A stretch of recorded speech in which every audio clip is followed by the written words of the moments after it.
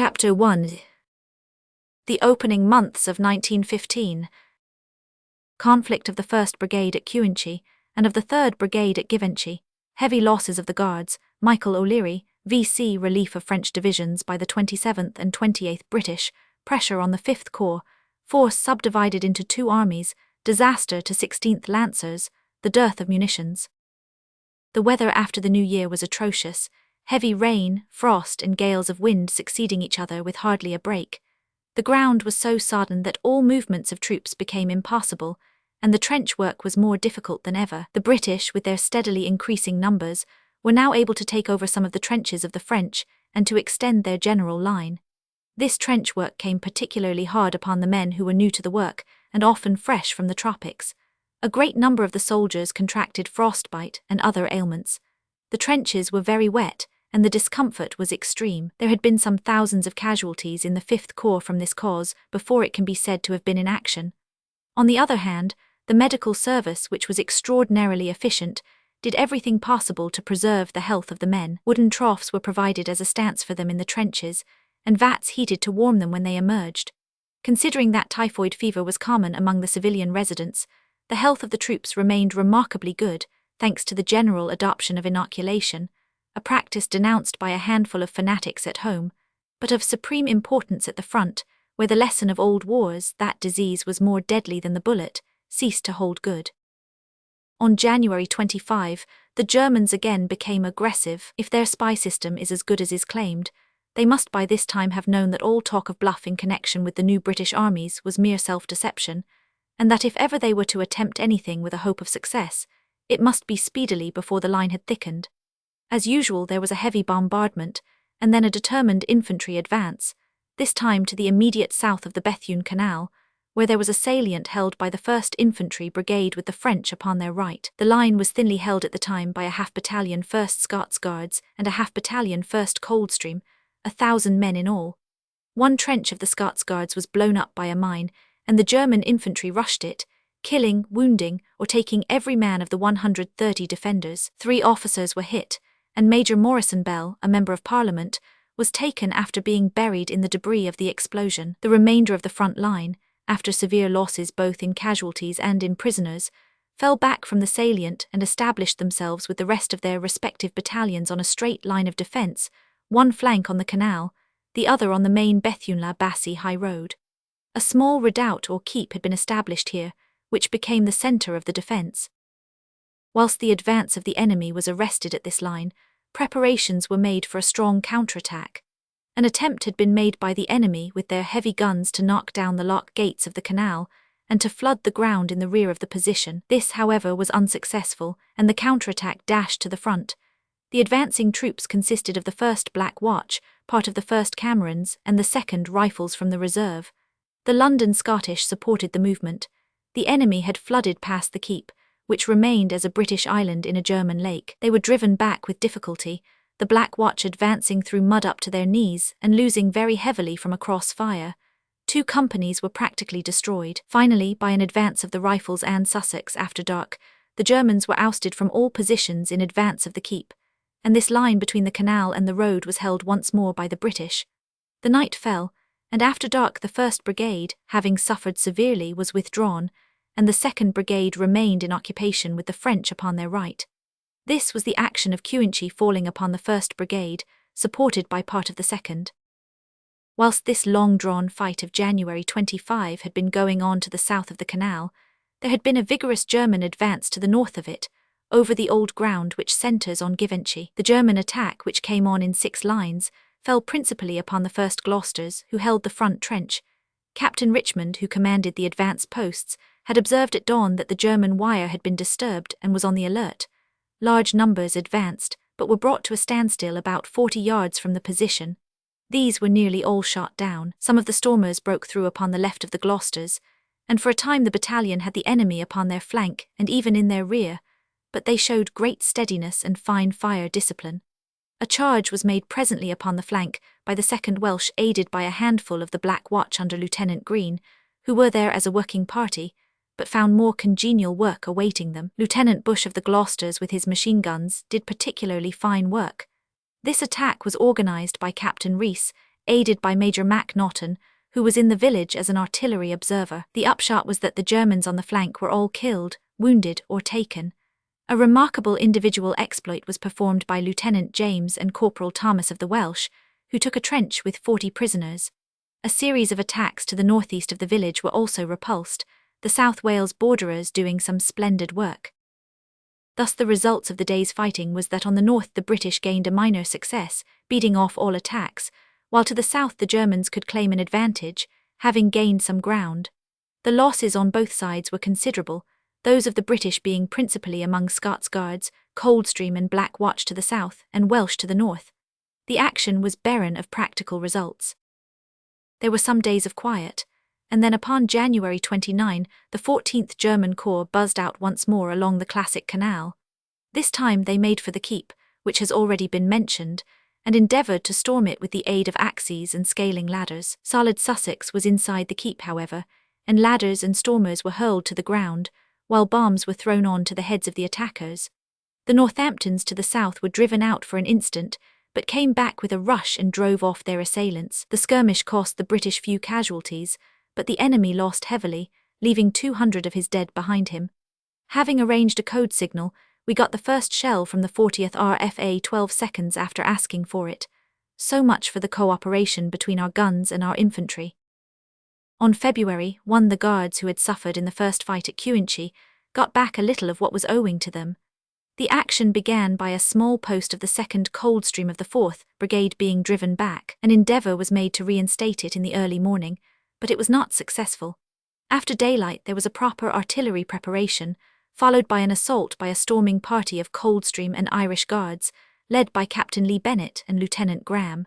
The lost ground and a German trench beyond it were captured with 32 prisoners and machine guns. It was in this action that Michael O'Leary, the gallant Irish Guardsman, shot or bayoneted 8 Germans and cleared a trench single-handed, one of the most remarkable individual feats of the war, for which a Victoria Cross was awarded. Again the fight fell upon the 4th Brigade, where Lord Cavan was gaining something of the reputation of his brother peer, Lord Salamander Cutts, in the days of Marlborough. On February 6 he again made a dashing attack with a party of the 3rd Coldstream and Irish, in which the Germans were driven out of the brickfield position. The sappers under Major Fawkes rapidly made good the ground that the infantry had won, and it remained permanently with the British. Another long lull followed this outburst of activity in the region of the La Bassée Canal, and the troops sank back once more into their muddy ditches, where, under the constant menace of the sniper, the bomb and the shell, they passed the weary weeks with a patience which was as remarkable as their valour.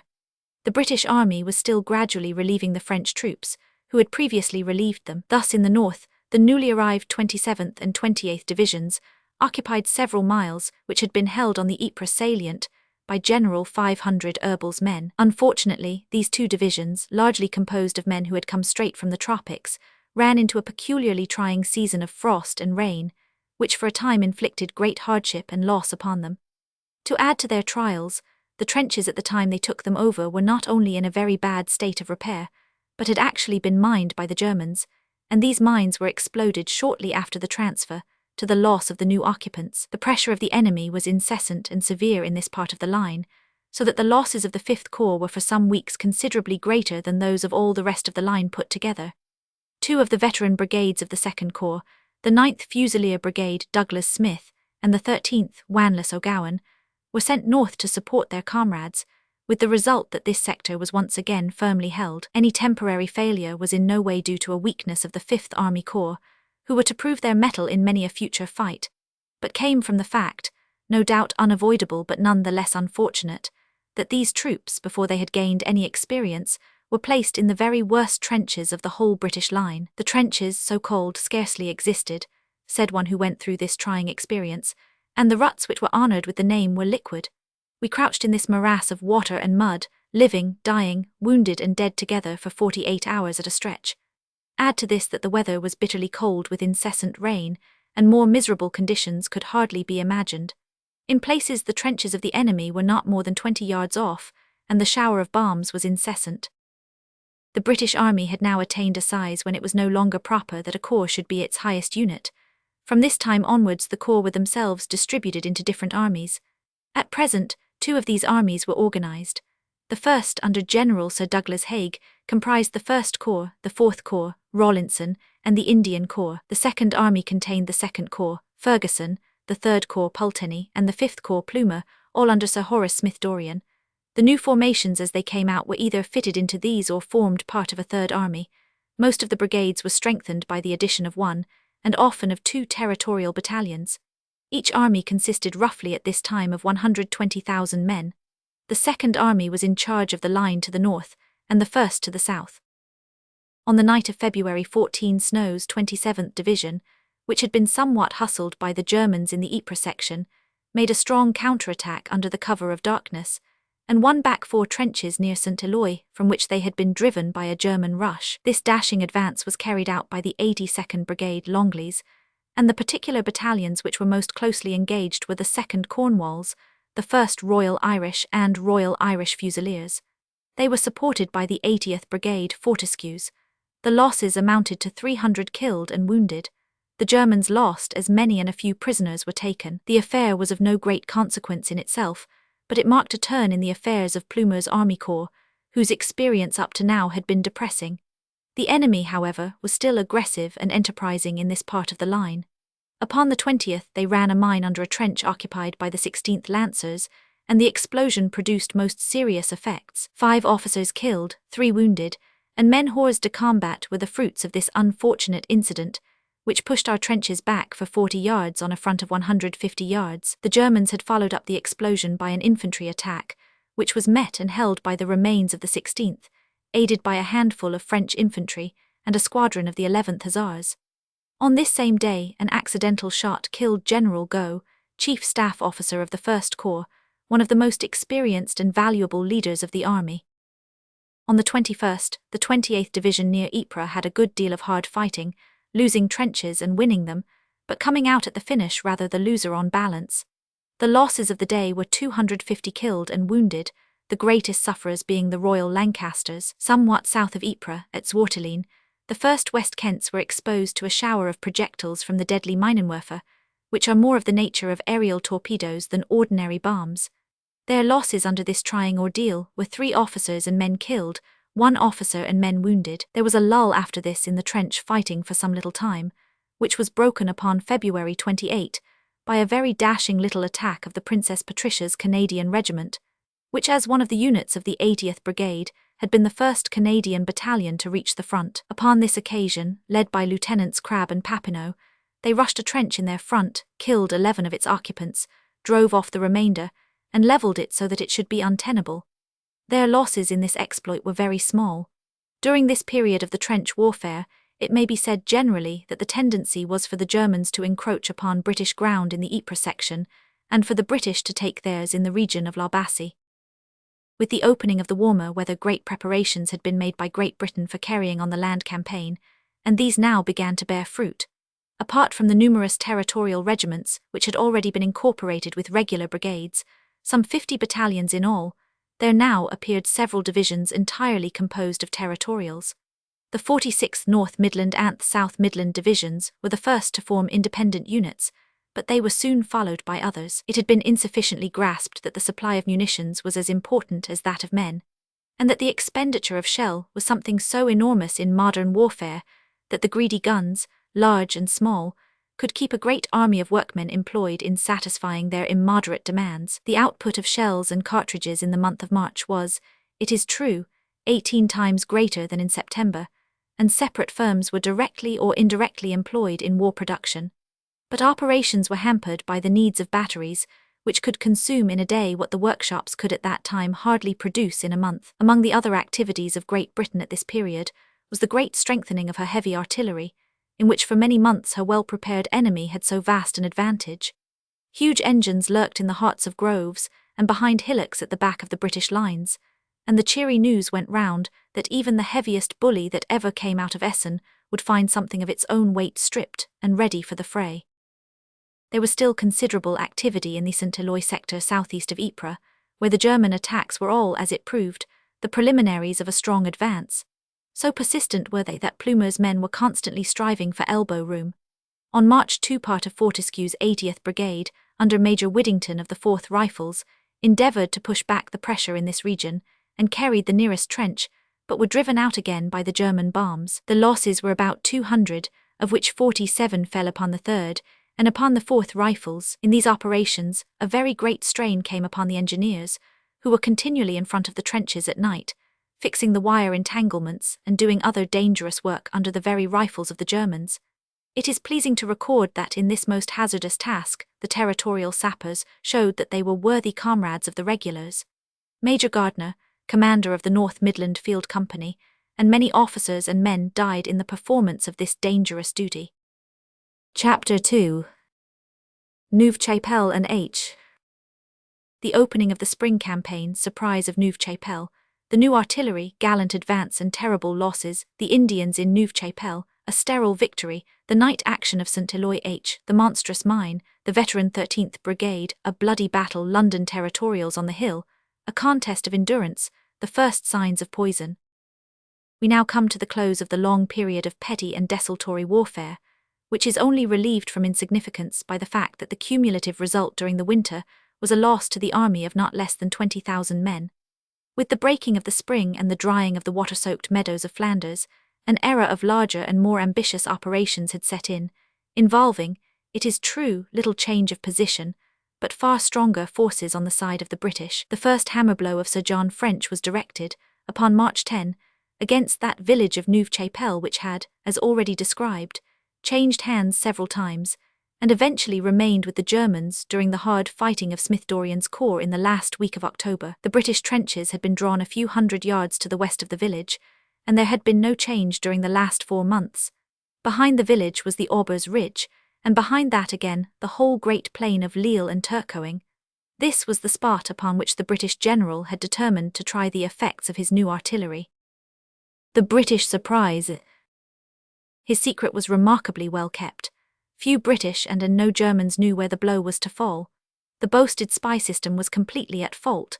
The success of Sir John in keeping his secret was largely dependent upon the fact that above the British lines, an airspace had been cleared into which no German airman could enter save at his own very great peril. No great movement of troops was needed since Haig's army lay opposite to the point to be attacked, and it was to 2 of his corps that the main assault was assigned.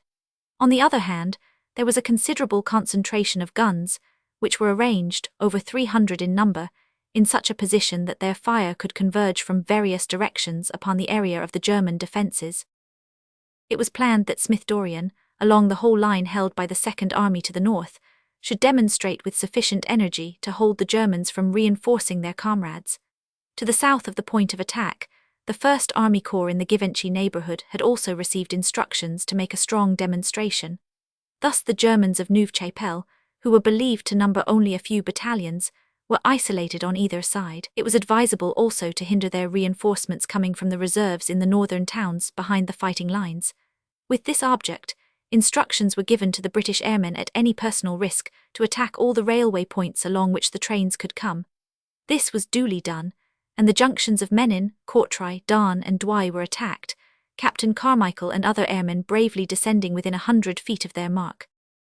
The troops chosen for the assault were Rawlinson's 4th Army Corps upon the left and the Indian Corps upon the right, upon a front of half a mile, which as the operation developed broadened to 3,000 yards. The object was not the mere occupation of the village, but an advance to the farthest point attainable. The 2nd Division of Cavalry was held in reserve, to be used in case the German line should be penetrated. All during the hours of the night, the troops in single file were brought up to the advanced trenches, which in many cases were less than 100 yards from the enemy. Before daylight they were crammed with men waiting most eagerly for the signal to advance. Short ladders had been distributed, so that the stormers could swarm swiftly out of the deep trenches. The obstacle in front of the army was a most serious one. The barbed wire entanglements were on an immense scale, the trenches were bristling with machine guns, and the village in the rear contained several large outlying houses with walls and orchards, each of which had been converted into a fortress. On the other hand, the defenders had received no warning, and therefore no reinforcement, so that the attackers were far the more numerous. It is said that a German officer's attention was called to the stir in the opposing trenches, and that he was actually at the telephone reporting his misgivings to headquarters when the storm broke loose. Terrific bombardment. It was at 7:30 that the first gun boomed from the rear of the British position. Within a few minutes 300 were hard at work, the gunners striving desperately to pour in the greatest possible number of shells in the shortest period of time. It had been supposed that some of the very heavy guns could get in 40 rounds in the time, but they actually fired nearly 100, and at the end of it, the huge garrison gunners were lying panting like spent hounds round their pieces, from the 18-pounder of the field gun to the huge 1,400-pound projectile from the new monsters in the rear. A shower of every sort and size of missile poured down upon the Germans, many of whom were absolutely bereft of their senses by the sudden and horrible experience. Trenches, machine guns, and human bodies flew high into the air, while the stakes which supported the barbed wire were uprooted, and the wire itself torn into ribbons and twisted into 1,000 fantastic coils with many a gap between. In front of part of the Indian line there was a clean sweep of the impediments, so also to the right of the British line. Only at the left of the line, to the extreme north of the German position, was the fatal wire still quite unbroken and the trenches unapproachable. Meanwhile, so completely was the resistance flattened out by the overpowering weight of fire that the British infantry, with their own shells flowing in a steady stream within a few feet of their heads, were able to line their parapets and stare across at the wonderful smoking and roaring swirl of destruction that faced them. Here and there men sprang upon the parapets waving their rifles and shouting in the hot eagerness of their hearts. "Our bomb throwers," says one correspondent, "started cake-walking. It was but half an hour that they waited, and yet to many it seemed the longest half-hour of their lives." It was an extraordinary revelation of the absolute accuracy of scientific gunfire that the British batteries should dare to shell the German trenches which were only 100 yards away from their own, and this at a range of 5,000 or 6,000 yards. The infantry attack. At 5 minutes past 8 the guns ceased as suddenly as they had begun, the shrill whistles of the officers sounded all along the line, and the ardent infantry poured over the long lip of the trenches. The assault upon the left was undertaken by Pinney's 23rd Infantry Brigade of the 8th Division. The 25th Brigade of the same division, Loricoles, was on the right, and on the right of them again were the Indians. The 25th Brigade was headed by the 2nd Lincoln's left and the 2nd Berkshire's right, who were ordered to clear the trenches, and then to form a supporting line while their comrades of the 1st Irish Rifles, left, and the 2nd Rifle Brigade, right, passed through their ranks and carried the village beyond. The 1st London's London Kensingtons were pressing up in support. Colonel MacAndrew of the Lincolns was mortally hit at the outset, but watched the assault with constant questions as to its progress until he died.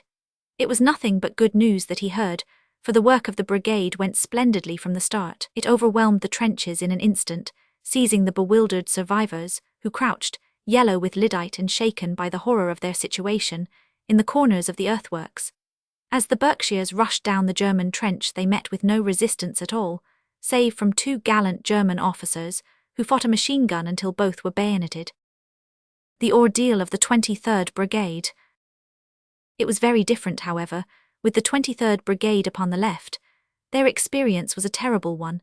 As they rushed forward, they came upon a broad sheet of partly broken wire entanglement between themselves and the trenches which had escaped the artillery fire. The obstacle could not be passed, and yet the furious men would not retire, but tore and raged at the edge of the barrier even as their ancestors raged against the scythe blades of the breach of Badajoz.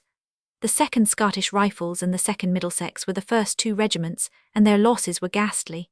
Of the Scottish Rifles, Colonel Bliss was killed, every officer but one was either killed or wounded, and half the men were on the ground. The battalion found some openings, however, especially B Company Captain Ferrers, upon their right flank, and in spite of their murderous losses made their way into the German trenches, the bombardiers under Lieutenant Bibby doing fine work in clearing them, though half their number were killed. The Middlesex men, after charging through a driving sleet of machine-gun bullets, were completely held up by an unbroken obstacle, and after 3 gallant and costly attacks when the old diehards lived up to their historic name, the remains of the regiment were compelled to move to the right and make their way through the gap cleared by the Scottish Rifles. "Rally, boys, and at it again," they yelled at every repulse. The 2nd Devons and West Yorkshires were in close support of the first line, but their losses were comparatively small. The bombers of the Devons under Lieutenant Wright got round the obstacle and cleared 200 yards of trench. On account of the impregnable German position upon the left, the right of the brigade was soon 300 yards in advance and suffered severely from the enfilade fire of rifles and machine guns, the 2 flanks being connected up by a line of men facing half left, and making the best of the very imperfect cover. It should be mentioned that the getting forward of the 23rd Brigade was largely due to the personal intervention of General Pinney, who, about 8:30, hearing of their difficult position, came forward himself across the open and inspected the obstacle. He then called off his men for a breather while he telephoned to the gunners to reopen fire. This cool and practical maneuver had the effect of partly smashing the wires. At the same time, much depended upon the advance of the 25th Brigade.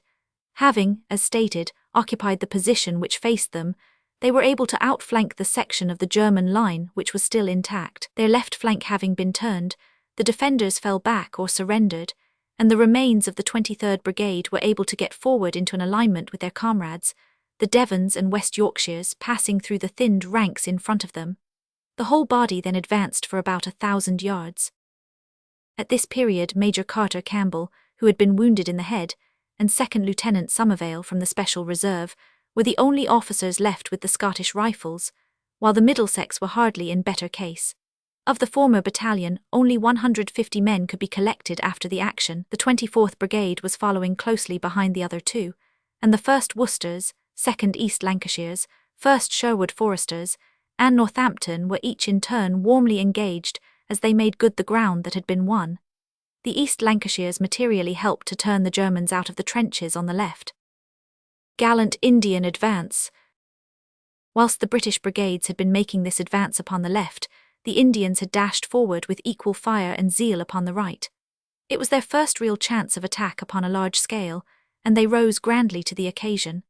The Garhwali Brigade attacked upon the left of the Indian line, with the Dehraduns, Jacob, upon their right, and the Bareilis, Southey, in support, all being of the Meerut division. The Garhwalis, consisting of men from the mountains of northern India, advanced with reckless courage, the 39th Regiment upon the left, the 3rd Gurkhas in the centre, the 2nd Leicesters upon the right, while the 8th Gurkhas, together with the 3rd London Territorials and the 2nd Battalion of the Garhwalis, were in support.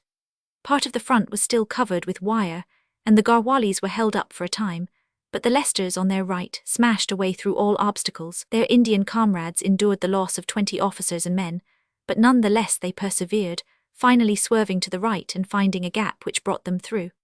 The Gurkhas, however, had passed them, the agile little men slipping under, over, or through the tangled wire in a wonderful fashion. The 3rd Londons closely followed the Leicesters, and were heavily engaged for some hours in forcing a stronghold on the right flank, held by 70 Germans with machine guns. They lost 2 officers, Captain Pullman and Lieutenant Matheson, and men of a company, but stuck to their task, and eventually with the help of a gun overcame the resistance, taking 50 prisoners. The battalion lost 200 men and did very fine work. Gradually the Territorials were winning their place in the army. "They can't call us Saturday night soldiers now," said a dying lad of the 3rd Londons, and he spoke for the whole force who have endured perverse criticism for so long. The moment that the infantry advance upon the trenches had begun, the British guns were turned upon the village itself, supported by their fire, as already described. The victorious Indians from the south and the 25th Brigade from the west rushed into the streets, and took possession of the ruins which flanked them, advancing with an ardour which brought them occasionally into the zone of fire from their own guns. By 12 o'clock the whole position, trenches, village and detached houses, had been carried, while the artillery had lengthened its range and rained shrapnel upon the ground over which reinforcements must advance. The rifles of the 25th Brigade and the 3rd Gurkhas of the Indians were the first troops in Neuve-Chapelle. It is not to be imagined that the powerful guns of the enemy had acquiesced tamely in these rapid developments. On the contrary, they had kept up a fire which was only second to that of the British in volume, but inferior in effect, since the latter had registered upon such fixed marks as the trenches and the village, while the others had but the ever-changing line of an open-order attack. How dense was the fall of the German shells may be reckoned from the fact that the telephone lines by which the observers in the firing line controlled the gunners, some miles behind them, were continually severed. Although they had been laid down in duplicate, and often in triplicate, there were heavy losses among the stormers, but they were cheerfully endured as part of the price of victory. The jovial exultation of the wounded as they were carried or led to the dressing stations was one of the recollections which stood out clearest amid the confused impressions which a modern battle leaves upon the half-stunned mind of the spectator. At 12 o'clock the position had been carried, and yet it was not possible to renew the advance before 3. These few hours were consumed in rearranging the units, which had been greatly mixed up during the advance, in getting back into position the left wing of the 25th Brigade, which had been deflected by the necessity of relieving the 23rd Brigade, and in bringing up reserves to take the place of regiments which had endured very heavy losses. Meanwhile, the enemy seemed to have been completely stunned by the blow which had so suddenly fallen upon him. The fire from his lines had died down, and British brigades on the right, forming up for the renewed advance, were able to do so unmolested in the open, amid the horrible chaos of pits, mounds, wire tangles, splintered woodwork, and shattered bodies which marked where the steel cyclone had passed. The left was still under very heavy fire. The reserved advance. At 3:30 the word was given, and again the eager khaki fringe pushed swiftly to the front. On the extreme left of the line of attack, Watts's 21st Brigade pushed onwards with fierce impetuosity. This attack was an extension to the left of the original attack. The 21st was the only brigade of the 7th Division to be employed that day. There is a hamlet to the northeast of Neuve-Chapelle called Moulin-du-Piede, and this was the immediate objective of the attack. Several hundreds of yards were gained before the advance was held up by a severe fire from the houses, and by the discovery of a fresh, undamaged line of German trenches opposite to the right of the 21st Brigade. Here the infantry was held, and did no more than keep their ground until evening. Their comrades of the 8th Division upon their right had also advanced, the 24th Brigade Carters taking the place of the decimated in the front line. But they also came to a standstill under the fire of German machine guns, which were directed from the bridge crossing the stream of the Little Deslez River in front of them. The Bois du Bis is an important wood on the southeast of Neuve-Chapelle, and the Indians, after their successful assault, directed their renewed advance upon this objective. The Garwali Brigade, which had helped to carry the village, was now held back, and the Dehradun Brigade of 1st Anth Seaforths, Jats and Gurkhas, supported by the Jalandhur Brigade from the Lahore Division, moved forward to carry the wood. They gained a considerable stretch of ground by a magnificent charge over the open, but were held up along the line of the river as their European comrades had been to the north. More than once the gallant Indians cleared the wood, but could not permanently hold it. The German post at the bridge was able to enfilade the line, and our artillery was unable to drive it out. 3 regiments of the 1st Brigade were brought up to Richieburg in support of the attack, but darkness came on before the preparations were complete. The troops slept upon the ground which they had won, ready and eager for the renewal of the battle in the morning. The losses had been heavy during the day, falling with undue severity upon a few particular battalions, but the soldiers were of good heart, for continual strings of German prisoners, numbering 900 in all, had been led through their lines, and they had but to look around them to assure themselves of the loss which they had inflicted upon the enemy. In that long winter struggle, a few yards to west or east had been a matter for which a man might gladly lay down his life, so that now, when more than 1,000 yards had been gained by a single forward spring, there was no desire to flinch from the grievous cost. Subsidiary attacks. It has already been stated that the British had made demonstrations to right and to left in order to hold the enemy in their trenches. In the case of Smith-Dorrien's Second Army, a bombardment along the line was sufficient for the purpose. To the south, however, at Givenchy, the First Corps made an attack upon the trenches 200 yards in front of them, which had no success, as the wire had been uncut. This attack was carried out by Fanshaw's 6th Infantry Brigade, and if it failed, the failure was not due to want of intrepid leading by the officers and desperate courage of the men. The 1st King's, Liverpool, suffered very heavily in front of the impassable wire. Our boys took their bayonets and hacked away. It was impossible to break through. Colonel Carter was wounded but continued to lead his men. Feverin and Suet, who led the assault, were respectively killed and wounded. The officers were nearly all hit, down to the young subaltern Webb, who kept shouting, "Come on, the Kings," until he could shout no more. 100 were killed and wounded in the ranks. Both the 2nd South Staffords and the 1st King's Royal Rifles joined in this brave, but ineffectual, attack, and lost very heavily. The total loss of the brigade was between 600 and 700, but at least it had prevented this section of the line from reinforcing Neuve-Chapelle. All along the line, the night was spent in making good the ground that had been won. Second day of battle. The morning of the 11th broke with thick mist, a condition which continued during the whole of the day. Both the use of the aircraft and the direction of the artillery were negatived by the state of the weather. A grievous piece of ill fortune, as it put a stop to any serious advance during the day, since it would have been a desperate business to march infantry against a difficult front without any artillery preparation. In this way the Germans gained a precious respite during which they might reinforce their line and prepare for a further attack. They essayed a counterattack from the Bois du Bise in the morning, but it was easily repulsed by the Indians. Their shell fire, however, was very murderous. The British infantry still faced Moulins du Pitre in the north and the Bois du Bise in the south, but could make no progress without support, while they lost heavily from the German artillery. The Indians were still at the south of the line, the 24th Brigade in the middle and the 21st in the north. Farther north still, at a point just south of Armentières, a useful little advance was made, for late at night, or early in the morning of the 12th, the 17th Infantry Brigade, Harper's, had made a swift dash at the village of El Epinette, calculating no doubt that some of its defenders had been drafted south to strengthen the stricken line.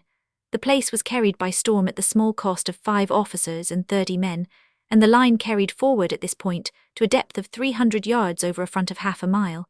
A counterattack upon the 13th was driven off with loss. Third day. So far as the main operation was concerned, the weather upon the 12th was hardly more favourable than upon the 11th. The veil of mist still intervened between the heavy artillery and its target. 3 aeroplanes were lost in the determined efforts of the airmen to get close observation of the position. It also interfered with the accuracy of the German fire, which was poured upon the area held by the British troops, but inflicted small damage upon them. The day began by an attack in which the Germans got possession of a trench held by the 1st Sherwood Foresters. As the mist rose, the flank company of the 2nd West Yorks perceived these unwelcome neighbours, and under the lead of Captain Harrington, turned them out again. Both the Indians on the right and the 7th Division on the left lost a number of men during the morning in endeavouring, with poor success, to drive the German garrisons out of the various farmhouses, which were impregnable to anything but artillery. The gallant 20th Brigade, which had done such great work at Ypres in October, came into action this day and stormed up to the strongholds of the Moulins du Pitre. One of them, with 300 Germans inside, was carried by the 2nd Borders, the defenders being made prisoners. All the battalions of the brigade, the 2nd Scots Guards, the 1st Grenadiers, the 2nd Gordons and their territorial comrades, the 6th Gordons, lost heavily in this most desperate of all forms of fighting. Colonel Maclean of the latter regiment died at the head of his men. "Go about your duty," was his last speech to those who tended him.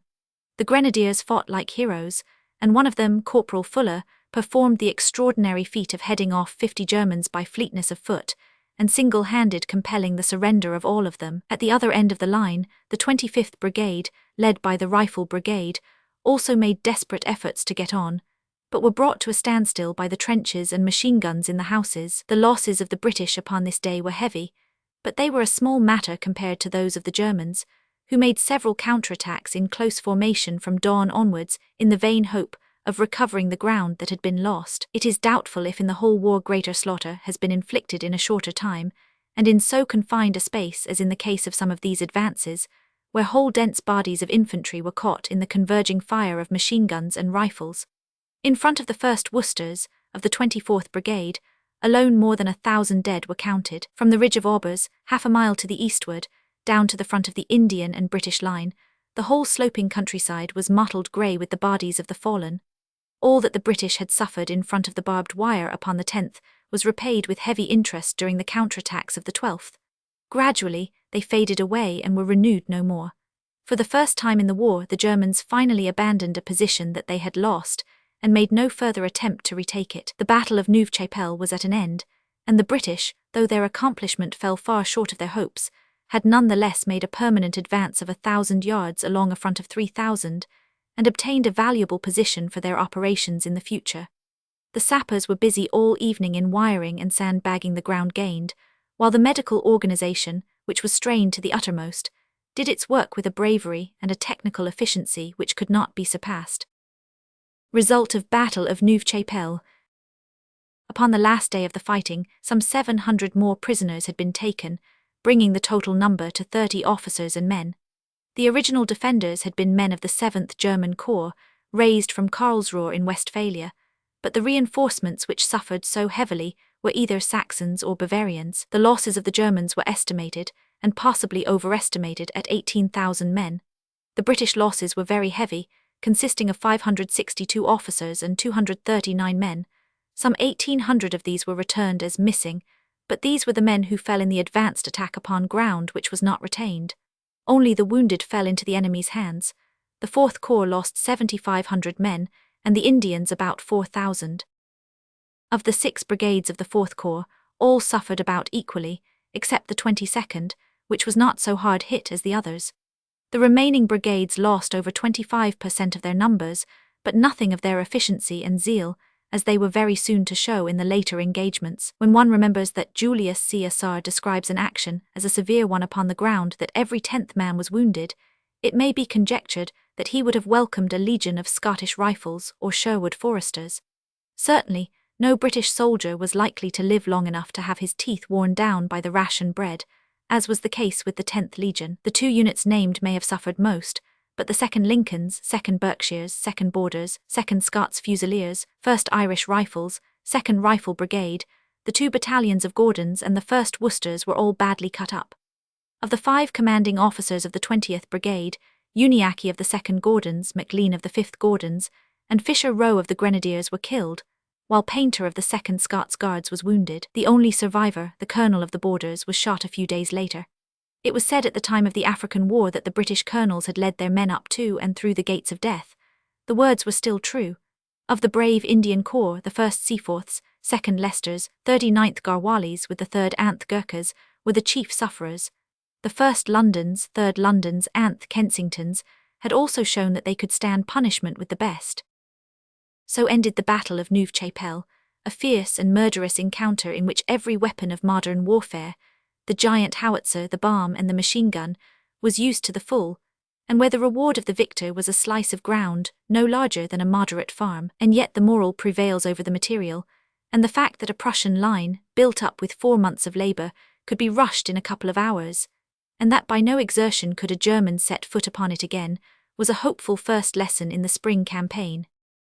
On March 12, an attack was made upon the enemy's trenches southwest of the village of Wytschaete, the region where, on November 1, the Bavarians had forced back the lines of our cavalry.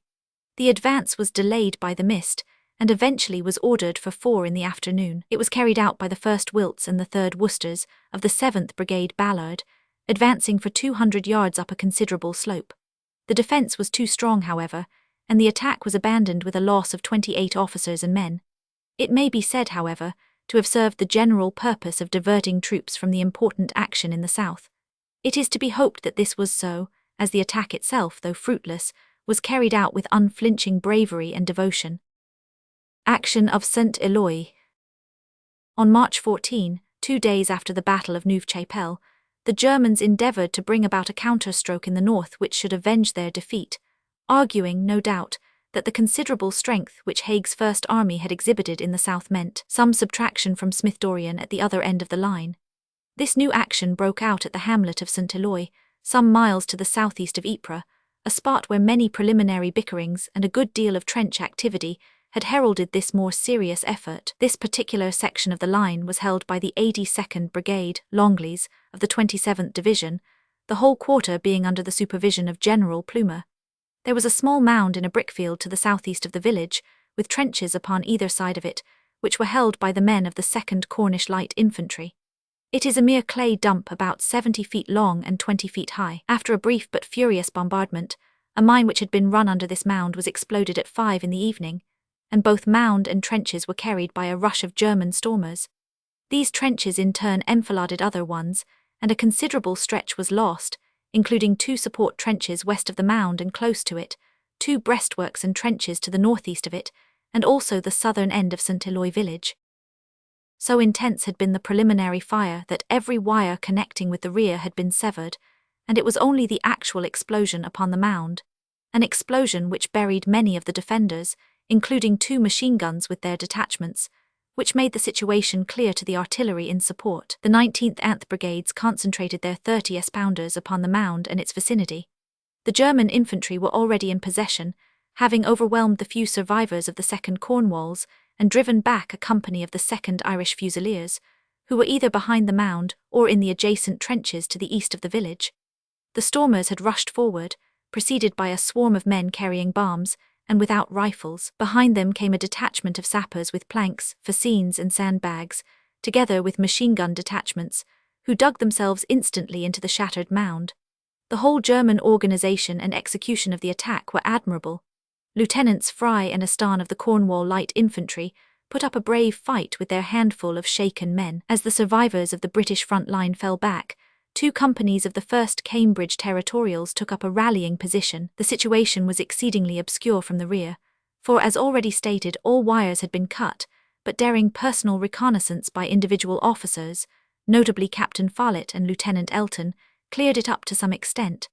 By 9 o'clock preparations had been made for a counterattack, the 1st Leinster's Ernst Royal Irish of the 82nd Brigade being brought up, while Fortescue's 80th Brigade was warned to support the movement. It was pitch dark, and the advance, which could only be organised and started at 2 in the morning, had to pass over very difficult ground. The line was formed by 2 companies of the Royal Irish, the Leinster Regiment, and the 4th Rifles in general support. The latter regiment was guided to their position by Captain Harrison of the Cornwalls, who was unfortunately shot, so that the movement, so far as they were concerned, became disorganised. Colonel Prowse of the Leinsters commanded the attack. The Irishmen rushed forward, but the Germans fought manfully, and there was a desperate struggle in the darkness, illuminated only by the quick red flash of the guns and the flares thrown up from the trenches. By the light of these, the machine guns installed upon the mound held up the advance of the Royal Irish, who tried bravely to carry the position, but were forced in the end, after losing Colonel Forbes, to be content with the nearest house, and with gaining a firm grip upon the village. The Leinsters made good progress and carried first a breastwork and then a trench in front of them, but could get no farther. About 4:30 the 80th Brigade joined in the attack. The advance was carried out by the 4th Rifle Brigade upon the right and the Princess Patricia's, Canadians upon the left, with the Shropshires and the 3rd Rifles in support. It was all important to get in the attack before daylight, and the result was that the dispositions were necessarily somewhat hurried and incomplete.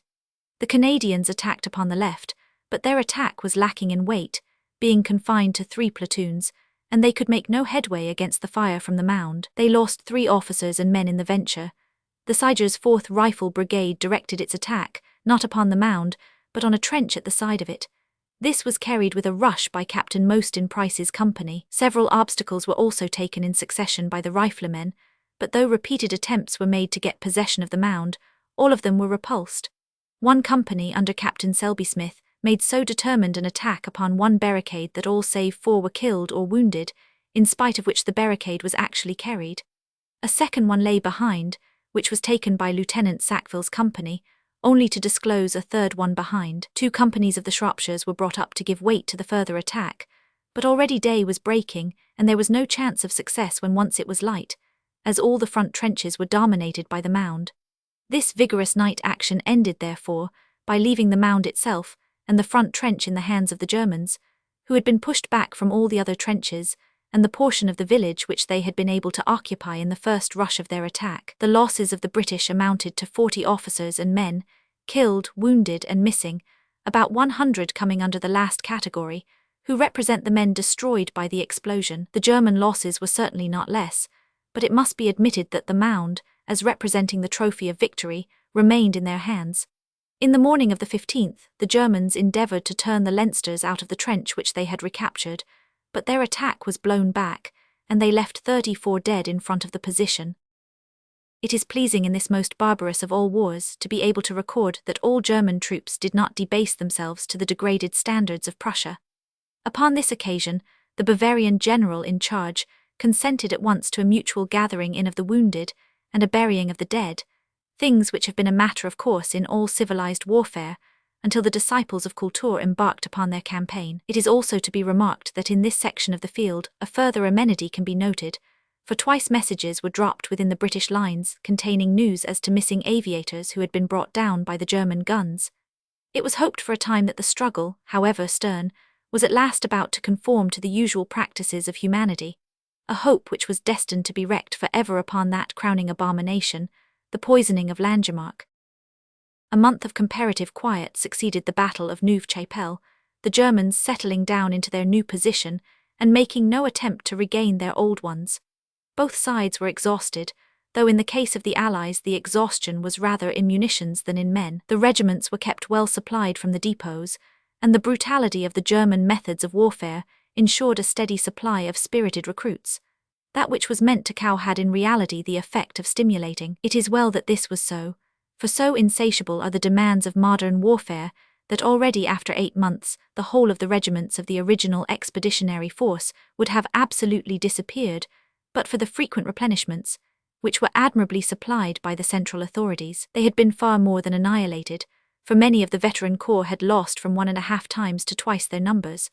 The 1st Hants at this date had lost 2,700 out of an original force of 1,200 men, and its case was by no means an exceptional one. Even in times of quiet, there was a continual toll exacted by snipers, bombers, and shells along the front, which ran into thousands of casualties per week. The off days of Flanders were more murderous than the engagements of South Africa. Now and then a man of note was taken from the army in this chronic and useless warfare. The death of General Go, of the staff of the First Army, has already been recorded. Colonel Farquhar of the Princess Patricia Canadians lost his life in a similar fashion. The stray shell or the lurking sniper exacted a continual toll. General Maud of the 14th Brigade, Major Leslie Oldham, one of the heroes of Chitral, and other valuable officers being killed or wounded in this manner. Battle of Ypres. On Ypres there began a contest which was destined to rage with great fury, though at intermittent intervals, for several weeks. This was the fight, for Ypres was a low ridge about 50 feet high and 250 yards from end to end, which faced the Allied trenches in the Zillebeke region to the southeast of Ypres. This portion of the line had been recently taken over by Smith-Dorrien's army from the French, and one of the first tasks which the British had set themselves was to regain the hill, which was of considerable strategic importance, because by their possession of it, the Germans were able to establish an observation post and direct the fire of their guns towards any portion of the British line which seemed to be vulnerable. With the hill in British hands, it would be possible to move troops from point to point without their being overseen and subjected to fire. Therefore the British had directed their mines towards the hill and ran 6 underneath it, each of them ending in a chamber which contained a ton of gunpowder. This work, begun by Lieutenant Bernier and 100 miners of the Monmouth battalions, was very difficult owing to the wet soil. It was charged by Major Norton Griffiths and the 171st Mining Company Royal Engineers. At 7 in the evening of Saturday, Ypres, the whole was exploded with terrific effect. Before the smoke had cleared away, the British infantry had dashed from their trench, and the hill was occupied. A handful of dazed Germans were taken prisoners and were buried under the debris. Storming of the hill. The storming party was drawn from 2 battalions of the veteran 13th Brigade, and the Brigadier Wanless O'Gowan was in general control of the operations under General Morland of the 5th Division. The 2 battalions immediately concerned were the 1st Royal West Kents and the 2nd Scottish Borderers. Major Jocelyn of the Kents led the assault, and 100 company of that regiment, under Captain Moulton Barrett, was actually the first to reach the crest while it was still reeking and heaving from the immense explosion. Sappers of the 2nd Home Counties Company raced up with the infantry, bearing sandbags and entrenching tools to make good the ground, while a ponderous backing of artillery searched on every side to break up the inevitable counterattack. There was desperate digging upon the hill to raise some cover, and especially to cut back communication trenches to the rear. Without an overcrowding which would have been dangerous under artillery fire, there was only room for 1 company upon the very crest. The rest were in supporting trenches immediately behind. By 1:30 in the morning of the 18th the troops were dug in, but the Germans, after a lull which followed the shock, were already thickening for the attack. Their trenches came up to the base of the hill, and many of their snipers and bomb throwers hid themselves amid the darkness in the numerous deep holes with which the whole hill was parked. Showers of bombs fell upon the British line, which held on as best it might. At 3:30 a.m., the Scots Borderers pushed forward to take over the advanced fire trench from the Kents, who had suffered severely. This exchange was an expensive one, as several officers, including Major Jocelyn, the leader of the assault, Colonel Sladen, and Captains Dering and Burnett, were killed or wounded, and in the confusion the Germans were able to get more of their bombers thrown forward, making the front trench hardly tenable. The British losses up to this time had almost entirely arisen from these bombs, and 2 attempts at regular counterattacks had been nipped in the bud by the artillery fire, aided by motor machine guns. As the sky was beginning to whiten in the east, however, there was a more formidable advance, supported by heavy and incessant bombing, so that at 5:30 the 2nd West Ridings were sent forward, supported by the 1st Bedfords from the 15th Brigade. A desperate fight ensued. In the cold of the morning, with bomb and bayonet men stood up to each other at close quarters, neither side flinching from the slaughter. By 7 o'clock the Germans had got a grip of part of the hill crest, while the weary Yorkshiremen, supported by their fellow countrymen of the 2nd Yorkshire Light Infantry, were hanging on to the broken ground and the edge of the mine craters. From then onwards the day was spent by the Germans in strengthening their hold, and by the British in preparing for a renewed assault. This second assault, more formidable than the first, since it was undertaken against an expectant enemy, was fixed for 6 o'clock in the evening. At the signal 5 companies of infantry, 3 from the West Ridings and 2 from the Yorkshire Light Infantry, rushed to the front. The losses of the storming party were heavy, but nothing could stop them. Of 100 company of the West Ridings, only Captain Barton and 11 men were left out of 100, but none the less they carried the point at which their charge was aimed. 500 company lost all its officers, but the men carried on. After a fierce struggle the Germans were ejected once again, and the whole crest held by the British. The losses had been very heavy, the various craters formed by the mines, and the heavy shells being desperately fought for by either party. It was about 7 o'clock on the evening of the 18th, that the Yorkshiremen of both regiments drew together in the dusk, and made an organized charge across the whole length of the hill, sweeping it clear from end to end, while the 59th Company Royal Engineers helped in making good the ground. It was a desperate tussle, in which men charged each other like bulls, drove their bayonets through each other, and hurled bombs at a range of a few yards into each other's faces. Seldom in the war has there been more furious fighting, and in the whole army it would have been difficult to find better men for such work than the units engaged. From early morning of that day till late at night the Brigadier General O'Gowan was in the closest touch with the fighting line, feeding it, binding it, supporting it, thickening it, until he brought it through to victory. His staff captain Egerton was killed at his side, and he had several narrow escapes. The losses were heavy and the men exhausted, but the German defence was for the time completely broken, and the British took advantage of the lull to push fresh men into the advanced trenches and withdraw the tired soldiers. This was done about midnight on the 18th, and the fight from then onwards was under the direction of General Northey, who had under him the 1st East Surrey, the 1st Bedfords and the 9th London, Queen Victoria Rifles. Already in this murderous action the British casualties had been 50 officers and men, who lay, with as many of the Germans, within a space no larger than a moderate meadow. During the whole of the daylight hours of Ypres, a furious bombardment was directed upon the hill, on and behind which the defenders were crouching. Officers of experience described this concentration of fire as the worst that they had ever experienced. Colonel Griffith of the Bedfords held grimly to his front trench, but the losses continued to be heavy. During that afternoon a new phenomenon was observed for and the first time, an indication of what was to come. Officers seated in a dugout immediately behind the fighting line experienced a strong feeling of suffocation, and were driven from their shelter, the candles in which were extinguished by the noxious air.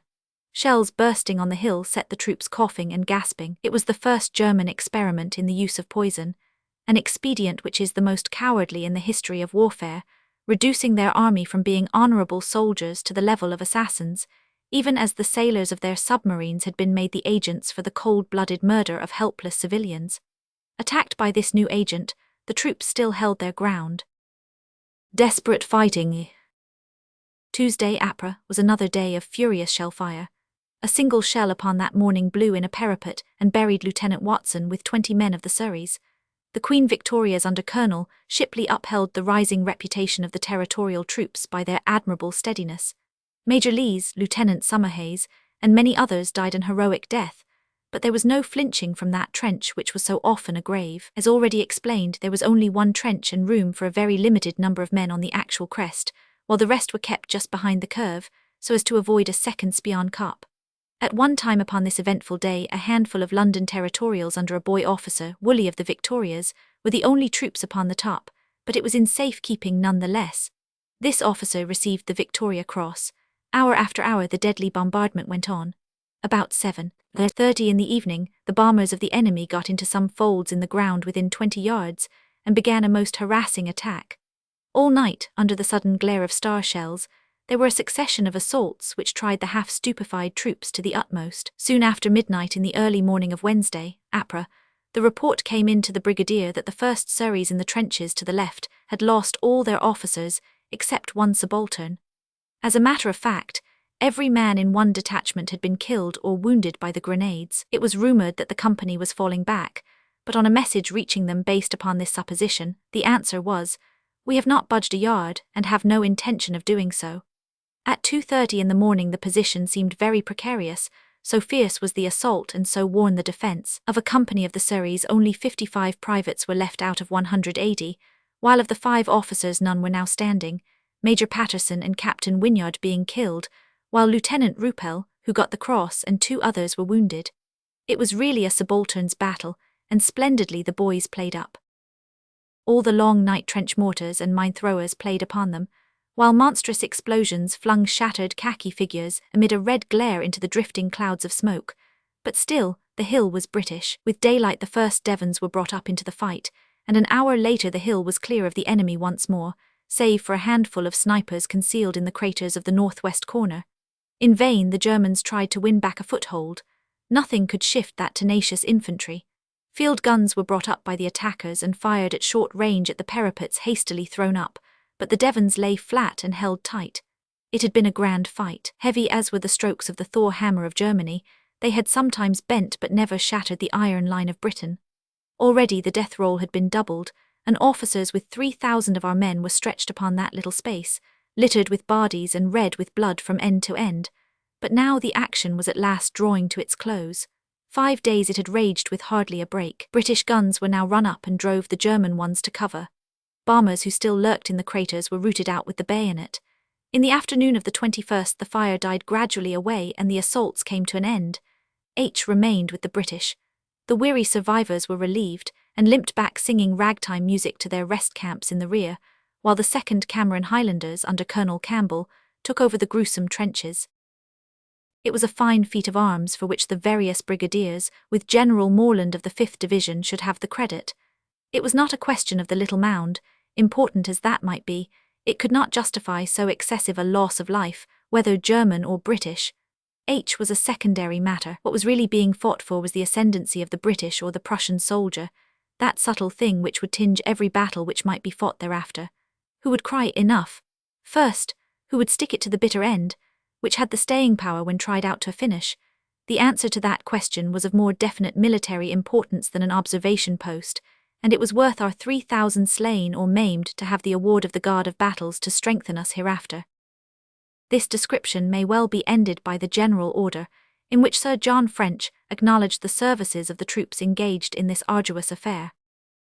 I congratulate you and the troops of the Second Army on your brilliant capture and retention of the important position at H. Great credit is due to Lieutenant General Sir Charles Ferguson, commanding 2nd Corps, Major General Morland, commanding 5th Division, Brigadier General Wanless O'Gowan, commanding 13th Brigade, and Brigadier General Northey, commanding 15th Brigade, for their energy and skill in carrying out the operations.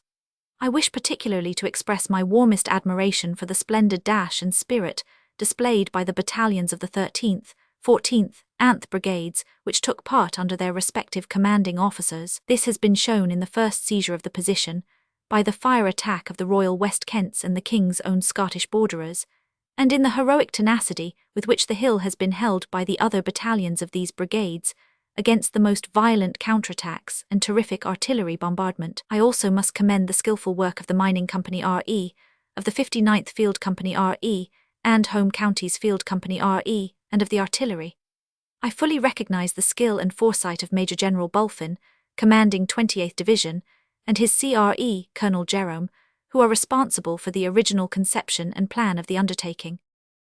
It will be noticed that in his generous commendation, Sir John French quotes the different separate units of engineers as a token of his appreciation of the heavy work, which fell upon them before as well as during the battle. Many anecdotes were current in the army as to the extraordinary daring and energy of the subterranean workers, who were never so happy as when, deep in the bowels of the earth, they were planning some countermine with the tapping of the German picks growing louder on their ears. One authentic deed by Captain Johnston's 172nd Mining Company may well be placed upon record. The sapping upon this occasion was directed against the Peckham farm held by the Germans. Finding that the enemy were countermining, a camouflet was laid down which destroyed their tunnel. After an interval a corporal descended into the shaft, but was poisoned by the fumes. An officer followed him and seized him by the ankles, but became unconscious. A private came next and grabbed the officer, but lost his own senses. 7 men in succession were in turn rescuers and rescued, until the whole chain was at last brought to the surface. Lieutenants Severn and Williams, with Corporal Gray and sappers Hattersley, Hayes, Lannon and Smith, were the heroes of this incident. It is pleasant to add that though the corporal died, the 6 others were all resuscitated.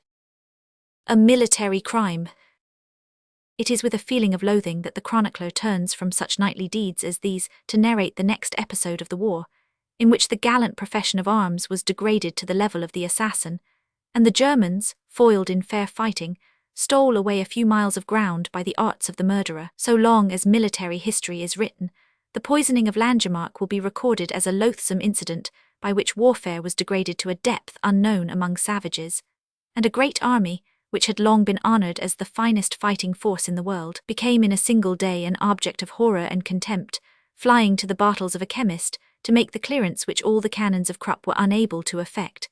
The crime was no sudden outbreak of spite, nor was it the work of some unscrupulous subordinate. It could only have been effected by long preparation, in which the making of great retorts and wholesale experiments upon animals had their place.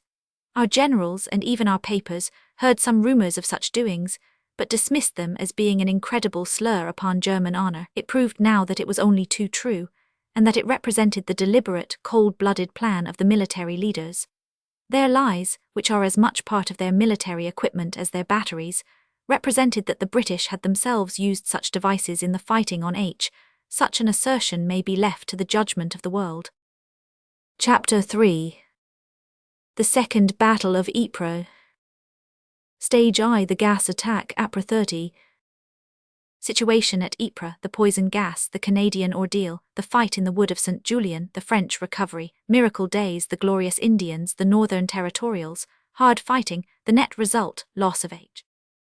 It may be remembered that the northern line of the Ypres position, extending from Steenstraat to Langemarck, with Pilken somewhat to the south of the centre, had been established and held by the British during the fighting of October 21, 22, and later, when the pressure upon the British to the east and south became excessive, the French took over this section. The general disposition of the Allies at the 22nd of April was as follows. The Belgians still held the flooded Usser Canal up to the neighbourhood of Bixcoot. There the line was carried on by the French 8th Army, now commanded by General Putz in the place of General d'Urbel.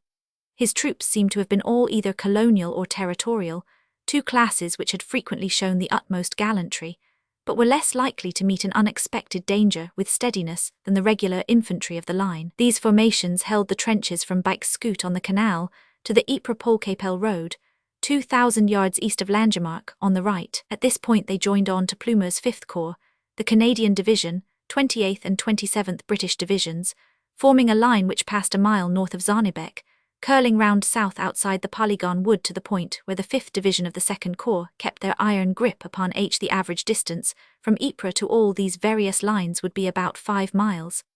Smith Dorrien, as commander of the 2nd Army, was general warden of the district.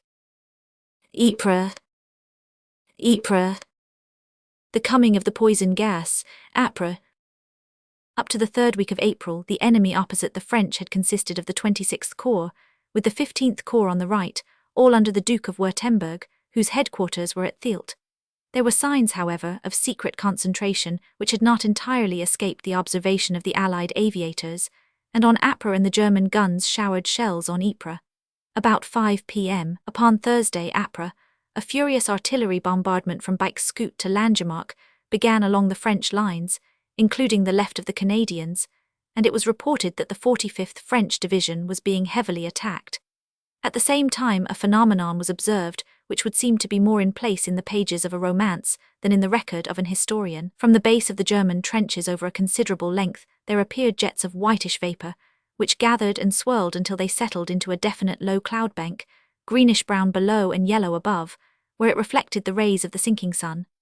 This ominous bank of vapour, impelled by a northern breeze, drifted swiftly across the space which separated the 2 lines. The French troops, staring over the top of their parapet at this curious screen, which ensured them a temporary relief from fire, were observed suddenly to throw up their hands, to clutch at their throats, and to fall to the ground in the agonies of asphyxiation. Many lay where they had fallen, while their comrades, absolutely helpless against this diabolical agency, rushed madly out of the mephitic mist and made for the rear, overrunning the lines of trenches behind them. Many of them never halted until they had reached Ypres, while others rushed westwards and put the canal between themselves and the enemy. The Germans, meanwhile, advanced and took possession of the successive lines of trenches, tenanted only by the dead garrisons, whose blackened faces, contorted figures and lips fringed with the blood and foam from their bursting lungs, showed the agonies in which they had died. Some thousands of stupefied prisoners, 8 batteries of French field guns, and 4 British 4.7s which had been placed in a wood behind the French position, were the trophies won by this disgraceful victory. The British heavy guns belonged to the 2nd London Division, and were not deserted by their gunners until the enemy's infantry were close upon them, when the strikers were removed from the breech blocks and the pieces abandoned. It should be added that both the young officers present, Lutz, Sandeman and Hamilton Field, died beside their guns after the tradition of their corps. By 7 o'clock the French had left the Langemarck district, had passed over the higher ground about Pilken, and had crossed the canal towards Brielen. Under the shattering blow which they had received, a blow particularly demoralizing to African troops, with their fears of magic and the unknown, it was impossible to rally them effectually until the next day. It is to be remembered in explanation of this disorganization that it was the first experience of these poison tactics, and that the troops engaged received the gas in a very much more severe form than our own men on the right of Langemarck. For a time there was a gap 5 miles broad in the front of the position of the Allies, and there were many hours during which there was no substantial force between the Germans and Ypres. They wasted their time, however, in consolidating their ground, and the chance of a great coup passed forever. They had sold their souls as soldiers, but the devil's price was a poor one. Had they had a corps of cavalry ready and pushed them through the gap, it would have been the most dangerous moment of the war. The Canadian ordeal. A portion of the German force, which had passed through the gap left by the retirement of the French, moved eastwards in an endeavour to roll up the Canadian line, the flank of which they had turned. Had they succeeded in doing this, the situation would have become most critical, as they would have been to the rear of the whole of the 5th Army Corps. General Alderson, commanding the Canadians, took instant measures to hold his line. On the exposed flank were the 13th Royal Highlanders, and 48th Highlanders, both of the 3rd Brigade. To the right of these were the 8th Canadians and Canadians in the order named. The attack developed along 2/3 of a front of 5,000 yards, but was most severe upon the left, where it had become a flank as well as a frontal assault. But in spite of the sudden and severe nature of the action, the line held splendidly firm. Any doubt as to the quality of our Canadian troops, if any such doubt had existed, was set at rest forever, for they met the danger with a joyous and disciplined alacrity. General Turner, who commanded the 3rd Brigade upon the left, extended his men to such an extent that, while covering his original front, he could still throw back a line several thousand yards long to the southwest, and so prevent the Germans breaking through. By bending and thinning his line in this fashion, he obviously formed a vulnerable salient which was furiously attacked by the Germans by shell and rifle fire, with occasional blasts of their hellish gas, which lost something of its effectiveness through the direction of the wind. The Canadian guns, swinging round from north to west, were pouring shrapnel into the advancing masses at a range of 200 yards, with fuses set at 0, while the infantry without trenches fired so rapidly and steadily that the attack recoiled from the severity of the punishment.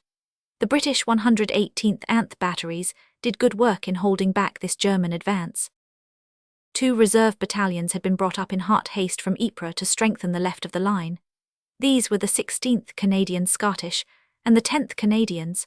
Their advance was directed against the wood to the west of St. Julian, in which lay our 4 guns which, as already described, had fallen into the hands of the Germans. Advancing about midnight by the light of the moon, these 2 brave regiments under Colonels Leckie and Boyle rushed at the wood which the Germans had already entrenched, and carried it at the point of the bayonet after a furious hand-to-hand struggle. Following at the heels of the flying Germans, they drove them ever deeper into the recesses of the wood, where there loomed up under the trees the huge bulk of the captured guns. For a time they were once again in British hands, but there was no possible means of removing them, so that the Canadians had to be content with satisfying themselves that they were unserviceable. For some time the Canadians held the whole of the wood, but Colonel Leckie, who was in command, found that there were Germans on each side of him and no supports.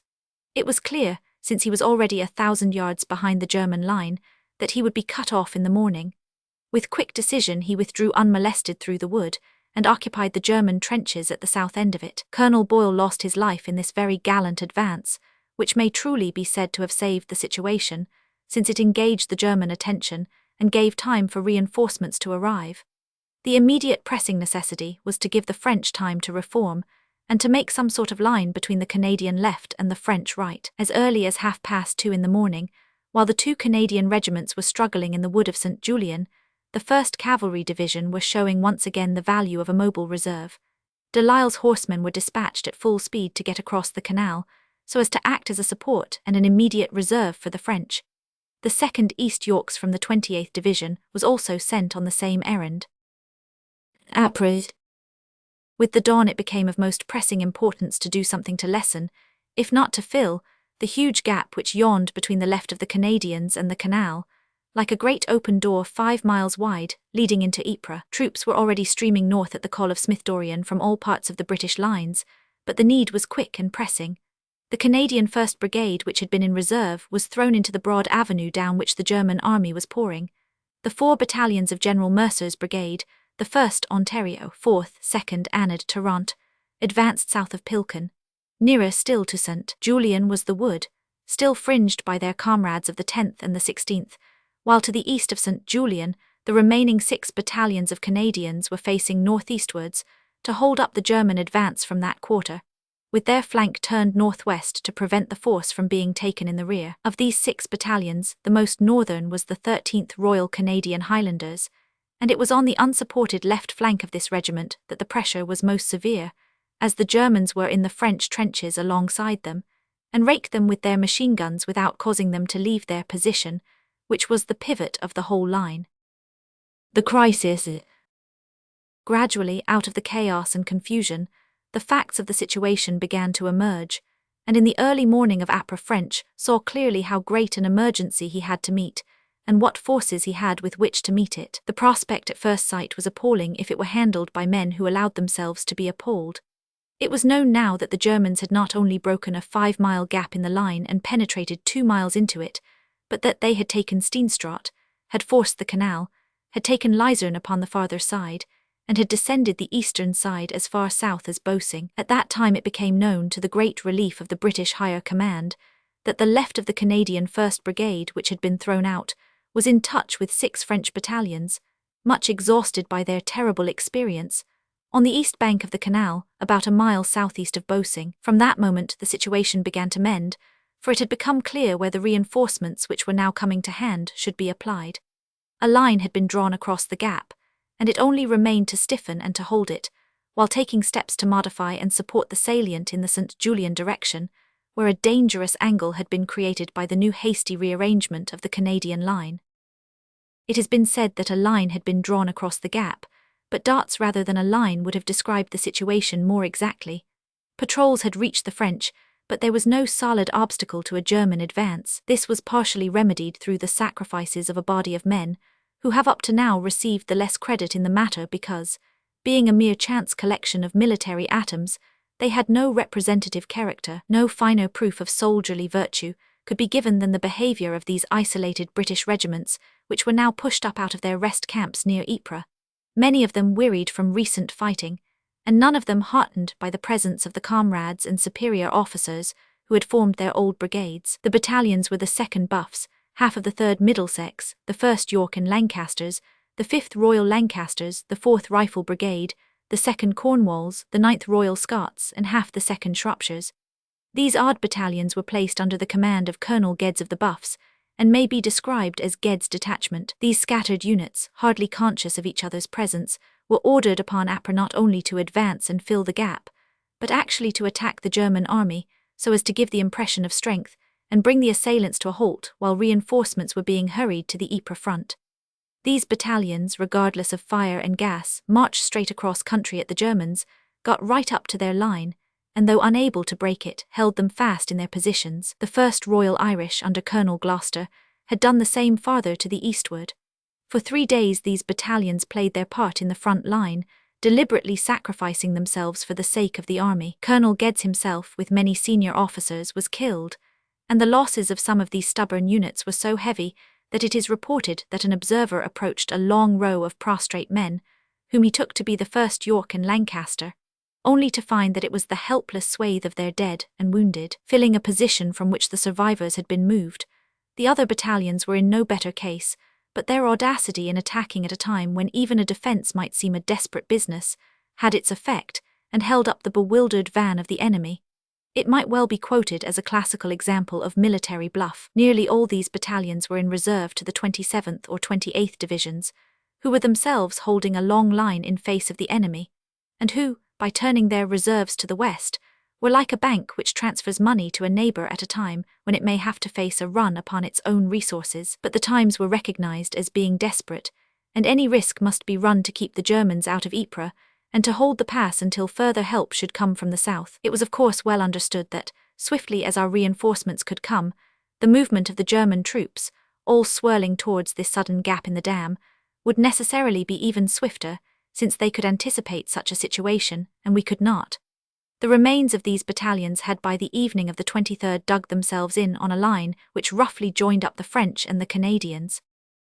In the afternoon of the 23rd, those of the French troops who had escaped the gas attack advanced gallantly to recover some of their ground, and their movement was shared by the Canadian troops on the British left wing and by Ged's detachment. The advance was towards Pilken, the French being on the left of the Ypres-Pilken road, and the British on the right. Few troops would have come back to the battle as quickly as our allies, but these survivors of the 45th Division were still rather a collection of brave men than an organized force. The strain of this difficult advance upon a victorious enemy fell largely upon the 1st Anth Battalions of Mercer's 1st Canadian Brigade. Birchall of the latter regiment, with a light cane in his hand, led his men on in a debonair fashion, which was a reversion to more chivalrous days. He fell, but lived long enough to see his infantry in occupation of the front German line of trenches. No further progress could be made, but at least the advance had for the moment been stayed, and a few hours gained at a time when every hour was an hour of destiny. Canadian gallantry. A line had now been formed upon the left, and the Germans had been held off, but in the salient to the right in the St. Julien section, the situation was becoming ever more serious. The gallant 13th Canadians, Royal Highlanders, were learning something of what their French comrades had endured the day before, for in the early dawn the horrible gases were drifting down upon their lines, while through the yellow mist of death there came the steady thresh of the German shells. The ordeal seemed mechanical and inhuman, such an ordeal as flesh and blood can hardly be expected to bear. Yet with admirable constancy the 13th and their neighbours, the 15th, held on to their positions, though the trenches were filled with choking and gasping men. The German advance was blown back by rifle fire, even if the fingers which pulled the triggers were already stiffening in death. No soldiers in the world could have done more finely than these volunteers, who combined the dashing American spirit with the cool endurance of the North. Little did Bernhardi think, when he penned his famous paragraph about our colonial militia and their uselessness upon a European battlefield, that a division of those very troops were destined at a supreme moment to hold up one of the most vital German movements in the Western campaign. The French upon the left were not yet in a position to render much help, so General Alderson, who was in command of this movement, threw back his left wing and held a line facing westwards with the 4th Rifle Brigade and a few Zouaves, so as to against a German advance between him and the canal. When the night of the 23rd fell, it ended a day of hard, desultory fighting, but the Allies could congratulate themselves that the general line held in the morning had been maintained, and even improved. Reinforcements were urgently needed by the advanced line, so during the early hours of the morning of Ypres 2 battalions of the York and Durham Territorial Brigade, the 4th East Yorkshires and another, were sent from the west to Ypres to reinforce the weary 13th Brigade, much reduced by its exertions at H, which was in immediate support near Brilon. There was no fighting at this point during the night, but just about daybreak, some of the 2nd Canadian Brigade upon the right of the British line, who were still holding their original trenches, were driven out of them by gas and compelled to reform a short distance behind them. Though the British advance upon the left had gained touch with the Canadian 3rd Brigade, the latter still formed a salient which was so exposed that the edge of it, especially the 13th Anth Battalions, were assailed by infantry from the flank, and even from the rear. To them it seemed, during the long morning of Ypres, as if they were entirely isolated, and that nothing remained but to sell their lives dearly. They were circumstances under which less spirited troops might well have surrendered. So close was the fighting that bayonets were crossed more than once, Major Norseworthy of the 13th, among others, being stabbed in a fierce encounter. Very grim was the spirit of the Canadians, fine men, wonderful fellows, absolutely calm, and I have never seen such courage," wrote a Victoria Rifle territorial, who had himself come fresh from the heroic carnage of Ypres. It may be added that, good as the Canadian infantry was, their artillery was worthy to stand behind it. It is on record that one Canadian heavy battery, that of Colonel Magee, was so preeminently efficient that it was in demand at any threatened portion of the line. It was clear on the morning of Ypres that the advanced angle, where the French and Canadians had been torn apart, could no longer be held in face of the tremendous shell fire which was directed upon it, and the continuous pressure of the infantry attacks. The 3rd Canadian Brigade fell slowly back upon the village of St. Julien.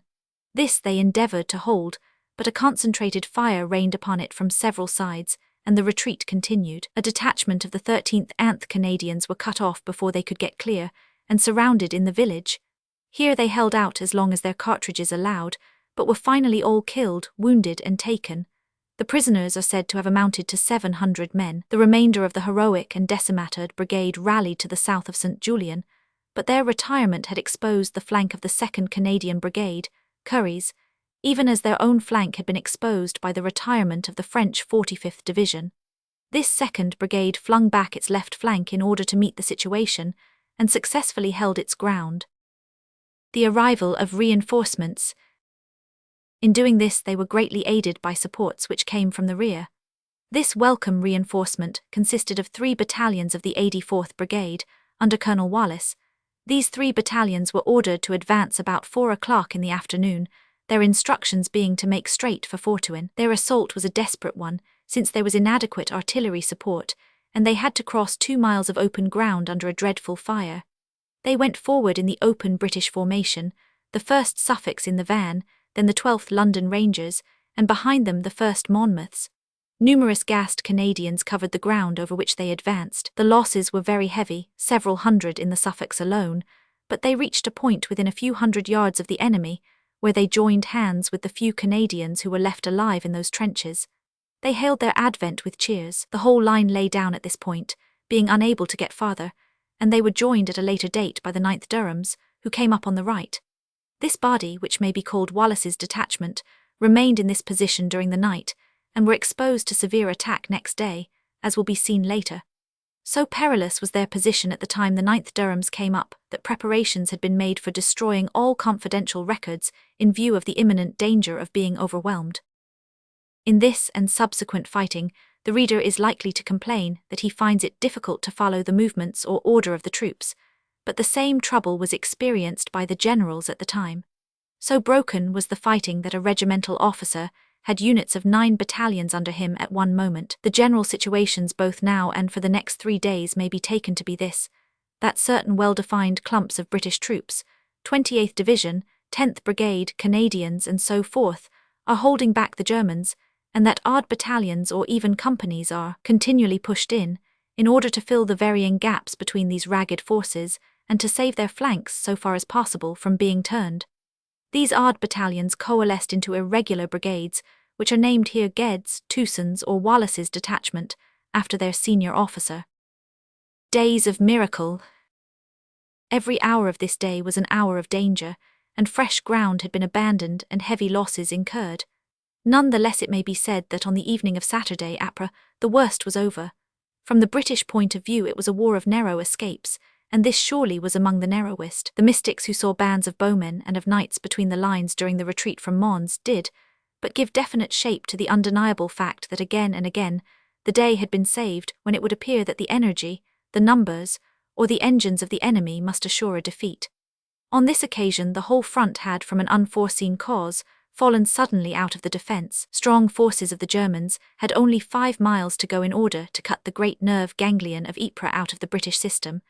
They were provided with new and deadly devices of war. They were confronted by no one save a single division of what they looked upon as raw colonial militia, with such odds and ends of reinforcements as could be suddenly called upon, and yet of the 5 miles they could only accomplish 2, and now after days of struggle the shattered tower of the old cloth hall in front of them was as inaccessible as ever.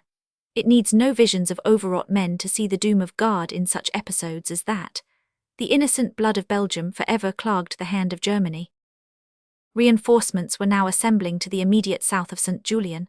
By evening the Northumberland Brigade and the Durham Light Infantry Brigade, both of the 50th Territorial Division, had reached Poitiers. More experienced but not more eager was Hull's 10th Regular Brigade, which had come swiftly from the Armentières region. All these troops, together with Ged's detachment and 2 battalions of the York and Durham Territorials, were placed under the hand of General Alderson for the purpose of a strong counterattack upon St. Julian. This attack was planned to take place on the morning of Sunday. When night fell upon the 24th, the front British line was formed as follows. The 27th and 28th Divisions held their original trenches facing eastwards. In touch with their left was the 2nd Canadian Brigade, with 1 battalion of the 1st Canadian Brigade. Then came Wallace's detachment with 2 battalions of the York and Durham Territorials joining with the remains of the 3rd Canadian Brigade. Thence Ged's detachment and the 13th Brigade prolonged the line, as already described, towards the canal. Behind this screen the reinforcements gathered for the attack. Ypres. The advance was made at 6:30 in the morning of Ypres, General Hull being in immediate control of the attack. It was made in the first instance by the 10th Brigade and the 1st Royal Irish from the 82nd Brigade. The remains of the indomitable 3rd Canadian Brigade kept pace with it upon the right. Little progress was made, however, and it became clear that there was not weight enough behind the advance to crush a way through the obstacles in front. 2 flank battalions retired, and the 2nd Seaforths were exposed to a terrible crossfire. We shouted to our officers, what was left of them, to give the order to charge, knowing in our minds that it was hopeless, as the smoke was so thick from their gas shells that we could see nothing on either side of us. Some cavalry was seen, the first for many days, but was driven off by the machine gun of the Highlanders. Finally a brigade of Northumberland Territorials came up to sustain the hard-pressed line, passing over some 2 miles of open country under heavy fire on their advance. It was then nearly midday. From that point onwards the attackers accepted the situation and dug themselves in at the farthest point, which they could reach near the hamlet of Fortuin, about a mile south of St. Julian. It will be remembered that Wallace's detachment had upon the day before already reached this point. They were in a position of considerable danger, forming a salient in front of the general line. Together with the 9th Durhams upon their right, they sustained several German assaults, which they drove back while thrusting wet rifle rags into their mouths to keep out the drifting gas. From their right trenches they had the curious experience of seeing clearly the detraining of the German reserves at Langemarck Station, and even of observing a speech made by a German general before his troops hurried from the train into the battle. This advanced line was held by these troops, not only during the 25th, but for 3 more days, until they were finally relieved after suffering very heavy losses, but having rendered most vital service. Whilst the British were vainly endeavouring to advance to the north, a new German attack developed suddenly from the northeast in the region of Broodseinde, some 5 miles from St. Julian. This attack was on a front of 800 yards. The trenches attacked were those of the 84th Anth Brigades of the 28th Division, and no doubt the Germans held the theory that these would be found to be denuded, or at least fatally weakened, their occupants having been drafted off to stiffen the western line. Like so many other German theories, this particular one proved to be a fallacy. In spite of a constant shower of poison shells, which suffocated many of the soldiers, the enemy were vigorously repulsed, the 2nd East Surrey Regiment getting at one time to hand fighting. The few who were able to reach the trenches remained in them as prisoners. Great slaughter was caused by a machine gun of the 3rd Royal Fusiliers under Lieutenant Mallandane. Still, the movement caused a further strain upon the resources of the British general, as it was necessary to send up 3 battalions to remain in reserve in this quarter in case of a renewal of the attack. On the other hand, the 11th Brigade Hassler, less the 1st East Lancashires, came up from the south to join the 10th, and Indian troops were known to be upon the way. The flank of the 85th Brigade was in danger all day, and it was covered by the great devotion of the 8th Durham Light Infantry to the north of it. This battalion lost heavily both in killed, wounded, and prisoners, but it fought with remarkable valour in a very critical portion of the field. Early in the morning of the 26th, the 1st Hants on the right of the newly arrived brigade joined up with the 3rd Royal Fusiliers on the left of the 85th Brigade, and so made the line complete. Shortly after the arrival of the Hampshires, the enemy charged through the dim dawn with a shout of "Vive the Royal Fusiliers." Wily Hampshire was awake, however, and the trick was a failure. Up to the evening of Sunday, Ypres, the 2nd Canadian Brigade had succeeded in holding its original line, which was along a slight eminence called the Gravenstrafel Ridge. All the regiments had fought splendidly, but the greatest pressure had been borne by Colonel Lipsett's 8th Battalion 90th Winnipeg Rifles, who had been gassed, enfiladed, and bombarded to the last pitch of human endurance. About 5 o'clock their trenches were obliterated by the fury of the German bombardment, and the weary soldiers, who had been fighting for the best part of 4 days, fell back towards Ypres. That evening a large part of the Canadian division, which had endured losses of nearly 50% and established a lasting reputation for steadfast valour, were moved into reserve, while the Lahore Indian Division, Kiri, came into the fighting line. It is a remarkable illustration, if one were needed, of the unity of the British Empire that, as the weary men from Montreal or Manitoba moved from the field, their place was filled by eager soldiers from the Punjab and the slopes of the Himalayas. That evening a fresh French division, the 152nd under General Deline, came up from the south, and 2 others were announced as being on their way, so that a powerful French offensive was assured for next day upon the further side of the canal. De Lisle's 1st Division of Cavalry continued to support the French opposite Lizerne, while Cavanagh's 2nd Division was dismounted and pushed into the French territorial trenches in front of Beausing. The enemy had come within shelling distance of Popering, and caused considerable annoyance there, as the town was crowded with wounded. Splendid work was done during these days by the motor ambulances, which on this one evening brought 600 wounded men from under the very muzzles of the German rifles in front of St. Julian. Several of them were destroyed by direct hits, but no losses damped their splendid ardour. Glorious advance of the Indians. The Lahore Division having now arrived, it was directed to advance on the left of the British and on the right of the French, along the general line of the Ypres-Langemarck road. Encouraged by this reinforcement, and by the thickening line of the French, General Smith-Dorrien, who had spent several nightmare days, meeting one dire emergency after another with never-failing coolness and resource, ordered a general counterattack for the early afternoon of Ypres, there was no sign yet of any lull in the German activity, which would encourage the hope that they had shot their bolt. On the contrary, during the whole morning there had been confused and inconclusive fighting along the whole front, and especially along the Gravenstafel Ridge, where the British 10th Anth Brigades were now opposing the advance. The 11th Brigade Anth Brigade suffered heavily from shell fire. About 2 o'clock the counterattack was set in motion, all forces co-operating, the general idea being to drive the enemy back from the line between Beausing on the left and Zarnebeck on the right.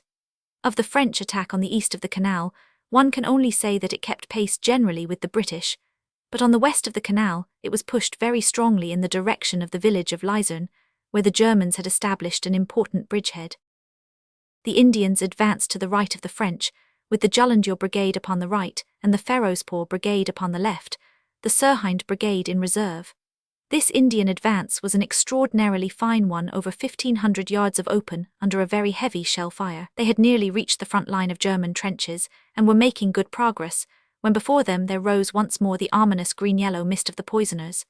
A steady northeast wind was blowing, and in a moment the Indians were encircled by the deadly fumes. It was impossible to get forward. Many of the men died where they stood. The mephitic cloud passed slowly over, but the stupefied men were in no immediate condition to resume their advance. The whole line was brought to a halt, but the survivors dug themselves in, and were eventually supported and relieved by the Sirhind Brigade, who, with the help of the 3rd Sappers and Miners and the 34th Pioneers, consolidated the front line. General Smith-Dorrien tersely summed up the characteristics of this advance of the Lahore Division when he said that it was done, with insufficient artillery preparation, up an open slope in the face of overwhelming shell, rifle and machine gun fire and clouds of poison gas, but it prevented the German advance and ensured the safety of Ypres. In this war of great military deeds there have been few more heroic than this, but it was done at a terrible cost. Of the 129th Baluchis, only 100 could be collected that night, and many regiments were in little better case. The 1st Manchester's Ernst Knotz had fought magnificently, but it cannot be said that there was any difference of gallantry between Briton and Indian. The Northern Territorials, Ypres. Farther to the eastwards another fine advance had been made by the Northumberland Brigade of Territorials, Riddell, of the 50th Division, who had just arrived from England. Some military historian has remarked that British soldiers never fight better than in their first battle, and this particular performance, carried out by men with the home dust still upon their boots, could not have been improved upon. In this as in other attacks it was well understood that the object of the operations was rather to bluff the Germans into suspending their dangerous advance than to actually gain and permanently hold any of the lost ground. The brigade advanced in artillery formation, which soon broke into open order. The fire, both from the German guns, which had matters all their own way, and from their riflemen, was incessant and murderous. The 6th Northumberland Fusiliers were on the left with the 7th upon the right, the other 2 battalions being nominally in second line, but actually swarming up into the gaps. In spite of desperately heavy losses, the gallant Geordies won their way across open fields, with an occasional rest behind a bank or hedge, until they were on the actual outbuildings of St. Julian. They held on to the edge of the village for some time, but they had lost their brigadier, the gallant Riddell, and a high proportion of their officers and men. Any support would have secured their gains, but the 151st Durham Light Infantry Brigade behind them had their own hard task to perform. The battalions which had reached the village were compelled to fall back. Shortly after 6 in the evening, the survivors had dropped back to their own trenches. Their military career had begun with a repulse, but it was one which was more glorious than many a facile success. On their right, the 28th Division had been severely attacked, and the pressure was so great that 2.5 battalions had to be sent to their help, thus weakening the British advance to that extent. Had these battalions been available to help the Northumbrians, it is possible that their success could have been made good. The strain upon our overmatched artillery may be indicated by the fact that on that one afternoon, the 366th Battery of the 28th Division fired 1,740 rounds. The troops in this section of the battlefield had been flung into the fight in such stress that it had been very difficult to keep a line without gaps, and great danger arose from this cause on several occasions. Thus a gap formed upon the left of the Hampshire Regiment, the flank of the 11th Brigade, through which the Germans poured. Another gap formed on the right of the Hampshires between them and the 3rd Royal Fusiliers of the 85th Brigade.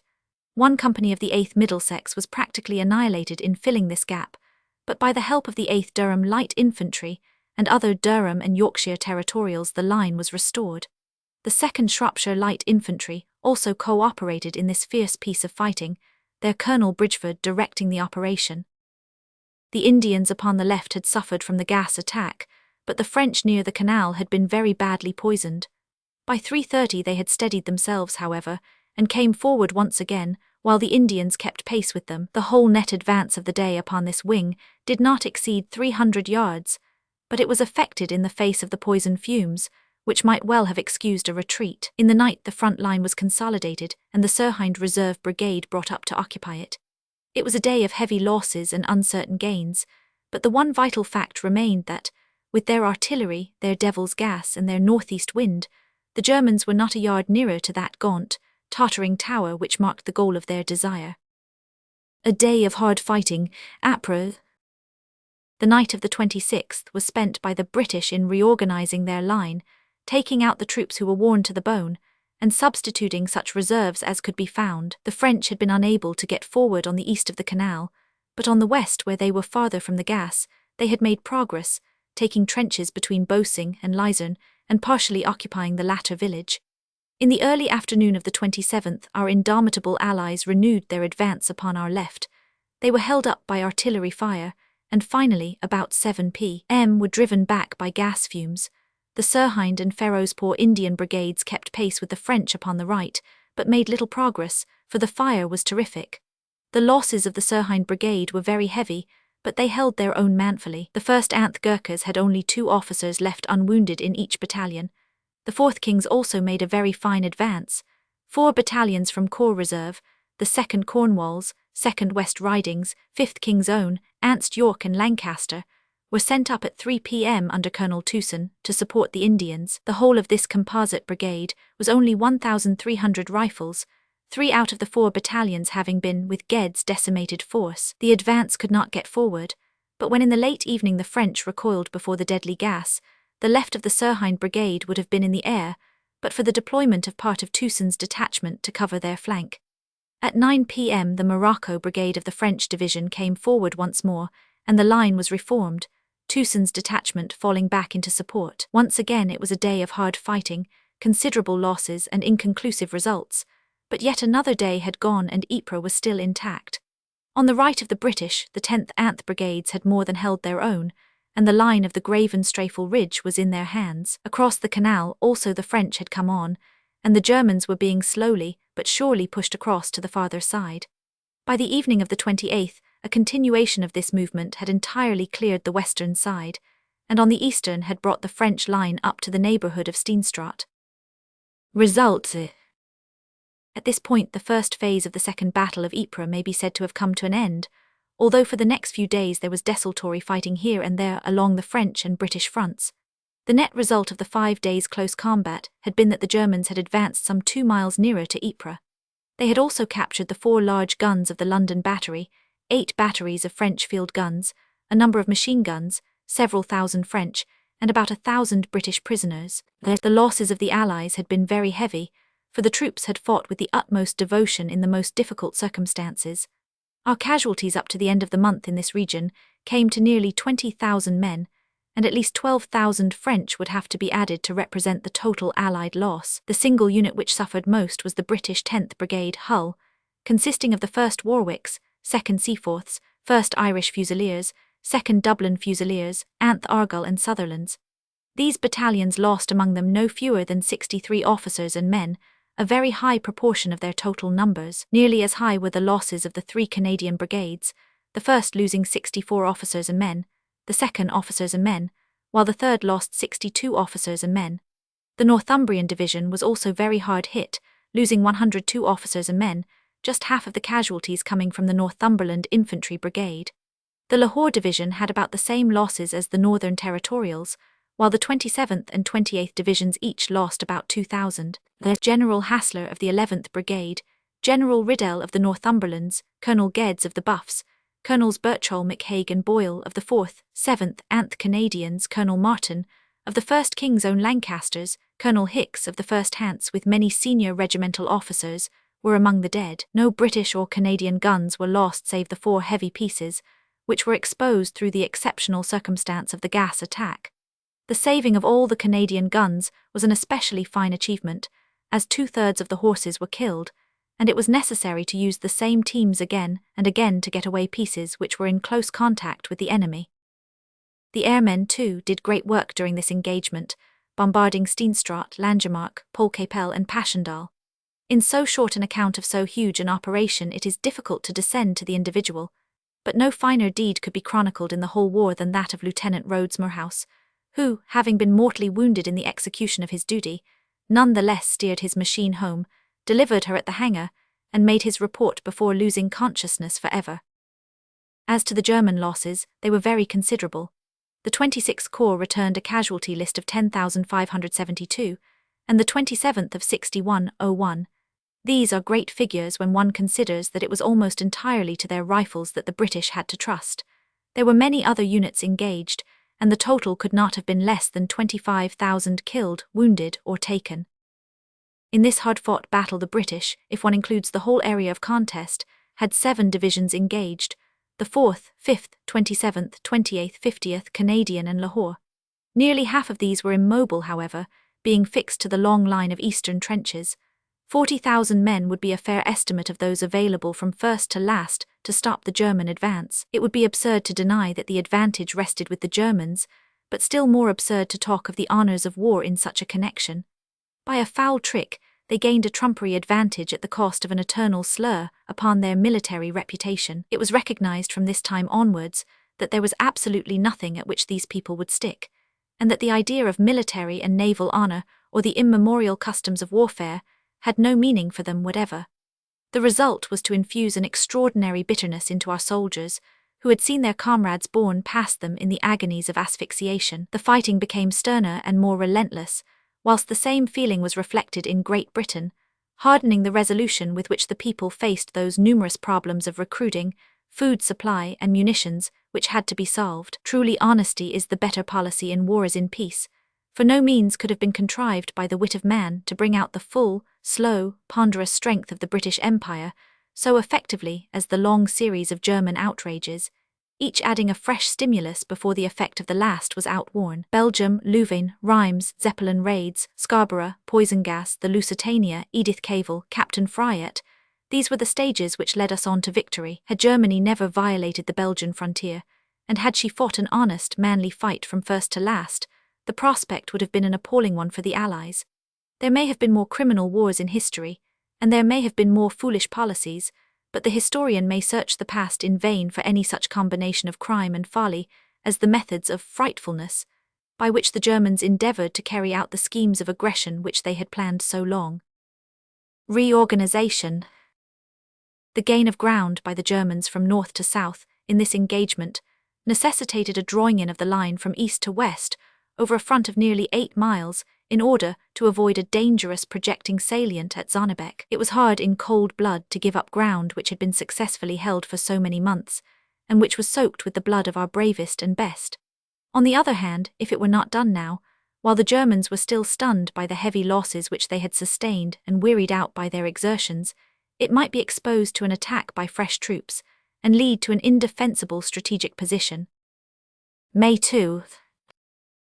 Upon Sunday, May 2, they made a fresh attack on the north of Ypres along the front held by the French to the immediate south of Pilken, and along the British left to the east of St. Julian, where the newly arriveth Brigade Anley and the remains of the 10th Anth were stationed. The 12th Brigade, which came up on May 1, consisted at that time of the 1st King's Own Lancasters, 2nd Lancashire Fusiliers, 2nd Essex, 5th South Lancashires, 2nd Monmouths, and Royal Irish. The attack was in the first instance carried out by means of a huge cloud of gas, which was ejected under high pressure from the compressed cylinders in their trenches, and rapidly traversed the narrow space between the lines. As the troops fell back to avoid asphyxiation, they were thickly sprayed by shrapnel from the German guns. The German infantry followed on the fringe of their poison cloud, but they brought themselves into the zone of the British guns and suffered considerable losses. Many of the troops in the trenches drew to one side to avoid the gas, or even in some cases, notably that of the 7th Argyll and Sutherland Highlanders, waited for the gas to come, and then charged swiftly through it to reach the stormers upon the other side, falling upon them with all the concentrated fury that such murderous tactics could excite. The result was that neither on the French nor on the British front did the enemy gain any ground.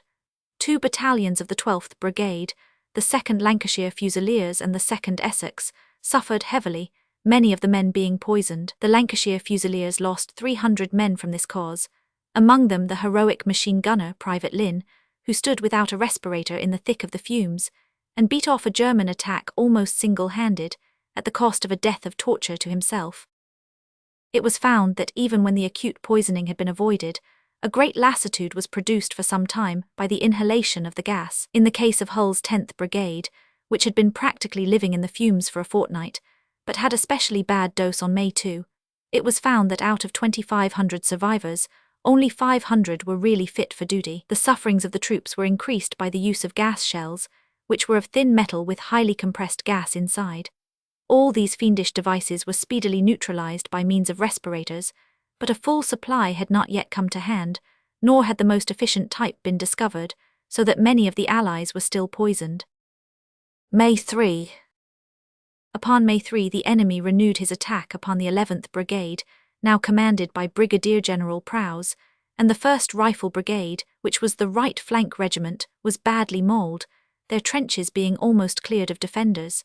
The 1st Somersets also suffered heavily. Part of the 1st York and Lancasters, and the 5th King's Own Lancasters were rushed up to the rescue from the supports of the 28th Division. The gallant colonel of the latter battalion, Lord Richard Cavendish, was wounded while waving on his men with his cane and shouting, "Come along, King's Own." At the same time, the German infantry tried to push in between the 11th Brigade on our left and the 85th on the right, at the salient between the 4th and 28th Divisions, the extreme northeast corner of the British lines. The fight was a very desperate one, being strongly supported by field guns at short ranges. 3 more British battalions, the 2nd Buffs, 3rd Fusiliers and East Yorks, were thrown into the fight, and the advance was stopped. That night the general retirement took place, effected in many cases from positions within a few yards of the enemy, and carried out without the loss of a man or a gun. The retirement was upon the right of the British line, and mainly affected the 27th, and to a less degree the 28th Divisions. The 4th Division upon the left or north did not retire, but was the hinge upon which the others swung. During the whole of these and subsequent operations, the 4th Division was splendidly supported by the French artillery, which continually played upon the attacking Germans. Lost of H. Before closing this chapter, dealing with the gas attacks to the north of Ypres, and beginning the next one, which details the furious German assault upon the contracted lines of the 5th Army Corps, It would be well to interpolate some account of the new development at H. This position was a typical one for the German use of gas, just as the Dardanelles lines would have been for the Allies, had they condescended to such an atrocity upon a foe who did not themselves use such a weapon. Where there is room for flexibility of maneuver, and a temporary loss of ground is immaterial, the gas is at a discount. But where there is a fixed and limited position, it is without respirators practically impossible to hold it against such an agency. Up to now, the fighting at H had furnished on both sides a fine epic of manliness, in which man breasted man in honest virile combat. Alas, that such a brave story should have so cowardly an ending.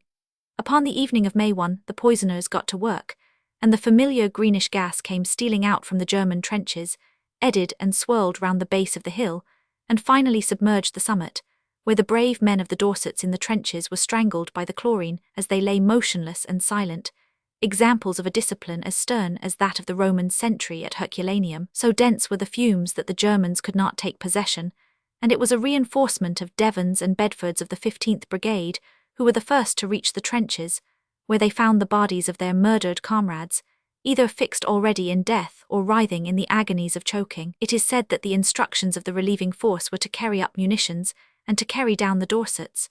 1 officer and men had been killed at once, while 4 officers and men were badly injured, many of them being permanently incapacitated.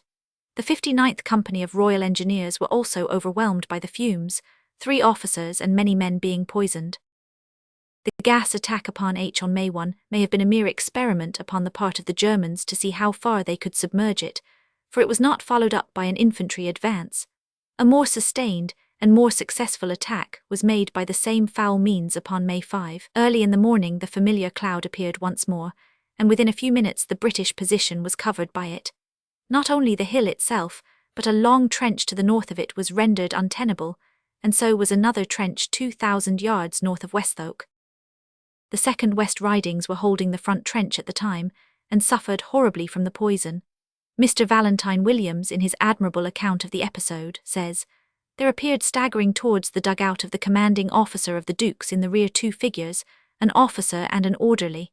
The officer was as pale as death, and when he spoke his voice came hoarsely from his throat. Beside him his orderly with unbuttoned coat, his rifle clasped in his hand, swayed as he stood.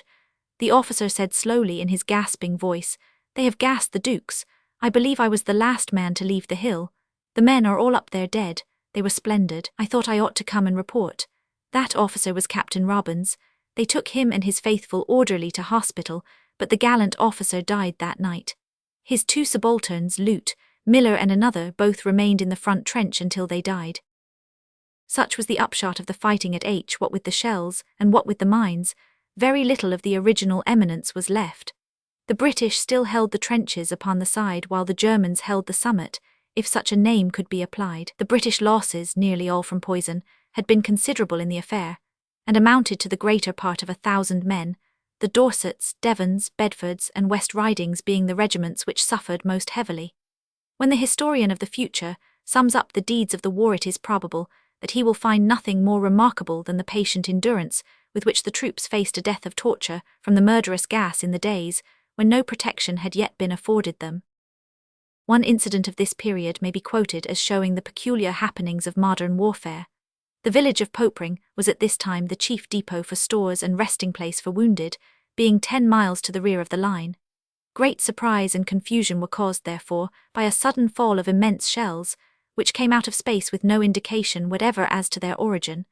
They caused more fright than damage, but were excessively unnerving. From their measured fall, it was clear that they all came from one single gun of gigantic power, behind the far distant German line. To the admirable aeroplanes was given the task of solving the mystery, and regardless of gunfire or hostile craft, they quartered the whole country round until at last, by a combination of luck and skill, they concluded that a Belgian barn, 5 miles behind the enemy line and 15 from Popering, was the lair of the monster. A large British gun came stealthily up and lay concealed till dawn, when it opened upon the barn. The 3rd or 4th shell went home, a magazine exploded, the barn went up, and there was peace henceforth in Popering. Chapter 4. The Second Battle of Ypres. Stage Roman 2, the Bellewaerde Lines. The second phase, attack on the 4th Division, great stand of the Princess Pat's, breaking of the line, desperate attacks, The cavalry saved the situation, the ordeal of the 11th Brigade, the German failure, terrible strain on the British, the last effort of May 24, result of the battle, sequence of events. It was upon the evening of May 4 that the difficult operations were finished by which the lines of the British Army on the northeast of Ypres were brought closer to the city. The trenches which faced north, including those which looked towards Pilken and St. Julien, were hardly affected at all by this rearrangement. The section which was chiefly modified was the long curved line, which was held from Zonnebeck southwards by the 27th and 28th Divisions. Instead of averaging 5 miles from Ypres, these troops were now not more than 3 from that centre, and the curve of their line was from Wiltsch and Fresenberg to pass the Bellewaerde Wood and Lake, and so through Hooge and on to H. The second phase of this great battle, which began with the poisoning of Langemarck, is dated from the time that the British line was readjusted. The Germans were naturally much encouraged by so general a withdrawal, and it seemed to them that, with a further effort, they would be able to burst their way through and take possession at last of this town which faced them, still inviolate, after nearly 8 months of incessant attack. Their guns, aided by their aeroplanes, after wasting a day in bombarding the empty trenches, hastened to register upon the new line of defences.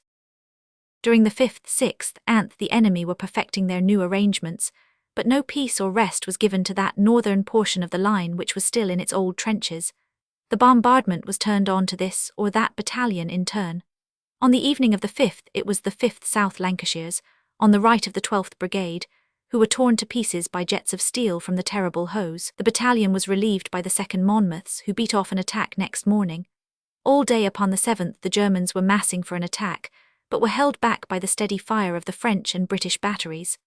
On the 8th, however, the new preparations were complete, and a terrible storm, destined to last for 6 unbroken days, days never to be forgotten by those who endured them, broke along the whole east, northeast, and north of the British line.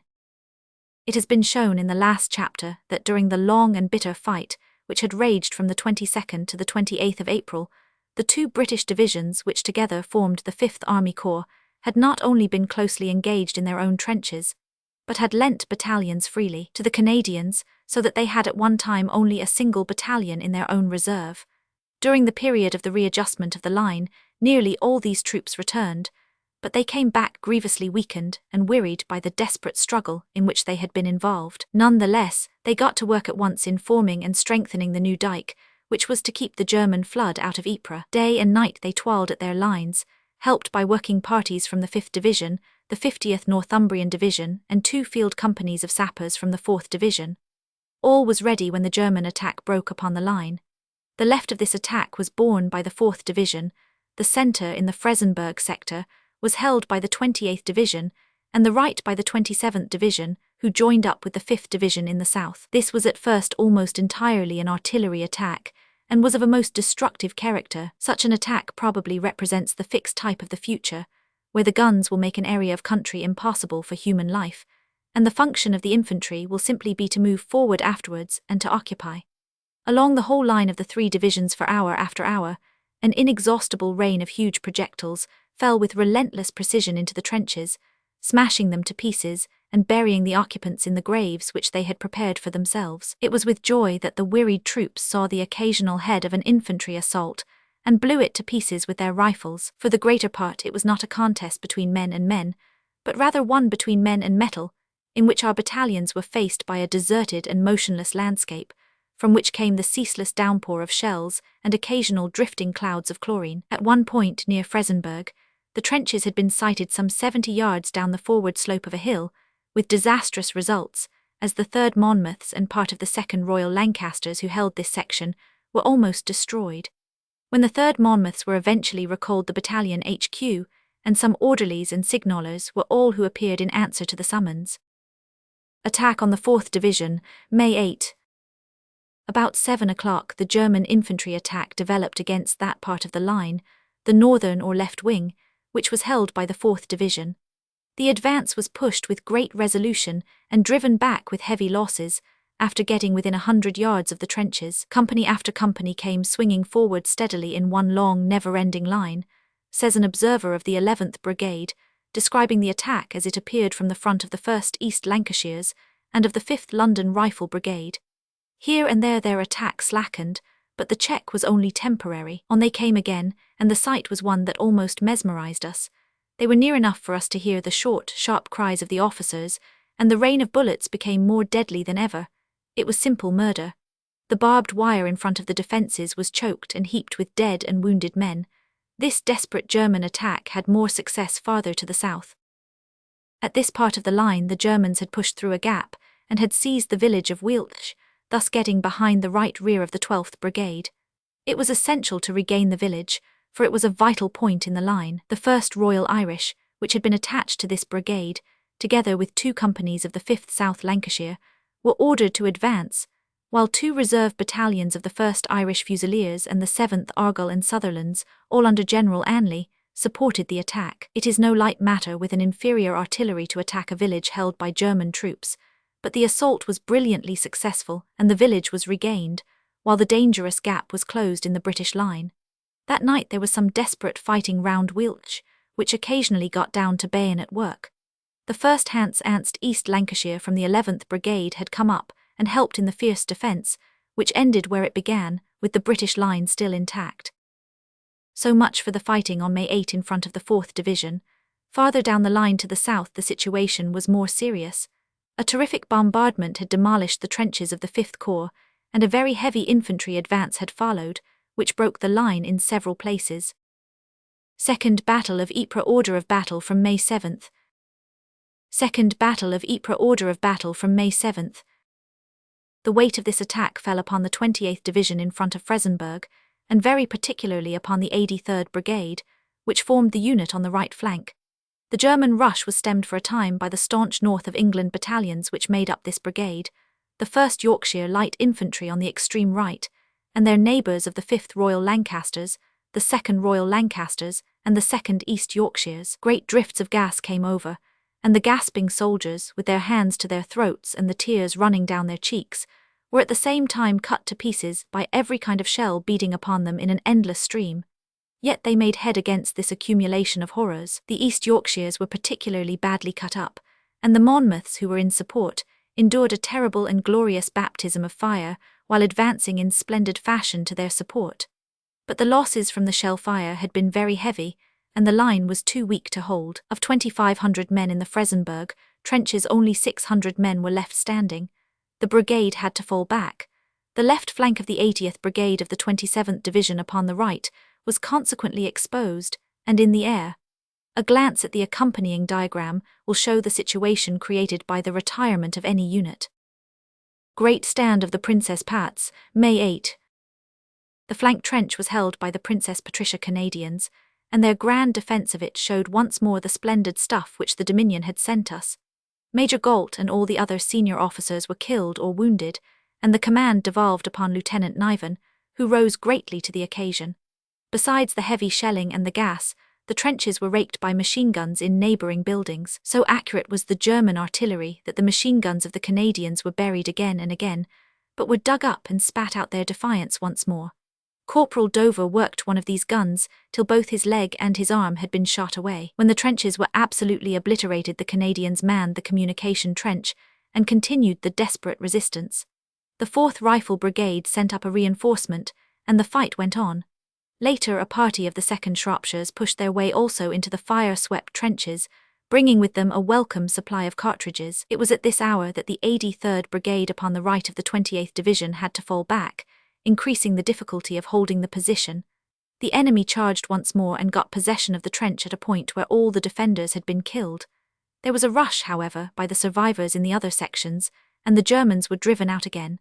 From then until late at night the shell fire continued, but there was no further infantry advance. Late that night, when relieved by the rifles, the Canadian regiment, which had numbered nearly 700 in the morning, could only muster 150 men. Having read the service over their comrades, many of whom had already been buried by the German shells, they were led back by Lieutenants Niven, Clark, Vandenberg and Papineau after a day of great stress and loss, but of permanent glory.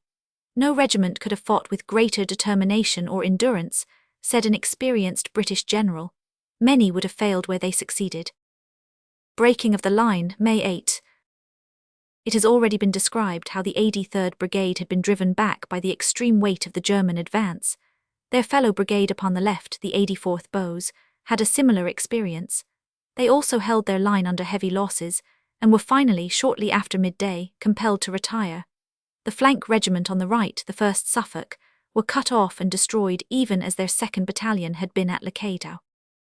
At this time the 1st Suffolk was so reduced by the losses sustained when it had formed part of Wallace's detachment, as described in the last chapter, that there were fewer than 300 men with the colours.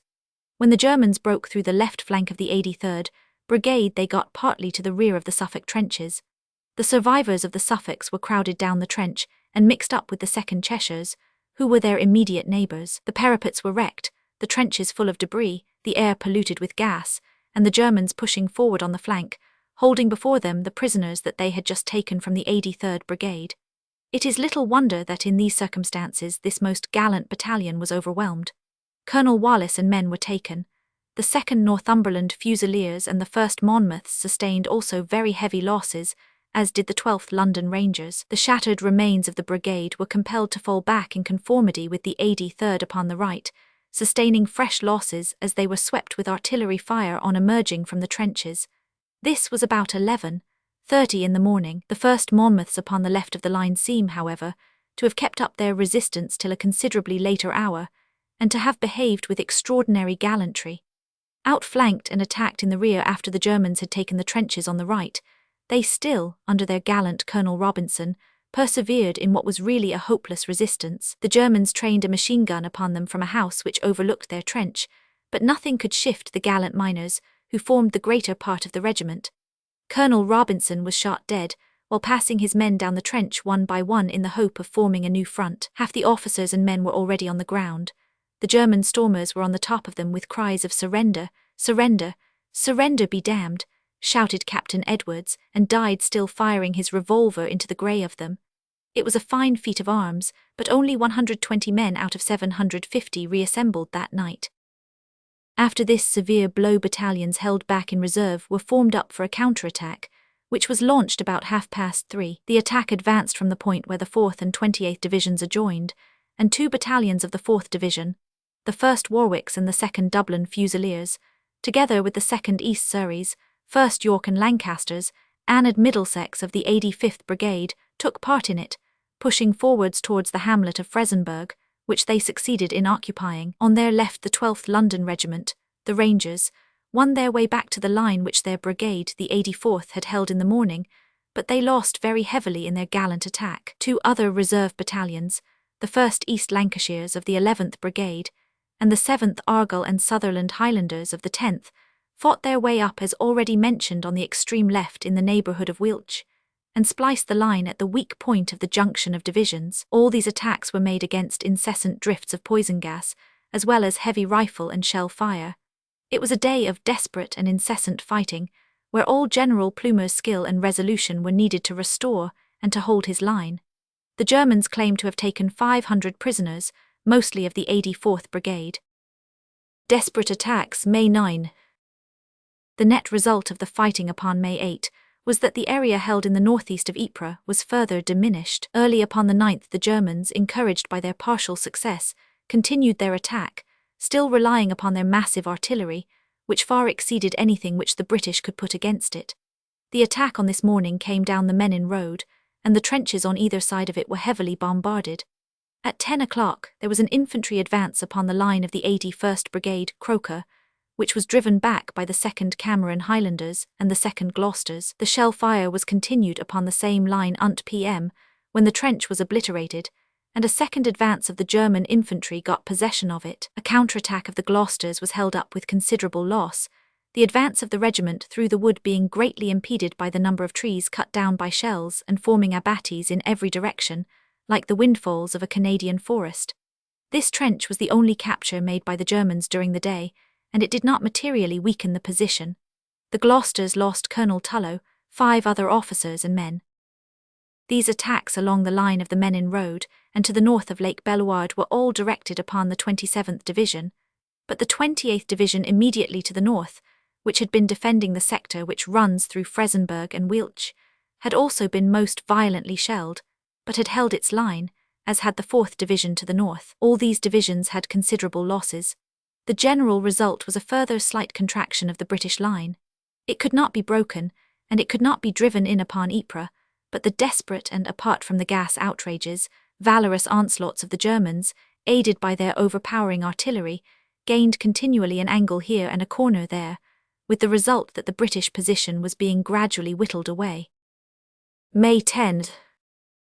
On the 10th the Germans again attacked upon the line of the Menin road, blasting a passage with their artillery, but meeting with a most determined resistance. The weight of their advance fell chiefly upon the 80th Brigade to the north of the road, the 4th Rifle Brigade, and the 4th Rifles bearing the brunt of it and suffering very severely, though the 2nd Cameron's Anth Royal Scots of the 81st Brigade were also hard hit.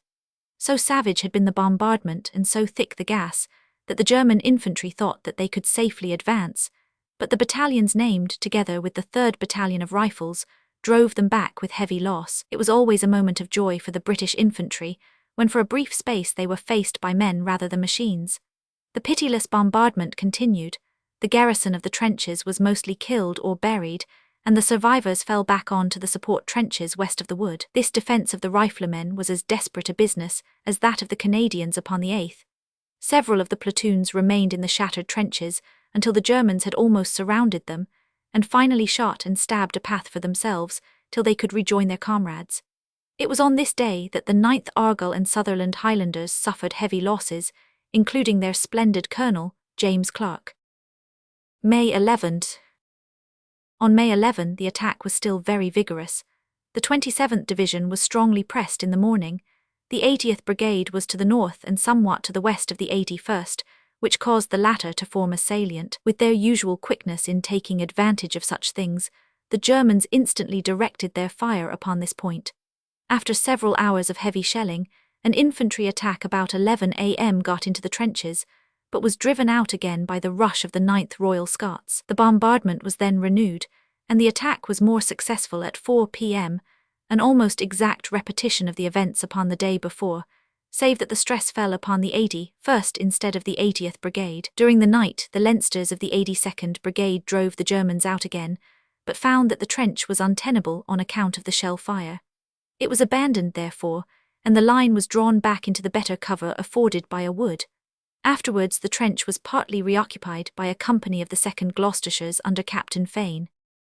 The cavalry saved the situation. By this date, many of the defending troops had been fighting with hardly a break from Ypres. It was an ordeal which had lasted by day and by night, and had only been interrupted by the labour of completing the new lines. The losses had been very heavy, and reinforcements were most urgently needed. Some idea of the stress may be gathered from the fact that at the time, the 6 battalions of the 83rd Brigade had been formed into one composite battalion under Colonel Worsley Gough. At the same time, it was impossible to take any troops from the northern sector, which was already hardly strong enough to hold a violent German attack. In the south the army had, as will be shown, become involved in the very serious and expensive operations which began at Richebourg on May 9.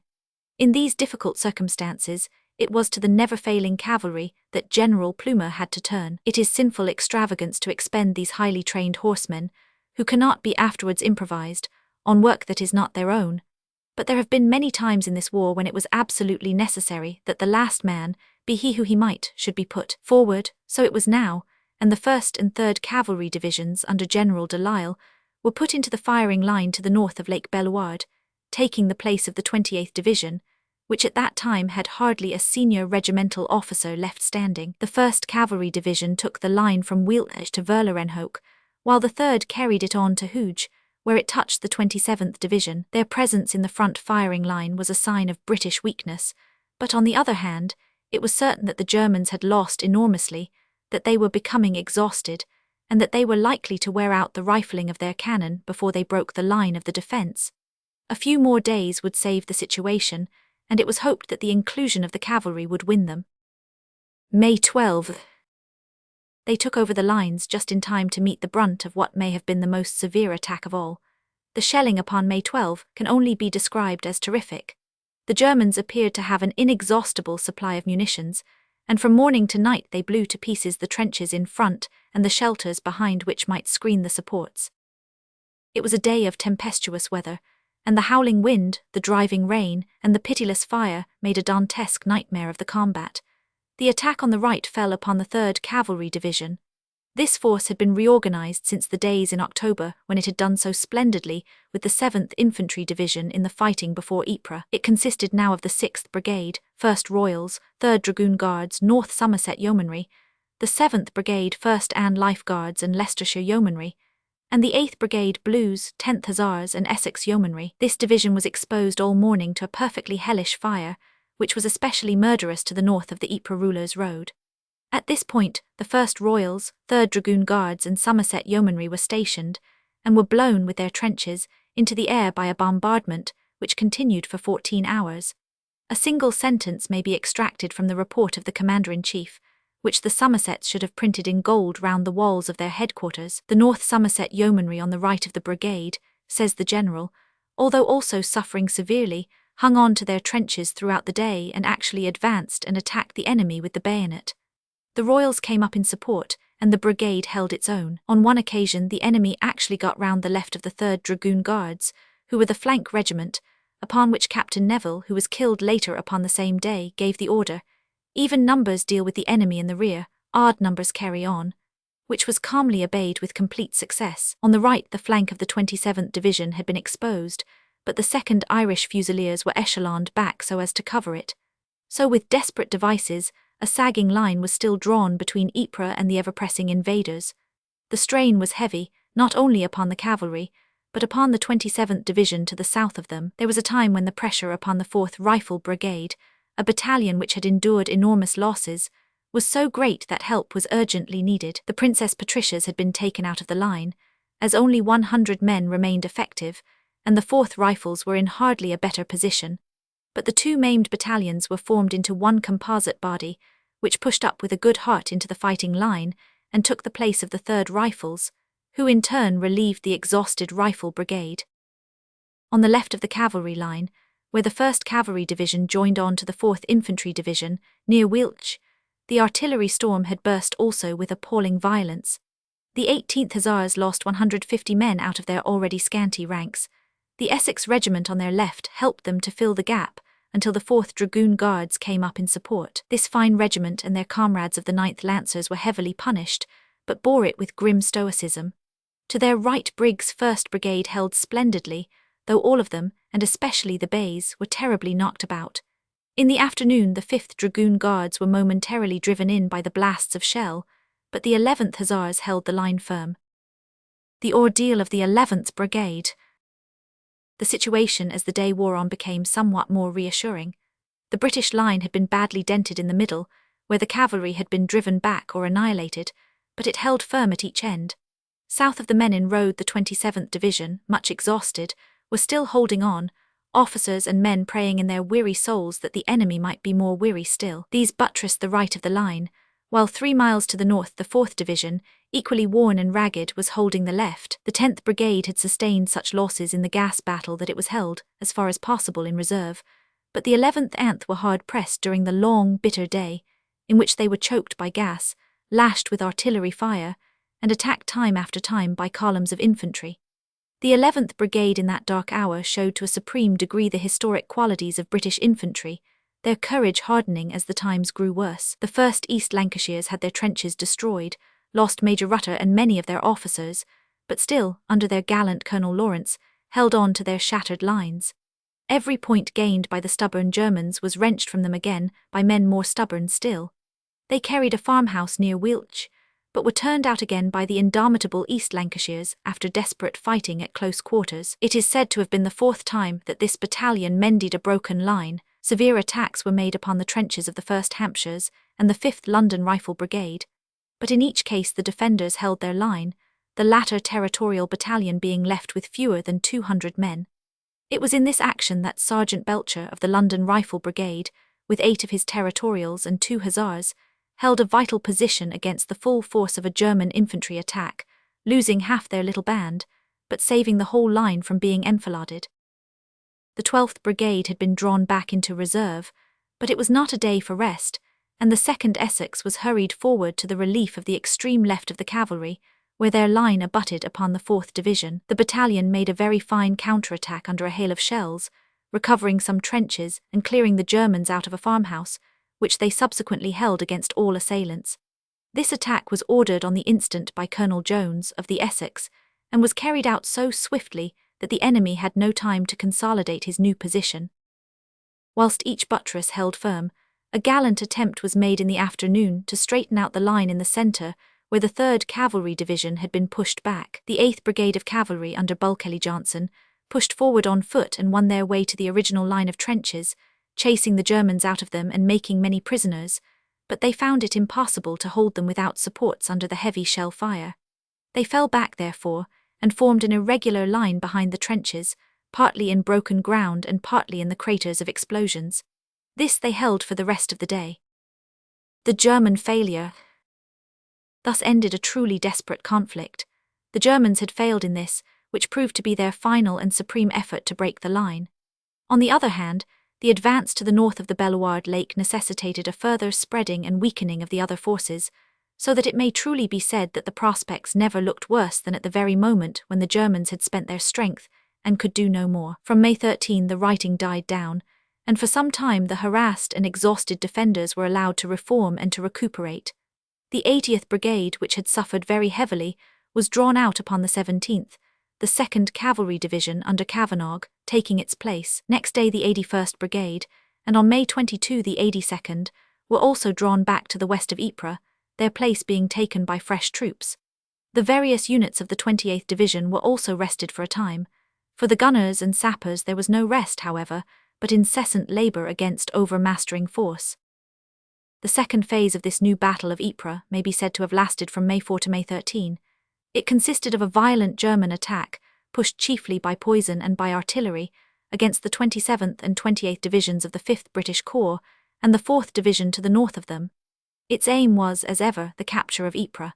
In this aim it failed, nor did it from first to last occupy any village or post which gave it any return for its exertions. It inflicted upon the British a loss of from 0 to 15,000 men, but endured itself at the very least an equal slaughter without any compensating advantage.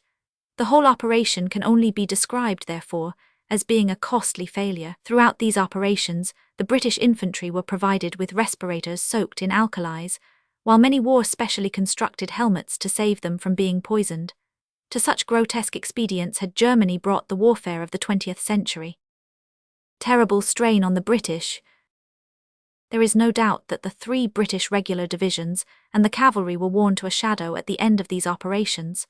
Since the enemy ceased to attack, it is to be presumed that they were in no better case. The British infantry had been fighting almost day and night for 3 weeks, under the most desperate conditions. Their superiority to the infantry of the Germans was incontestable, but there was no comparison at all between the number of heavy guns available, which were at least 6 to 1 in favour of the enemy. Shells were poured down with a profusion, and also with an accuracy never before seen in warfare, and though the British infantry continually regained trenches which had been occupied by the German infantry, it was only to be shelled out of them again by a fire against which they could make no adequate answer. An aerial observer has described that plain simply flaming and smoking from end to end with the incessant heat of the shells, and has expressed his wonder that human life should have been possible under such a fire. And yet the road to Ypres was ever barred. All the infantry losses, heavy as they were, are eclipsed by those of the 3rd Cavalry Division, which bore the full blast of the final whirlwind, and was practically destroyed in holding it back from Ypres. This splendid division, to whom, from first to last, the country owes as much as to any body of troops in the field, was only engaged in the fighting for 1 clear day, and yet lost nearly as heavily in proportion as either of the infantry divisions which had been in the firing line for a week. Their casualties were 91 officers and men. This will give some idea of the concentrated force of the storm, which broke upon them on May 12. It was a most murderous affair, and they were only driven from their trenches when the trenches themselves had been blasted to pieces. It is doubtful whether any regiments have endured more in so short a time. These 3 brigades were formed of corps d'élite, and they showed that day that the blue blood of the land was not yet losing its iron. The casualty lists in this and the succeeding action of the 24th read like a society function. Colonel Ferguson of the Blues, Colonel the Hun; Evans Freak, Lord Chesham, Captain the Hun; J. Grenfell, Lord Leveson-Gower; Sir Robert Button, Lord Compton, Major the Hun; C. B. Mitford the Hun; C. E. A. Phillips, Viscount Wendover; So runs the sombre and yet glorious list. The sternest of radicals may well admit that the aristocrats of Britain have counted their lives cheap when the enemy was at the gate. Colonel Smith Bingham of the 3rd Dragoon Guards, Colonel Steele of the 1st Royals, Colonel Freak of the Leicestershire Yeomanry, and many other senior officers were among the dead or wounded. The Leicester Yeomanry suffered very severely, but their comrades of Essex and of Somerset, the Blues and the 1st Royals, were also hard hit. The losses of the 1st Cavalry Division were not so desperately heavy as those of the 3rd, but were none the less very serious, amounting to 54 officers and men. It is possible that the German attack desisted because the infantry were exhausted, but more probable that the great head of shells accumulated had been brought down to a minimum level, and that the gas cylinders were empty. For 10 days, while the British strengthened their battered line, there was a lull in the fighting. The last effort of May 24.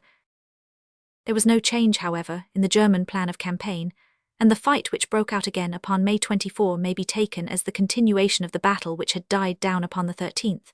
Fresh reservoirs of poison had been accumulated, and early in the morning, in the first light of dawn, the infernal stuff was drifting downwind in a solid bank some 3 miles in length and 40 feet in depth, bleaching the grass, blighting the trees, and leaving a broad scar of destruction behind it. A roaring torrent of shells came pouring into the trenches at the instant that the men, hastily aroused from sleep, were desperately fumbling in the darkness to find their respirators and shield their lungs from the strangling poison. The front of this attack was from a farm called Shell Trap, between the Pole Capel and Langemarck roads on the north, to Bellewaerde Lake on the south. The surprise of the poison in that weird hour was very effective, and it was immediately followed by a terrific and accurate bombardment, which brought showers of asphyxiating shells into the trenches. The main force of the chlorine seems to have struck the extreme right of the 4th Division and the whole front of the 28th Division, but the 27th and the cavalry were also involved in a lesser degree. Ainley's 12th Brigade was on the left of the British line, with Hull's 10th Brigade upon its right, the 11th being in reserve. On the 12th fell the full impact of the attack. The 12th, though badly mauled, stood like a rock and blew back the Germans as they tried to follow up the gas. They doubled out of their trenches to follow it up half an hour after the omission, wrote an officer of the Essex. They were simply shot back into them by a blaze of fire. They bolted back like rabbits. All day the left and centre of the 12th Brigade held firm. The Royal Irish upon the right were less fortunate. The pressure both of the gas and the shells fell very severely upon them, and the few survivors were at last driven from their trenches, some hundreds of yards being lost, including the Shell Trap farm. The Dublin Fusiliers in the exposed flank of the 10th Brigade were also very hard hit. Of these 2 gallant Irish regiments only a handful remained, and the colonels of each, Moriarty and Loveband, fell with their men. Several of the regiments of the 10th Brigade suffered severely, and the 7th Argyll and Sutherland Highlanders were left with only 2 officers and men standing. These 2 officers, by some freak of fate, were brothers named Scott, the sole hale survivors of 36 who had been attached to the battalion. This misfortune upon the right left the rest of the 12th Brigade in a most perilous position, attacked on the front, the flank and the right rear. No soldiers could be subjected to a more desperate test. The flank battalion was the 1st Royal Lancasters, Colonel Jackson, who lived up to the very highest traditions of the British Army. Sick and giddy with the gas and fired into from 3 sides, they still stuck doggedly to their trenches. The Essex battalion stood manfully beside them, and these 2 fine battalions, together with the East Lancashires and Rifle Brigade, held their places all day and even made occasional aggressive efforts to counterattack. At 8 in the evening they were ordered to form a new line with the 10th Brigade, 500 yards in the rear. They came back in perfect order, carrying their wounded with them. Up to this moment the 4th Division had held exactly the same line which they had occupied from May 1. To return to the events of the morning, the next unit from the north was the 85th Brigade Chapman, which formed the left flank of the 28th Division. Upon it also the gas descended with devastating effect. There was just enough breeze to drift it along and not enough to disperse it.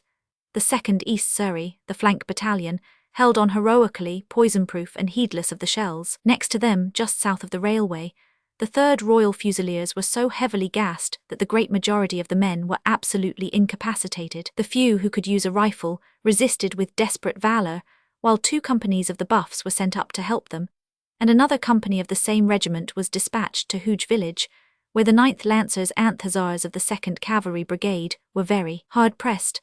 On the left of the cavalry between Hooge and Bellewaerde was the Durham Territorial Brigade, which was pushed forward and had its share of the gas and of the attack generally, though less hard-pressed than the divisions of regular troops upon their left. In a war of large numbers and of many brave deeds it is difficult and perhaps invidious to particularize, but a few sentences may be devoted to one isolated combat which showed the qualities of the disciplined British soldier. 2 platoons of the 7th Durhams, under 2 19-year-old lieutenants, Arthur Rhodes and Pickersgill, were by chance overlooked when the front line was withdrawn 200 yards. They were well aware that a mistake had been made, but with a heroic if perhaps quixotic regard for duty, they remained waist-deep in water in their lonely trench waiting for their certain fate, without periscopes or machine guns, and under fire from their own guns as well as those of the enemy. Both wings were of course in the air. In the early morning they beat back 3 German attacks but were eventually nearly all killed or taken. Rhodes was shot again and again, but his ultimate fate is unknown. Pickersgill was wounded, and the survivors of his platoon got him to the rear. The loss of such men is to be deplored, but the tradition of 2 platoons in cold blood facing an army is worth many such losses. The Durham Territorial Artillery did excellent work in supporting the cavalry, though they were handicapped by their weapons, which were the ancient 15-pounders of the South African type. These various movements were all in the early morning under the stress of the first attack. The pressure continued to be very severe on the line of the Royal Fusiliers and Buffs, who were covering the ground between the railway line on the north and Bellewaerde Lake on the south, so the remaining company of the Buffs was thrown into the fight. At the same time, the 3rd Middlesex, with part of the 6th Anth Durham Light Infantry, advanced to the north of the railway line. The German pressure still increased, however, and at midday the Buffs and Fusiliers, having lost nearly all their officers and a large proportion of their ranks, fell back into the wood to the south of the railway. A determined attempt was at once made to recapture the line of trenches from which they had been forced. The 84th Brigade Bows, hitherto in reserve, was ordered to move along the south of the line, while the whole artillery of the 5th Corps supported the advance. Meanwhile, the 80th Brigade, Fortescue, was pushed forward on the right of the 84th, with orders to advance upon Hooge and restore the situation there. It was evening before all arrangements were completed. About 7 o'clock the 84th advanced with the 2nd Cheshires upon the left, and the 2nd Northumberland Fusiliers upon the right, supported by the 1st Welsh, the Monmouths, and the feeble remains of the 1st Suffolks. Darkness had fallen before the lines came into contact, and a long and obstinate fight followed, which swayed back and forwards under the light of flares and the sudden red glare of bursting shells.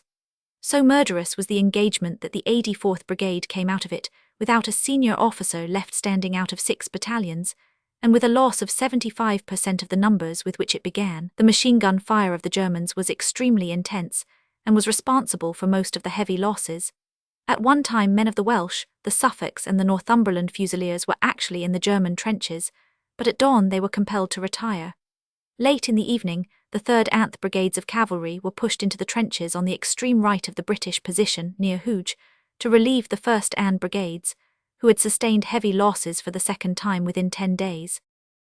The general result of the attack of May 24 was that this, the most profuse emission of poison, had no more solid effect than the other recent ones, since the troops had learned how to meet it. The result seems to have convinced the Germans that this filthy ally which they had called in was not destined to serve them as well as they had hoped, for from this day onwards there was no further attempt to use it upon a large scale in this quarter. In this action, which may be known in history as the Battle of Bellewaerde, since it centred round the lake of that name, the British endured a loss of some thousands of men killed, wounded or poisoned, but their line, though forced back at several points, was as firm as ever. In all the fighting which forms the second half of this great battle, one is so absorbed by the desperate efforts of regimental officers and men to hold on to their trenches, that one is inclined to do less than justice to the leaders who bore the strain day after day of that uphill fight. Plumer of the 2nd Army, Ferguson of the 5th Army Corps, Wilson, Snow and Bulfin of the 4th, 27th and 28th Divisions, Doyle of the Cavalry, these were the men who held the line in those weeks of deadly danger. On May 25 the line was consolidated and straightened out, joining the French at the same point as before, passing through Wiltshire, and so past the west end of Lake Bellewaerde to Hooge. At this latter village, there broke out between May 31 and June 3, what may be regarded as an aftermath of the battle which has just been described. The chateau at this place, now a shattered ruin, was the same building in which General Lomax was wounded, and General Monro struck senseless in that desperate fight on October 31. Such was the equilibrium of the two great forces that here in May the fight was still raging. Chateau and village were attacked very strongly by the German artillery, and later by the German infantry, between May 30 and June 3, but no impression was made. The post was held by the survivors of the 3rd Dragoon Guards, and the action, though a local one, was as fine an exhibition of tenacious courage as has been seen in the war.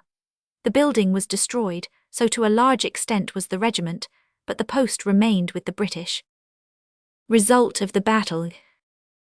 This narrative is a brief outline of the series of events which make up the second phase of that battle which, beginning in the north of the Allied lines upon Ypres, was continued upon the northeastern salient, and ended, as shown, at Hooge at the end of May. In this fighting, at least 100,000 men of the three nations were killed or wounded. The advantage with which the Germans began was to some extent neutralized before the end, for our gallant allies had never rested during this time, and had been gradually re-establishing their position, clearing the west of the canal, recapturing Steenstraat and Het Saas, and only stopping short of Pilken. On the other hand, the British had been compelled to draw in for 2 miles, and Ypres had become more vulnerable to the guns of the enemy.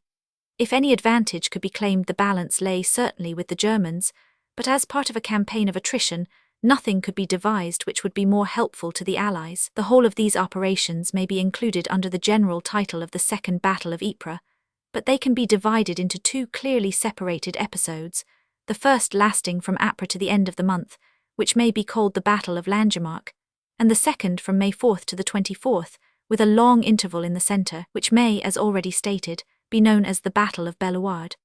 In this hard-fought war, it would be difficult to say that any action was more hard-fought than this, and it will survive for centuries to come if only in the glorious traditions of the Canadian Division, who first showed that a brave heart may rise superior to bursting lungs. These were the greatest of all, but they had worthy comrades in the Indians, who at the end of an exhausting march hurled themselves into so diabolical a battle. The Northern Territorial Division, so lately civilians to a man and now fighting like veterans, the 13th Brigade, staggering from their exertions at H, and yet called on for this new effort, the glorious cavalry who saved the situation at the last moment, and the much-enduring 4th, 27th and 28th Divisions of the line, who bore the bufferings of the ever-rising German tide. Their dead lie at peace on Ypres plain, but shame on Britain if ever she forgets what she owes to those who lived, for they and their comrades of 1914 have made that name a symbol of glory forever. Sequence of events. It may help the reader's comprehension of the sequence of events, and of the desperate nature of this Second Battle of Ypres, if a short resume be here given of the happenings upon the various dates. A single day of this contest would have appeared to be a considerable ordeal to any troops. It is difficult to realize the cumulative effect when such blows fell day after day and week after week upon the same body of men. The more one considers this action, the more remarkable do the facts appear. Ypres furious attack upon the French and Canadians. Germans gain several miles of ground, 8 batteries of French guns, and 4 heavy British guns by the use of poison gas. The Canadians stand firm. Ypres Canadians hold the line, furious fighting. French begin to reform. Reserves from the 27th and 28th British Divisions, 13th Brigade and cavalry buttress up the line. Ypres desperate fighting. Line pushed farther back and Germans took about 1,000 prisoners, line never broken. Ypres battle at its height. 50th Northern Territorial Division come into the fight, 10th Regular Brigade come up, Canadians drawn out, the French advancing. Ypres 11th Regular Brigade thrown into the fight, also the Lahore Division of Indians, trenches of 28th Division attacked. Ypres the French made some advance on the left, there was equilibrium on the rest of the line, hard fighting everywhere. Ypres the enemy still held and his attack exhausted for the moment. French made some progress. May 1, British 12th Brigade came into line. May 2, renewed German assault on French and British, chiefly by gas. Advance held back with difficulty by the 4th Division. May 3, and contraction of the British position, effected without fighting, but involving the abandonment of 2 miles of ground at the northeastern salient. May 5, German attack upon 4th Division. May 6, attack still continued. May 7, artillery preparation for general German attack. May 8, furious attack upon 4th, 28th and 27th British Divisions, desperate fighting and heavy losses. The British repulsed the attack on their left wing, 4th Division, but sustained heavy loss on centre and right. May 9, very severe battle continued. British left held its ground but right and centre tended to contract. May 10, fighting of a desperate character, falling especially upon the 27th Division. May 11, again very severe fighting fell upon the 27th Division on the right of the British line. Losses were heavy and there was a slight contraction. May 12, readjustment of British line. 2 divisions of cavalry put in place of 28th Division. Furious artillery attack followed by infantry advance. Cavalry and 27th Division terribly punished. Very heavy losses but the line held. 4th Division fiercely engaged and held its line. May 13, the Germans exhausted, the attack ceased, 10 days of mutual recuperation. May 24, great gas attack. 4th Division on left had full force of it, lost heavily, but could not be shifted. In the evening had to retire 500 yards for the first time since the fighting began. General result of a long day of furious fighting was some contraction of the British line along its whole length, but no gap for the passage of the enemy. This may be looked upon as a last despairing effort of the Germans, as no serious attempt was afterwards made that year to force the road to Ypres. Such, in a condensed form, was the record of the Second Battle of Ypres, which for obstinacy in attack and inflexibility in defence can only be compared with the first battle in the same section 6 months before. Taking these two great battles together, their result may be summed up in the words that the Germans, with an enormous preponderance of men in the first and of guns in the second, had expended several 100,000 of their men with absolutely no military advantage whatever. Chapter 5. The Battle of Ypres, May 9-24. The new attack ordeal of the 25th Brigade, attack of the 1st Division, fateful days, a difficult situation, attack of the 2nd Division, attack of the 7th Division, British success, good work of Canadians, advance of the 47th London Division, lull before the storm. Whilst this desperate fighting was going on in the north, a very extensive and costly operation had been begun in the south, a great attack being made by the First Army, with the main purpose of engaging the German troops and preventing them from sending help to their comrades, who were hard pressed by the French near Ypres.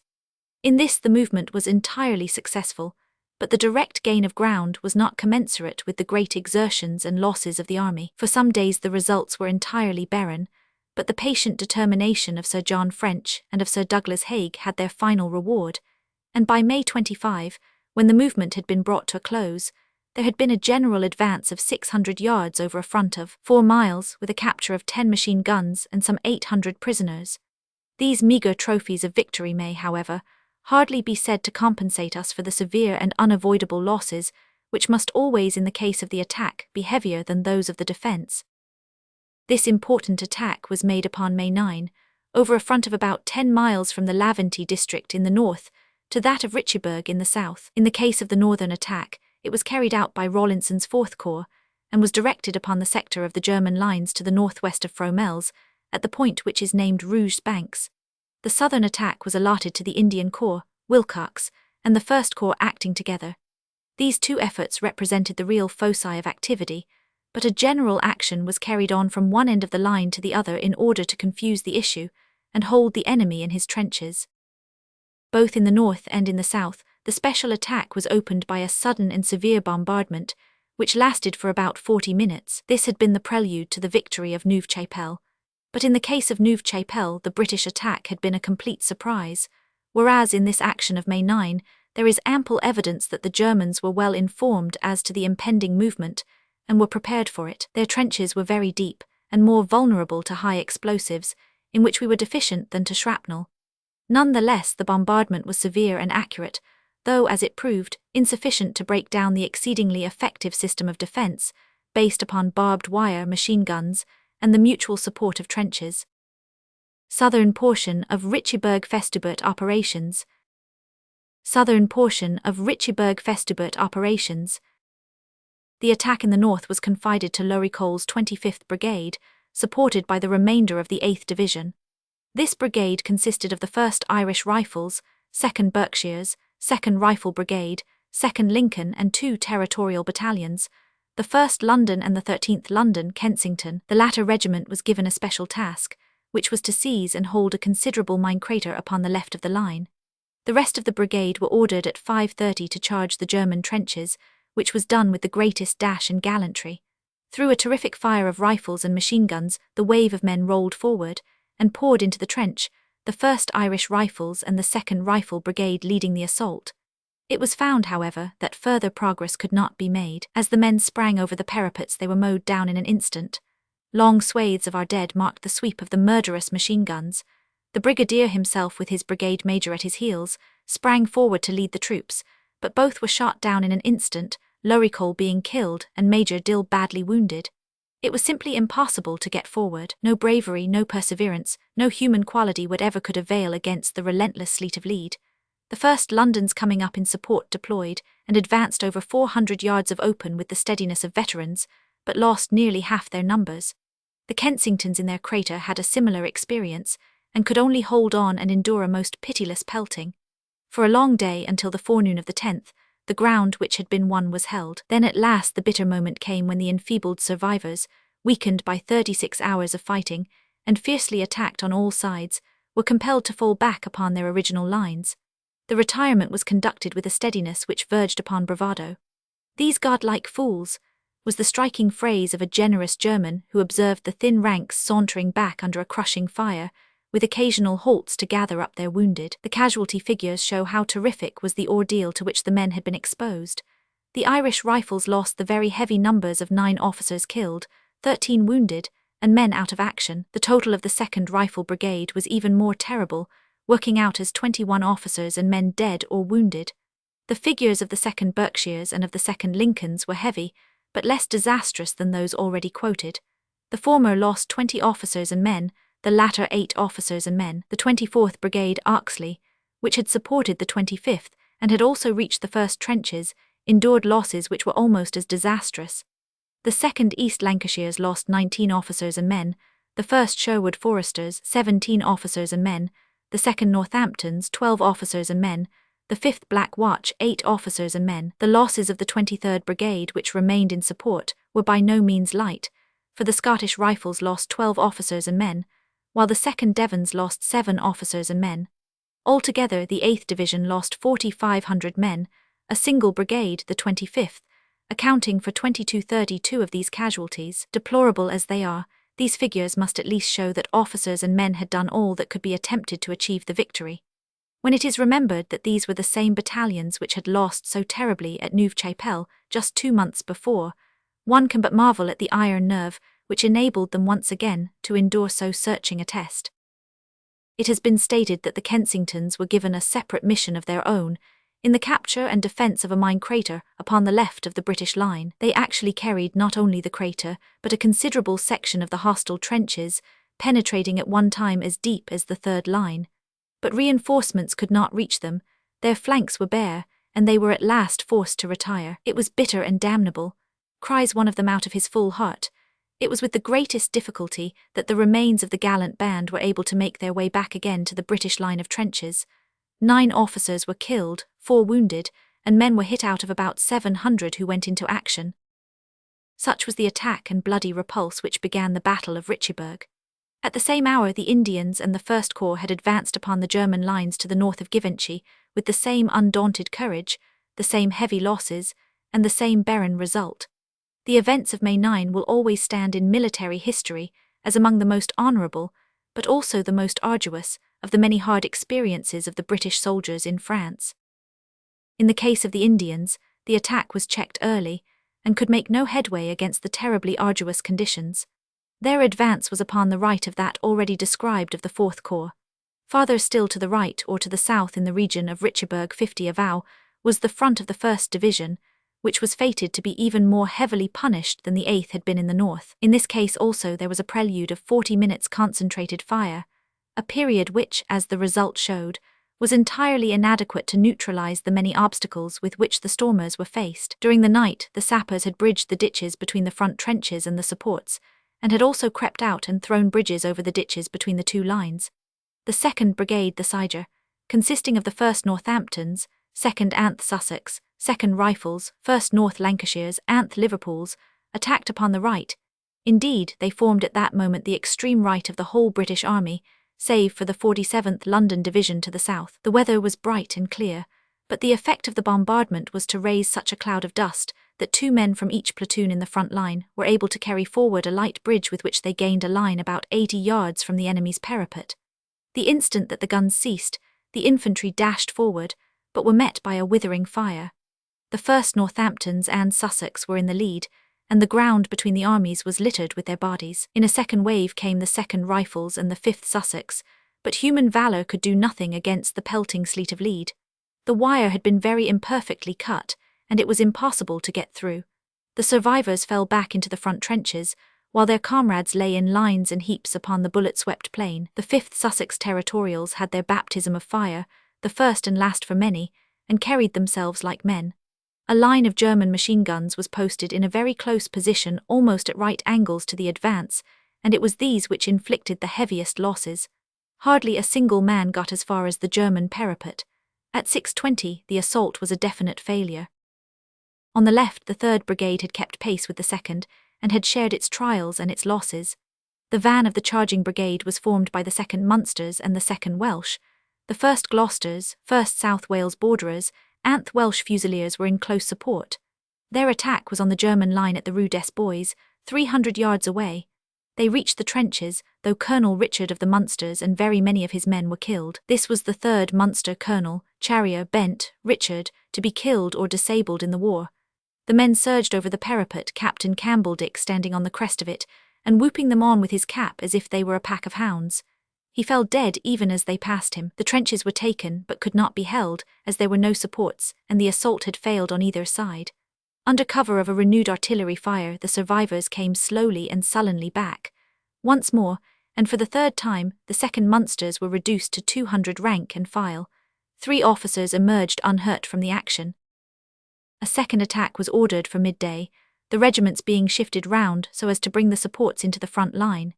It was soon found, however, that the losses had already been so heavy that it was impossible, especially in the 2nd Brigade, to muster sufficient force for a successful advance. The 1st Guards Brigade, Lowther, was therefore brought to the front, and after a renewed bombardment at 4 o'clock the 2 leading battalions, the 1st Black Watch and the 1st Cameron Highlanders, rushed to the assault over the bodies of their fallen comrades. It is on record that as the Highlanders dashed forward, a number of the wounded who had been lying in the open since morning staggered to their feet and joined in the charge. It was a desperate effort, and the khaki wave rolled up to the trenches and even lapped over them in places, but the losses were too heavy, and the advance had lost all weight before it reached the German line. At one point a handful of Black Watch got over the line, but it was impossible to reinforce them, and they were compelled to fall back. The 3rd Brigade on their flank had pushed forward the 1st Gloucesters and South Wales Borderers. They found the enemy, standing 3 and deep in their breastworks and fighting like demons. The British threw themselves down, and their guns showered shrapnel on the crowded German trenches. The enemy losses were great, but the machine guns were intact, and no advance was possible. At 6 o'clock, the survivors of both brigades were back in their trenches once more. Late the same night, the 5th Brigade of the 2nd Division was brought up to take over the line, and the remains of the 1st Division were withdrawn to the rear. The losses of the 2nd Brigade were 70 officers and men, which might have been cited as possibly the highest number incurred in the same length of time up to that time, had it not been for the terrible figures of the 25th Brigade upon the same fatal day. The other 2 brigades of the division were hard hit, the total losses of the division amounting to nearly 5,000 men.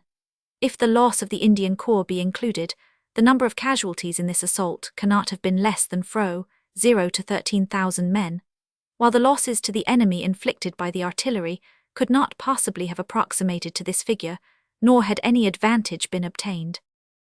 There are few single periods of the war so crowded with incident as from May 7 to 9, 1915. In the north the Second Battle of Ypres was at its height. In the south the Battle of Richelieu had begun, but a third incident occurred upon the earlier date, which struck the civilized world with a horror which no combat, however murderous, could inspire. It was the day when nearly 1,200 civilians, with a considerable proportion of women and little children, were murdered by being torpedoed and drowned in the unarmed liner the Lusitania. Such incidents do not come within the direct scope of this narrative, And yet this particular one had an undoubted military bearing upon the war, since it hardened our resolve, stimulated our recruiting, and nerved our soldiers in a very marked degree, while finally removing any possibility of peace based upon compromise. No such crime against civilians has been committed in deliberate warfare since the days of Tamerlane or Timur the Tartar. Yet it is dreadful to have to add that it was hailed as a triumph from one end of Germany to the other, that medals were struck to commemorate it, and that no protest appeared in the German press. To such depths of demoralization had this once Christian and civilized nation been reduced. Touch Germany where one would, on land or air, on the sea or under it, one came always upon murder. It is impossible not to admire the tenacity of Sir John French under the very difficult circumstances in which he was now placed. His troops at Ypres were still fighting with their backs to the wall. Their position on May 10 was precarious. The only reinforcements they could hope for in case of disaster were from the south, and yet the south had itself received a severe rebuff. Was it best to abandon the attack there and reassume the defensive, so as to have the men available in case there should come an urgent call from the north? A weaker general would have said so, and accepted his check at Festubert. Sir John, however, was not so easily to be deflected from his plans. He steadied himself by a day or two of rest, during which he not only prepared fresh forces for striking, but got the measure of the enemy's power at Ypres. Then it was determined that the action should proceed, but that it should be directed to the more southerly area of the British position, where it would be in closer touch with the French, and receive some support from their admirable artillery. The centre of the British movement was still at Richieburg-Elevau, but the direction of the advance was to the south and west. It had already been shown that the passage of open spaces under machine-gun fire was difficult and deadly by daylight, so it was determined that night should be used for the advance. Several successive nights were unfavourable, but the days were spent in a deliberate artillery preparation until the action was recommenced upon May 15. In the interval, the 2nd Division had taken the place of the 1st in the Givenchy sector, and the 7th Division of the 4th Corps had been brought round from the Laventie district, and was now upon the right of their comrades of the 1st Corps. The Canadian Division was brought up in support, while the Indian Corps still preserved its position upon the left. The general line of attack was from Richieburg by the Rue des Bois, and so south in front of Festubert. The advance was made by the Indians upon the left, and the 2nd Division upon the right at 11:30 on the night of May 15. The Indians were held up, and maintained from that time onwards a defensive position. When it is remembered that the Murat Division had suffered heavily at Neuve-Chapelle, that the Lahore Division had been very hard hit at Ypres, and that there was only a limited facility for replacing the losses of the native regiments, it is not to be wondered at that the corps had weakened. The 2nd Division, however, would take no denial. The attack was in the hands of the 5th Anth Brigades, with the 4th Guards Brigade in support. It was to sweep over the ground, which had been the scene of the repulse of the 9th, but it was to be screened by darkness. Soon after 10 o'clock the men passed silently over the front trench, and lay down in 4 lines in the open waiting for the signal. At 11:30 the word was passed, and they advanced at a walk. The front line of the 5th Brigade was composed of the 2nd Worcesters upon the left, and the Inniskilling Fusiliers, taken from the 12th Brigade, upon the right. The leading battalions of the 6th Brigade were the 1st Rifles, the 1st King's Liverpools, 1st Berkshires, and upon the extreme right 2 companies A and B of the 7th King's Liverpools. Flares were suddenly discharged from the German trenches, and a ghostly flickering radiance illuminated the long lines of crouching men. There were numerous ditches in front, but the sappers had stolen forward and spanned them with rude bridges. The German fire was terrific, but the uncertain quivering light made it less deadly than it had been during the daytime, though very many fell. It was insufficient to stop the determined rush of the British infantry. The rifles could not hold them back, and sweeping jets from machine guns could not kill them fast enough. Nothing but death could hold that furious line. In 3 minutes they had swarmed across the open, and poured into the trenches, killing or taking all the Germans who were in the front line. The 2nd Worcesters on the left were held up by unbroken barbed wire, and were unable to get forward. But all the other battalions reached the trench, and cleared it for a considerable distance on either flank, the bombers rushing along it and hurling their deadly weapons in front of them. The remainder rushed down the communication trench, and seized the second line of defences some hundreds of yards behind the first. On the morning of Sunday, May 16, the 2nd Division had gained and firmly held about half a mile in breadth, and a quarter of a mile in depth of the German trenches. There was still an open plain in the rear between the advanced troops and their supports, which as the light grew clearer was so swept by German fire that it was nearly impossible to get across it. About 8:30 in the morning, the remainder of the 7th King's Liverpools with some of their comrades of the 5th King's Liverpools endeavoured to join the others in front, but were shot to pieces in the venture. During the whole of the morning, however, single volunteers kept running forward carrying fresh supplies of bombs and bandoliers of cartridges for the men in front. The names of most of these brave men are to be found in the casualty lists, and their memory in the hearts of their comrades. 4 hours after this successful attack by the 2nd Division, at 3:30 on the morning of Sunday, May 16, another assault was made some miles to the south, just to the north of Festubert. The attack was made by the 20th Brigade, Haworth upon the left and the 22nd, Lawford upon the right. The 2nd Borders and Scots Guards led the rush of the 20th, supported later by the 1st Grenadiers and Gordons, while the 1st Welsh Fusiliers and Queen's Surrey were in the van of the 22nd with the 2nd Warwicks, 8th Royal Scots, Anst South Staffords behind them. The famous 7th Division has never yet found its master in this campaign, and the 7th Prussian Corps in the south could make no more of it than the 15th had done in the north. In the case of the 20th Brigade, the Borders upon the left were held up for a time, but the Scots Guards advanced with a fury which took them far beyond the immediate objective, and was carried to such an extent that one company outdistanced all their comrades, and, being isolated in the German position, were nearly all cut off. The rest of the Guards, however, having crossed the trench line, swung across so that they were in the rear of the Germans who were holding up the Borders, so that the defenders were compelled to surrender. The 1st Grenadiers came up in support, and the ground was made good. Meanwhile, the 22nd Brigade upon the right had some desperate fighting. The 2nd Queen's Surrey had been temporarily stopped by heavy machine gun fire, but 2 companies of the Welsh Fusiliers rushed the trenches opposite them and were quickly joined by the rest of the battalion. The Queen's Surrey refused to be rebuffed, and with the support of the 1st Staffords they again came forward, and dashing through a sleet of bullets got to the German line. Colonel Gabbett of the Fusiliers and Major Bartomley of the Queen's, one of the heroes of Geluvelt, both met their death in this fine attack. On reaching the trenches, the South Staffords sent their bombers under Lieutenant Hassel down the alleys of the Germans, gathering in many prisoners. A surprising feat was performed by Sergeant Major Barter of the Welsh Fusiliers, while engaged in similar work, for he and 7 men brought back 94 Germans, including 3 officers. The leading companies of the South Staffords under Major Lord and Captain Behrman got well forward into the enemy's ground, and held on there for 3 days under a terrible shell fall, until they handed the position over to the 21st Brigade. Meanwhile, upon the left, a mixed lot of men from the Welsh Fusiliers, Scots Guards and Warwicks, all under Captain Stockwell, struggled along, actually swimming one ditch which was too deep to wade, and got into the orchard which had been assigned as their objective.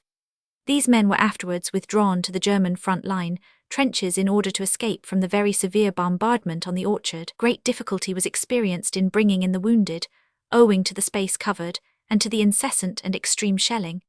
It is on record that the men of the field ambulance under Lieutenant Greenlees of the Royal Medical Corps were at work for 36 hours with 3 hours break, always in the open and always under fire. These are the men who have all the dangers of war without its thrills, working and dying for the need of their comrades and the honour of their corps. In this fine day's work, in which the 7th Division lived up to its own reputation, Colonel Wood of the Borders and Colonel Brooke of the 8th Royal Scots were killed, making 4 losses in one day among commanding officers of battalions. On the night of May 16, the Germans made a counterattack, which pushed back the extreme apex of the ground gained by the 7th Division. All other points were held. The British had now cut 2 holes in the German front over a distance of about 3 miles, but between the 2 holes into which the heads of the 2nd and 7th Divisions had buried themselves, there lay one portion of 1,000 yards inviolate, strongly defended by intricate works and machine guns. Desperate endeavours had been made upon the 16th to get round the north of this position by the 2nd Division, but the fire was too murderous, and all were repulsed. At 9:30 in the morning of the 17th, the attempt was renewed from both sides with a strong artillery support. On the north, the Highland Light Infantry and the 2nd Oxford and Bucks made a strong attack, while on the south the 21st Brigade pushed to the front. The 4th Camerons, a Gaelic-speaking battalion of Shepherds and Gillies, kept fair pace with the veteran regular battalions of the brigade, but lost their gallant Colonel Fraser. The fiery valour of the Camerons is shown by the fact that afterwards bodies of the fallen were found far ahead of any point reached that day by the main advance. Gradually the valiant defenders were driven from post to post, and crushed under the crossfire. About midday the position was in the hands of the British, 300 survivors having been captured.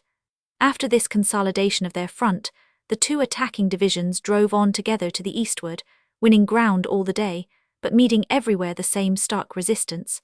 Farmhouse after farmhouse was carried. At one point, a considerable body of Germans rushed out from an untenable position, but on their putting up their hands and advancing towards the British, they were mowed down to the number of some hundreds by the rifles and cannon of their comrades in the rear. South of Festubert, the thick spray of bombers and bayonet men thrown out by the 7th Division into the German trenches were also making ground all day, and the enemy's loss in this quarter was exceedingly heavy. The 57th Prussian Regiment of Infantry, among others, is said to have lost more than 2/3 of their numbers during these operations. By the evening of Monday, May 17, the hostile front had been crushed in for a space of over 2 miles, and the British Army had regained the ascendancy which had been momentarily checked upon May 9.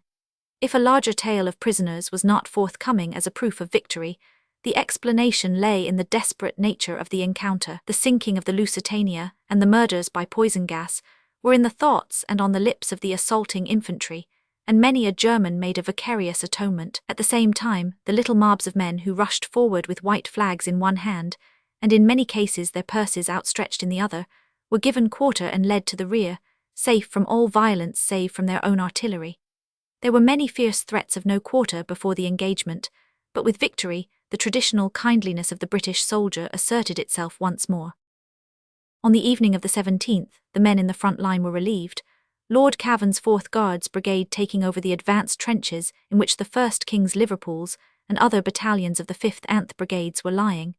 The Guards had to advance a considerable distance under very heavy fire to reach their objective, and there is a touch of other days in the fact that the Bishop of Khartoum stood by the trenches and blessed them as they passed. They lost many men from the terrible artillery fire, but in spite of this, they at once advanced in a most gallant attack, which won several hundred yards of ground. The Irish and Grenadiers were the attacking battalions with the Hertz Territorials in close support.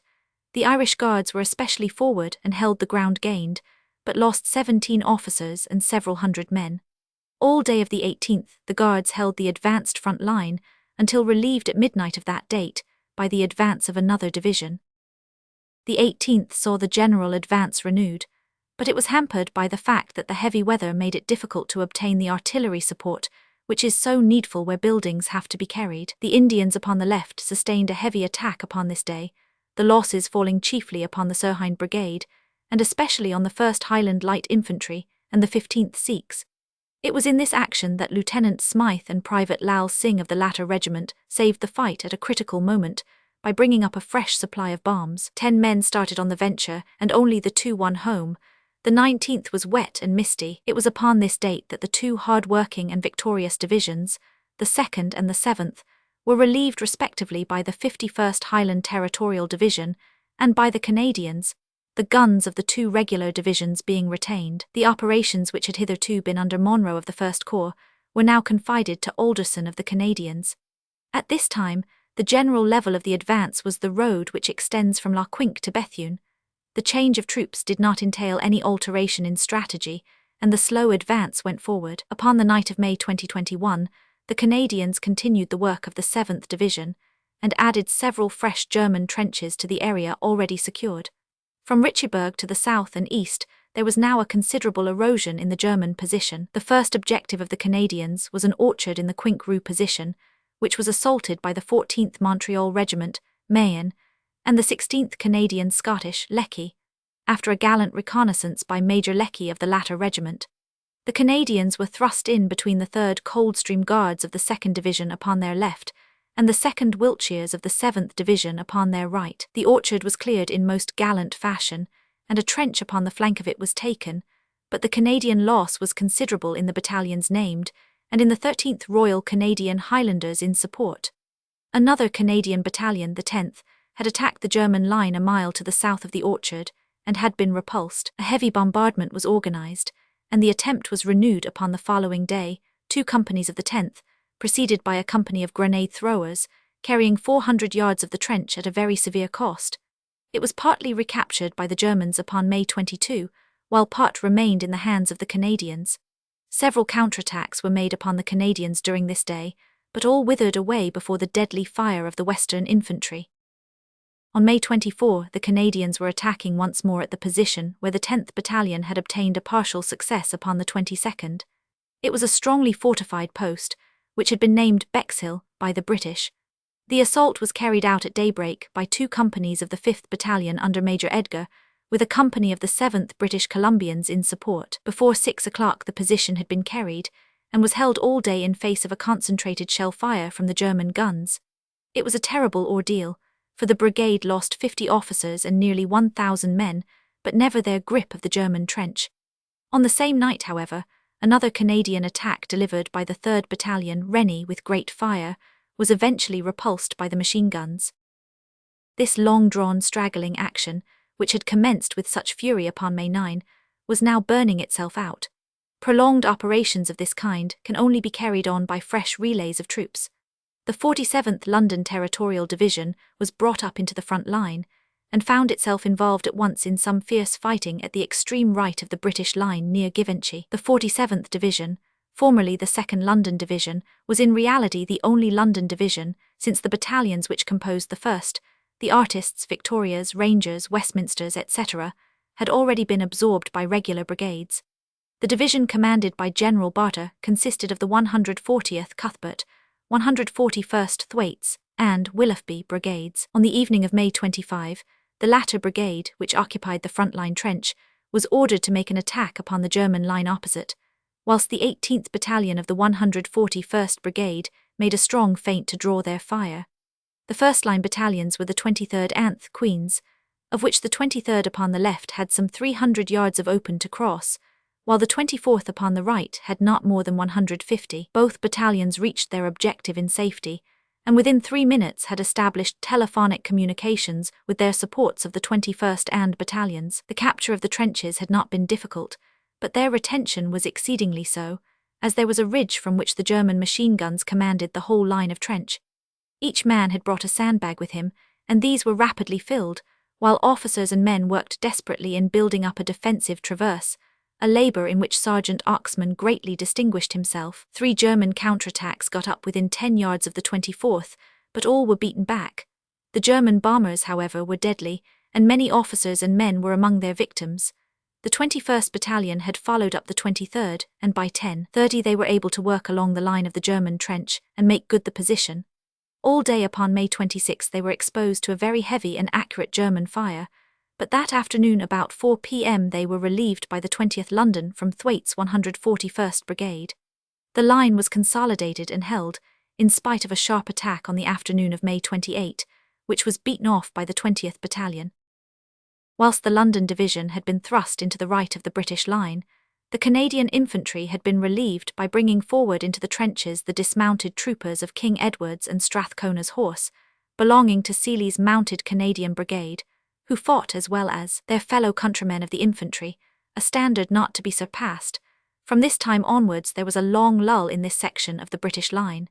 The time was spent in rearranging the units of the army, and in waiting for those great reinforcements of munitions which were so urgently needed. It was recognized that it was absolutely impossible to make a victorious advance, or to do more than to hold one's ground, when the guns of the enemy could fire 6 shells to 1. In Britain, the significance of this fact had at last been made apparent, and the whole will and energy of the country were turned to the production of ammunition. Not only were the old factories in full swing, but great new centres were created in towns which had never yet sent forth such sinister exports.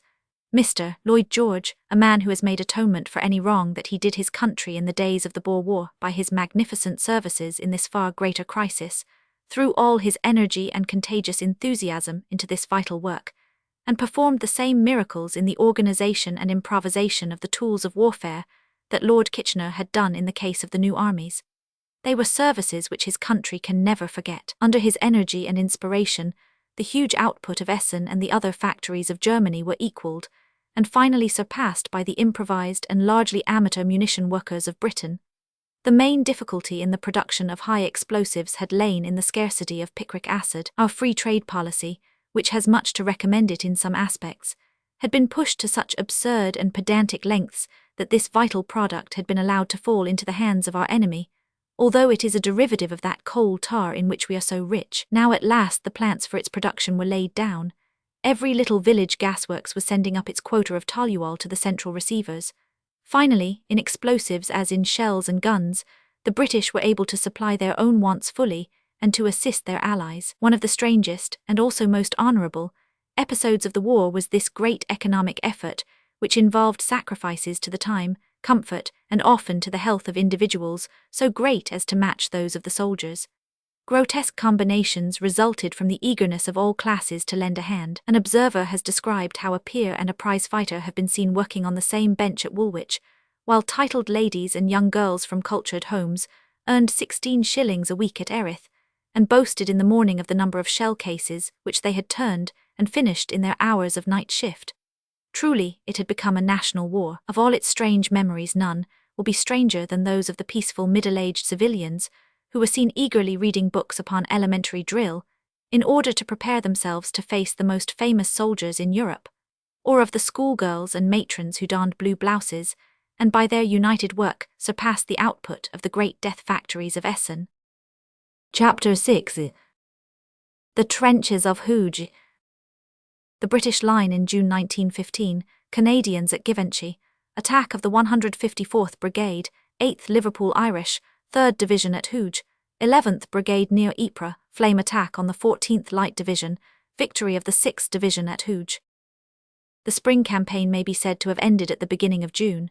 It had consisted, so far as the British were concerned, in 3 great battles. The first was that of Neuve-Chapelle.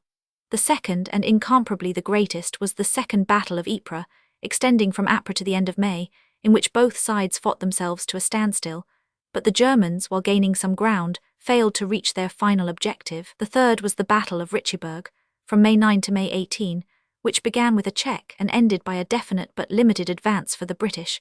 The net result of the whole operations of these 3 months was a gain of ground to the Germans in the Ypres section, and a gain of ground to the Allies in the region of Festubert and Arras.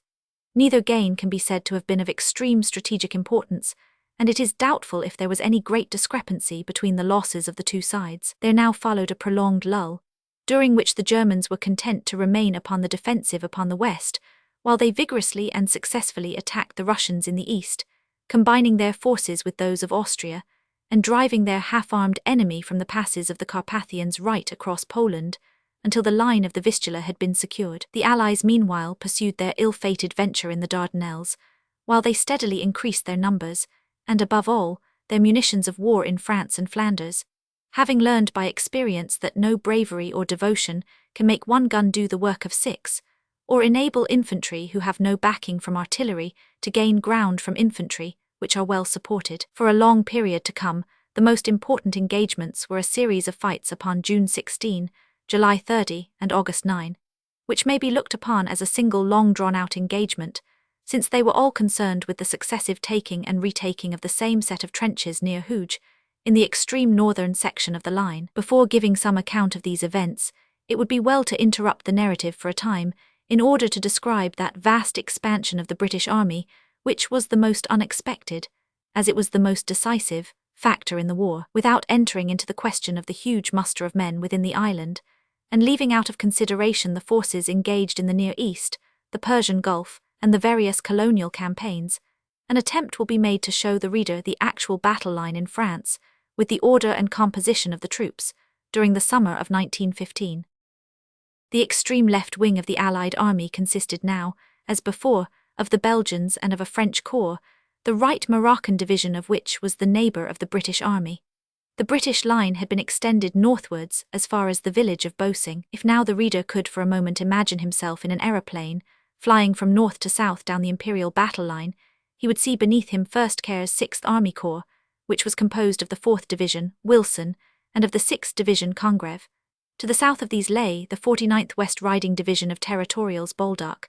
These 3 divisions, the 4th, the 6th, and the 49th, formed Kerr's 6th Army Corps, lying to the north of Hooge. Upon their right, in the neighbourhood of Hooge, holding the ground which had been the recent scene of such furious fighting, and was destined to be the most active section of the line in the immediate future, was Allenby's 5th Corps. General Allenby had been taken from the command of the cavalry, which had passed to General Byng, and had filled Plumer's place when the latter took over Smith-Dorrien's army at the end of April. Allenby's corps consisted of the veteran 3rd Division, Haldane's on the north. Then came, defending the lines of Hooge, the new 14th Light Division, Cooper.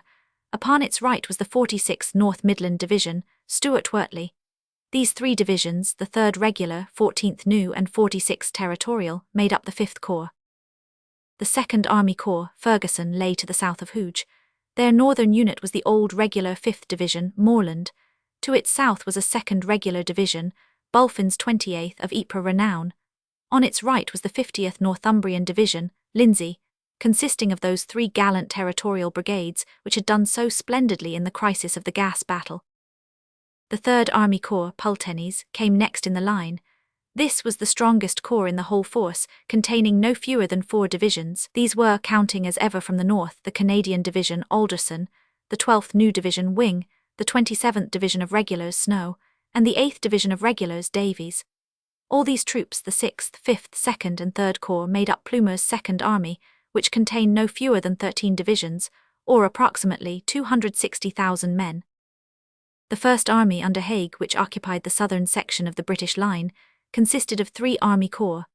To the north, in the Festubert region, was the hard-worked and depleted Indian Corps, which had fought under such extraordinary difficulties and shown such fine military qualities. Attached to them was the 51st Highland Territorial Division, Bannatyne-Allison. The first 2 brigades of this were pure Scottish, but the 3rd contained 3 battalions from that nursery of British regiments, Lancashire. South of the Indians came the glorious old 1st Corps, and south of it the equally glorious 7th Division, Capper, forming part of Rawlinson's 4th Corps. Next to the 7th Division was the new 9th Division, Landon, composed of Scottish regiments, a very fine unit. South of these, carrying the British line over the Bethune-la-Bassée Canal, and 6 miles towards Erris, were the 47th London Division, Barter, and the 48th South Midland Division, Fanshawe, drawn mostly from Warwick, Worcester, Gloucester and Bucks. Altogether, Haig's First Army at the end of June contained 9 divisions, or roughly 180,000 men. The whole great army, then, which extended from north of Ypres to north of Erris, may have mustered in the line about 440,000 men, backed by an efficient field service, which may easily have number 0 more. When one contemplates this magnificent force, and remembers that 10 months earlier the whole British army at Mons had been 4 divisions, that at the Aisne there were 6, that in the days of the first Ypres battle there were 8, and that now there were 22, one marvels at the extraordinary powers of creation and organization which had created so efficient and powerful a machine. It was rapidly made, and yet in no way was it crude or feeble. Particularly pleasing was it to note the names of the divisional commanders, and to see how many of the heroic leaders of brigades in those early classical conflicts, Landon, Snow, Bulfin, Davies, Morland, Wing, Haldane, Wilson and Congreve, were now at the head of small armies of their own. Of the quality of this great force it is superfluous to speak. The whole of this chronicle is a record of it. One observation, however, should in justice be made. With that breadth and generosity of mind which make them the truly imperial people of the world, the English and the English press have continually extolled the valour of the Scots, Irish, Welsh, or men of the overseas dominions. There has hardly ever been a mention of the English as such, and the fact has given rise to some very false impressions. It is for the reader to bear in mind, none the less, that 4/5 of this great army was purely English, and that the English divisions, be they north or south, have shown a sobriety of discipline and an alacrity of valour which placed them in the very first place among fighting races. The new army, like the old fleet, was in the main a triumph of England. Of its first 33 divisions, all but 5 were predominantly English. The men and the generals were there. The delay was still with the guns and the munitions. A heavy gun is not the product of a week or of a month, and before a great increase can be made in the output of shells, the machinery for producing them has itself to be produced. But energetic minds and capable hands were busied with the problem from one end of Britain to the other, and the results were rapidly taking form. A considerable amount of the product was being dispatched to Archangel to help our hard-pressed Russian allies, and constant supplies were being dispatched to the Dardanelles. But an accumulation was also being stored behind the lines in Flanders. The whole progress of the campaign depended upon this store being sufficient to sustain a prolonged attack, and the time had not yet come. Before turning to the trenches of Hooge, where the greater part of the fighting occurred during this period of the war, some description must be given of a brisk action upon June 15, opposite Givenchy, immediately to the north of the La Bassée Canal, where the Canadian division attacked with great gallantry and partly occupied a position which it was not found possible to retain. In this attack, the Canadians displayed their usual energy and ingenuity by bringing up two 18-pounder field pieces into their front trench and suddenly opening fire point-blank at the German defences only 75 yards away. Captain Stockwell, with Lieutenants Craig and Kelly and their men, obviously took their lives in their hands, as their guns became the immediate mark of the German artillery, with the result that one was destroyed by a direct hit, and the crew of the other were put out of action by a shrapnel burst. But before they were silenced, the two guns did great damage to the German frontline defence, knocking out several machine guns and cutting the barbed wire to pieces. After a quarter of an hour of glorious activity, they were out of action, but they had smoothed the path for the infantry, who at 6 in the evening were over the parapet and into the trench opposite. The attack was made by the 1st Ontario Battalion, Hill, supported by the rest of the 1st Canadian Brigade. The storming party was checked for a moment by the explosion of their own mine, which threw back with disastrous results, killing Lieutenant Colonel Beecher and burying the bomb store of the front line. Having seized the German trench, some remained to reverse the parapet, while others rushed on to the second trench, which they also carried. The supply of bombs ran short, however, and could not be replenished. 4 messengers in succession rushing back for more were shot dead by the enemy's fire. A fort upon the left had not been taken, and the machine guns from its loopholes swept down the captured trench and made it untenable. Slowly the Canadians were forced back, and before 10 o'clock, what was left of the Ontarios were back in their own trench once more. When it is stated that of 23 officers who took part in the advance, 20 were killed or wounded, no further proof is needed of the stern insistence of the attack. This gallant though fruitless attack of the Canadians at Givenchy was, as it appears, intended to coincide with an advance by the 7th Division on their left, and of the 51st upon the right of them. In the case of the 7th Division there were 2 advances, one by day and one by night, in which single battalions were employed and no result achieved. In the second of these, the 2nd Gordons lost heavily, having occupied a deserted trench which proved to be so commanded as to be untenable. Before regaining their own lines, 500 company was cut off and destroyed. On the right, the 51st Highland Territorial Division had an experience which was equally unsatisfactory. Hibbert's 154th Brigade made an advance which was bravely urged and bloodily repelled. The preparatory bombardment was answered by a very intense German fire, which was so heavy and accurate that it buried a number of men in the advanced trenches, destroyed the bomb stores, and made all communication nearly impossible. The secret of this extreme readiness of the Germans was divulged by a deserter who came over into the British trenches at the last moment and said that they all knew that the attack was for 6 o'clock that day. It was at that very hour that the 6th Scottish Rifles and the 4th North Lancashires of the brigade rushed the German position. Each battalion lost its commanding officer and its adjutant in the first few minutes, but the line of trenches was carried at one tiger spring. The enemy's shell fire was exceedingly heavy, and the losses were considerable. Having cleared the trench, the attacking line, especially the Scottish Rifles upon the left, came on unbroken wire, so they dug themselves in the open and awaited supports. These for some reason were slow in coming up, and as the Germans were in force on either side, and the North Lancashires were also held up by wire, there was a danger lest the forward line might be cut off. It fell back, therefore, closely followed by the enemy, until an advance of the 4th Royal Lancasters helped them to form a line. The whole night was spent in a prolonged rifle duel, the two sides being at very close quarters, and the action resolving itself into a series of stubborn encounters by little groups of men holding shell craters or fragments of trenches, and offering a sullen resistance to the considerable forces which were now pressing upon them. All order had been lost, the 3 battalions were hopelessly mixed together, and the command of each little group fell into the hands of any natural leader who won the confidence of the comrades round him. Slowly the ragged line retired, until they found themselves in the early morning back in the position from which they had started, having suffered and inflicted grievous losses, but with no gain of ground to justify them. It might well have seemed that the attack had failed, or at least that another brigade would be needed to put matters right. But a reserve battalion had not yet gone into action, and to this unit was given the hard task of putting the Germans out once more from the trench which they had reoccupied. There have been days when the Liverpool Irish have proved themselves to be pugnacious in riotous times at home, but now they were to efface all such memories by their splendid bearing at this critical hour. It was 4 p.m. upon June 16, when with a true Celtic yell, the 8th King's Liverpool, led by Major Johnson, dashed over the parapet and stormed through a hellish sleet of shrapnel to the German trenches. It was pattering like hail upon a windowpane. Officers and men went down in heaps, but nothing could stop the glorious impetuosity of the charge, delivered in the full light of a summer afternoon. "It's sure death, but remember we are Irish," yelled a sergeant as he bounded on to the sandbags. Next instant he had been blown to pieces. Captain Fingan, leading the rush, was shot down, as were the greater number of the regimental officers.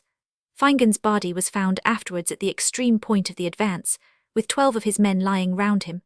The Germans were swept out of the front trenches once more, and the Irishmen held desperately on to it for a long time against all the shell fire of the enemy. It was a great day for Liverpool, July 16, when 2 of their citizen regiments, the 8th in the south and the 10th in the north, helped to stem the tide of 2 separate battles. The 8th Kings lost nearly 500 men and gained a reputation which will not easily die. The survivors were too few, however, to permanently hold the shell-raked trench which they had gained. The 153rd Brigade, Campbell, consisting of Gordons and Black Watch, relieved them in the front line, and the exhausted and decimated battalion was drawn off. In the meantime, the 152nd Brigade, upon the left, had been unable to make progress. Of the attackers of the 51st Division, some 1,500 men had fallen, and there was no permanent gain of ground. On Wednesday, June 16, there occurred a brisk action to the immediate north of Hooge, at a point to the west and southwest of the chateau, where the German line formed somewhat of a salient.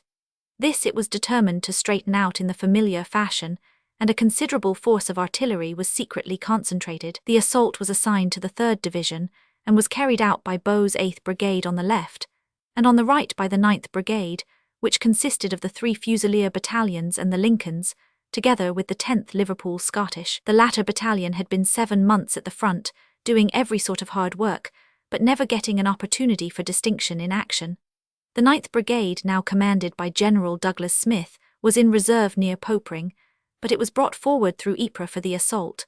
They marched through the shattered town on the Tuesday evening. The sight of the ruined beauties of that once glorious old town did lots to make us just long to get at the vandals who had done this wanton act of destruction. It was a longing which was soon to be appeased. By midnight the troops were in position, and at 3 in the morning of June 16 the bombardment began. It lasted with terrific intensity for about an hour, and was helped by the guns of the French 36th Corps firing towards Pilken, whence the supports might come. Black and yellow clouds covered the whole line of the front German trench, which lay at the fringe of a wood, and out of this mist of death trees, sandbags and shattered human bodies flew high in the air. The barbed wire was shattered to pieces, and the front parapets knocked to atoms. Then, in an instant, the guns lifted on to the more distant support trenches, and the infantry, swarming over the low barricades, dashed in perfect order over the 200 yards which separated them from the Germans. It was an admirable advance, and could not have been better carried out. The front of the assault was about 1/4 of a mile. The 3 Fusilier battalions in one long line, Northumberland Fusiliers on the left, Royals in the centre, and Scots on the right, rushed forward with terrific impetus, the rising sun glinting upon their lines of bayonets. They were over the lip of the front trench without a check, and rushed on for the second one. The supports, who were the Lincolns on the right and the Liverpool Scots on the left, followed closely after them, and seizing the German survivors, sent them to the rear, while they did what they could to reverse the parapet and prepare for a counterattack. As they charged forward, it had been observed that one German trench upon the left was at right angles to the line of advance, and that it had been untouched by the bombardment. It was only about 40 yards in length, but the fire from it was very murderous as it swept across the open ground. With quick decision, the rear company of the Liverpool Scottish turned aside, and in spite of unbroken barbed wire carried the trench, capturing all the occupants. Meanwhile, the German artillery had opened with an intensity which was hardly inferior to that of the British, and they shelled with great accuracy the captured trench. The Fusiliers had dashed onwards, while the Liverpool Scots and Lincolns followed swiftly behind them, leaving the captured trench to the leading battalions of the 7th Brigade, Ballard, which was immediately in the rear of the attackers. So eager was every one that the van of the supporting brigade was mixed with the rear of the attacking one. Thus the Honourable Artillery Company were exposed to a baptism of fire only second in severity to that of their territorial comrades from Liverpool. They and the 3rd Worcesters, together with the 1st Wiltshires upon the flank, endured a very violent shelling, but held on for many hours to the captured positions. The Worcesters had over 300 casualties, including their Colonel Stewart, who had led them ever since Mons. The Honourable Artillery Company and Wiltshires suffered almost as heavily. The advance still continued with great fury. It should have ended on the taking of the second line of trenches, but it was impossible to restrain the men who yelled, "Remember the Lusitania!" to each other as they surged over the parapets and dashed once more at the enemy with bayonet and bomb. The third trench was carried and even the fourth, but the assault had gone too far. The farther spray of stormers had got as far as the Belluard Lake. It was impossible to hold these advanced positions. The assailants dropped sullenly back and finally contented themselves by settling into the first line and consolidating their position there on a front of 1,000 yards. The losses had been heavy, especially from the high-explosive shells, which as usual blew both trenches and occupants to pieces. Men died happy, however, with the knowledge that the days were past when no artillery answer could be made, and that now at least they had given the enemy the same intolerable experience which they had themselves so often endured. The Liverpool Scots suffered especially heavily, losing about 400 men and officers. All the battalions of the 9th Brigade paid the price of victory, and the 8th Brigade upon the left sustained considerable losses, but these were certainly not larger than those of the Germans. Altogether, it was a very brisk little fight, and a creditable victory, small of course, when measured by the scale of Neuve-Chapelle or Richebourg, but none the less heartening to the soldiers. 200 prisoners and a quantity of material were taken. The trenches gained were destined to be retaken with strange weapons by the enemy upon July 30, and were again carried at the point of the bayonet by the British upon August 9. These actions will be described later. A pause of nearly 3 weeks followed, broken only by the usual bickerings up and down the line, where opposite trenches ran mines up to each other or exchanged fusillades of hand bombs. There was no serious movement upon either side, the Germans being concentrated upon their great and successful eastern advance, while the Allies in the west were content to wait for the day when they should have accumulated such a head of shell as would enable them to make a prolonged effort which would promise some definite result. More and more it had become clear, both from the German efforts and our own, that any coup de main was impossible, and that a battle which would really achieve a permanent gain must be an affair which would last a month or so, with steady, inexorable advance from day to day. This could only be hoped for by the storage of a very great quantity of ammunition, hence the pause in the operations. The lull was broken, however, by a sharp fight upon July 6, in which Prowse's 11th Brigade of the 4th Division took, and permanently held, a section of the German line. This considerable action was fought at the extreme northern end of the British line, where it joined on to the French Moroccan troops to the north of Ypres. The sudden and swift advance of the 1st Rifle Brigade, the leading British battalion, seems to have taken the Germans by surprise, and dashing forwards, they seized 2 lines of trenches and established themselves firmly within them. The 1st Somerset Light Infantry shared the credit and the losses of the charge.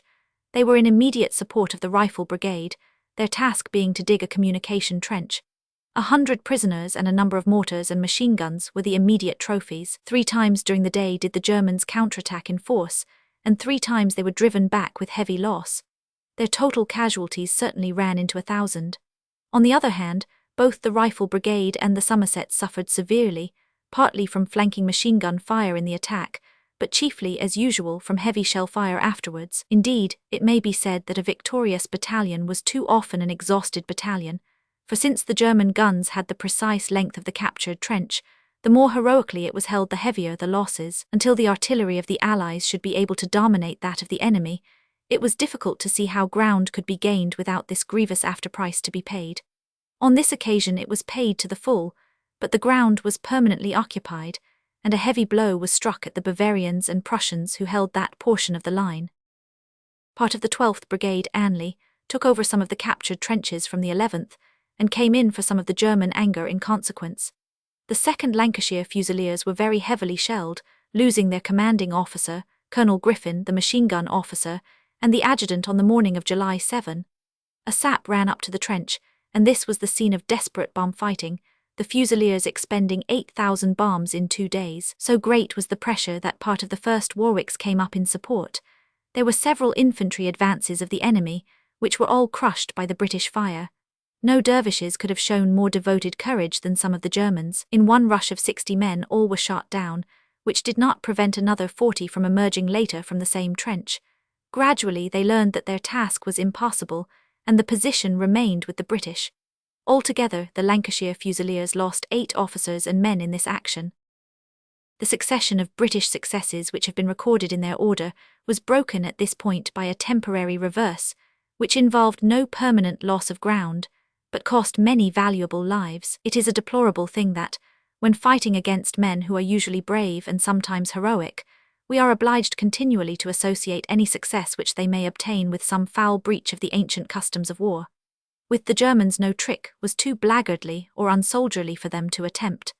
At the end of April, as already shown, they nearly snatched an important victory by the wholesale use of poison. Now, at the end of July, they gained an important local success by employing the cruel expedient of burning petrol. These different foul devices were hailed by the German press at the time as various exhibitions of superior chemical methods, whereas in fact they were exhibitions of utter want of military chivalry, and of that self-restraint which even in the fiercest contest prevents a civilized nation from sinking to such expedients. It is the most pressing objection to such methods that if they are once adopted, the other side has no choice but to adopt them also. In the use of gas devices, both aggressive and offensive, the British engineers soon acquired an ascendancy, but even if the Germans learned to rue the day that they had stooped to such methods, the responsibility for this unchivalrous warfare must still rest with them. The attack fell upon that section of trench which had been taken by the British in the Hooge district on June 16. It was held now by a brigade of the 14th Light Infantry Division, Cooper, which had the distinction of being the first unit of the new army to be seriously engaged. Nothing could have been more severe, indeed terrific, than the ordeal to which they were subjected, nor more heroic than the way in which it was borne. Under very desperate conditions, all the famous traditions of the British rifle regiments were gloriously upheld. They were destined for defeat, but such a defeat as shows the true fibre of a unit as clearly as any victory. Nugent's 41st Brigade, which held this section of trench, consisted of the 7th Anth King's Royal Rifles with the 7th Anth Rifle Brigade. The position was a dangerous little salient, projecting right up to the German line. It is clear that the Germans mustered great forces, both human and mechanical, before letting go their attack. For 10 days before the onset they kept up a continuous fire, which blew down the parapets and caused great losses to the defenders. On July 29, the 7th King's Royal Rifles and the 8th Rifle Brigade manned the front and supporting trenches, taking the place of their exhausted comrades. They were just in time for the fatal assault.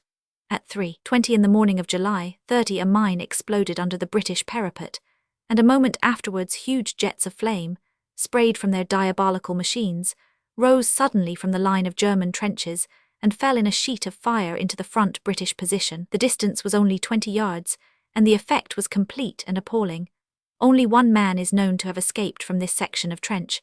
The fire was accompanied by a shower of aerial torpedoes from the Minenwerfer, which were in themselves sufficient to destroy the garrison. The Germans instantly assaulted and occupied the defenceless trench, but were held up for a time by the reserve companies in the supporting trenches.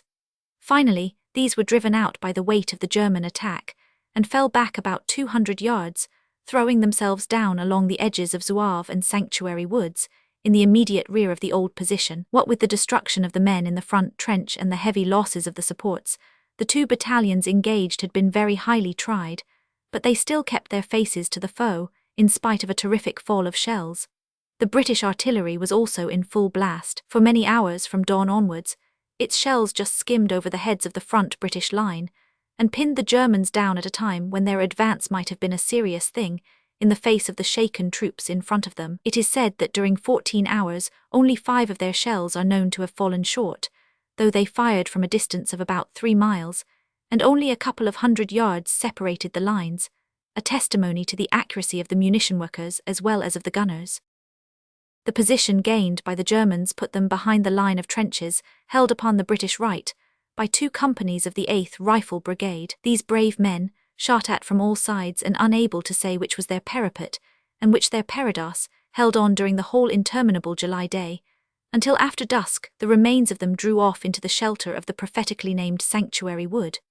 Another aggressive movement was made by the German stormers down the communication trenches, which enabled them to advance while avoiding direct fire. But this, after hard fighting, was stopped by the bombers of the riflemen. The 2 battalions of the 41st Brigade, which had just been relieved and were already on their way to a place of rest, were halted and brought back. They were the 8th King's Royal Rifles and the 7th Rifle Brigade. These 2 battalions had been 8 days under incessant fire in the trenches, with insufficient food, water and sleep. They were now hurried back into a hellish fire, jaded and weary, but full of zeal at the thought that they were taking some of the pressure off their comrades. An order for an instant counterattack had been given, but it was recognized that 2 brigades at least were necessary for such a task, and that even then, without a very thorough artillery preparation, the affair was desperate, since the Germans had already consolidated the position, and their artillery, large and small, was very masterful. For some reason, however, instead of a brigade, only 2 fresh battalions could be spared. These were the 9th King's Royal Rifles of the 42nd Brigade and the 6th Cornwalls of the 43rd. Of these, the 9th King's Royal Rifles attacked, not from the wood, but from the men in road upon the left. There had been 3/4 of an hour of intense bombardment before the attack, but it was not successful in breaking down the German resistance. At 2:45 p.m. the infantry advance began from the wood, all 4 units of the 41st Brigade taking part in it. It is difficult to imagine any greater trial for troops, since half of them had already been grievously reduced, and the other half were greatly exhausted, while they were now asked to advance several hundred yards without a shadow of cover, in the face of a fire which was shaving the very grass from the ground. The men behaved very well, says an observer, and the officers with a gallantry no words can adequately describe. As they came out of the woods, the German machine gun fire met them and literally swept them away, line after line. The men struggled forward, only to fall in heaps along the edge of the woods. The riflemen did all that men could do, but there comes a time when perseverance means annihilation. The remains of the 4 battalions were compelled to take shelter once more at the edge of the wood.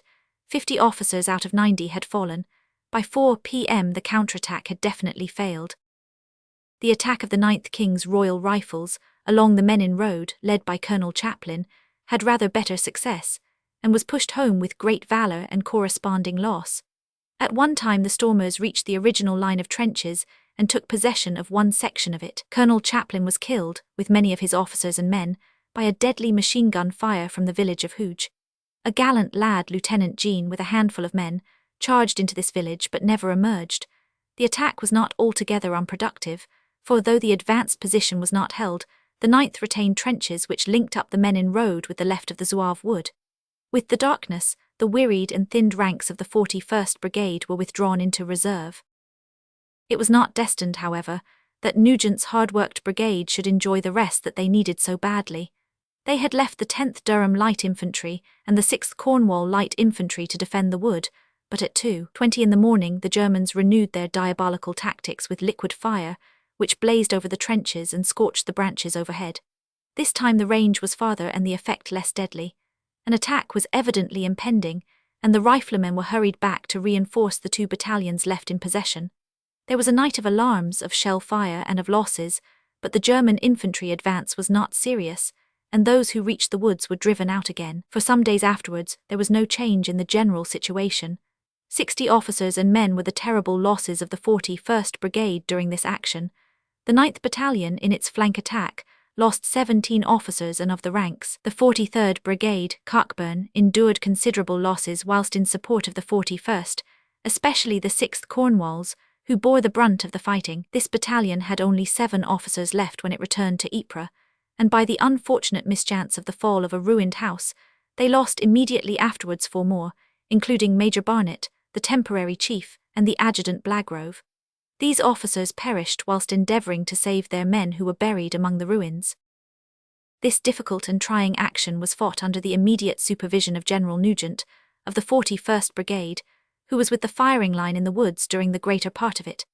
When the brigade or the shattered remains of it were withdrawn upon August 1, General Nugent remained behind and consulted with General Cockburn of the 43rd Brigade as to the feasibility of a near attack. The consultation took the form of a reconnaissance conducted on hands and knees up to a point close to the enemy line.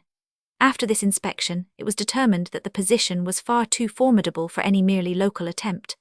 It was determined that General Congreve of the 6th Division should take the matter over, that several days should be devoted to preparatory bombardment, and that the whole division should be used for the assault.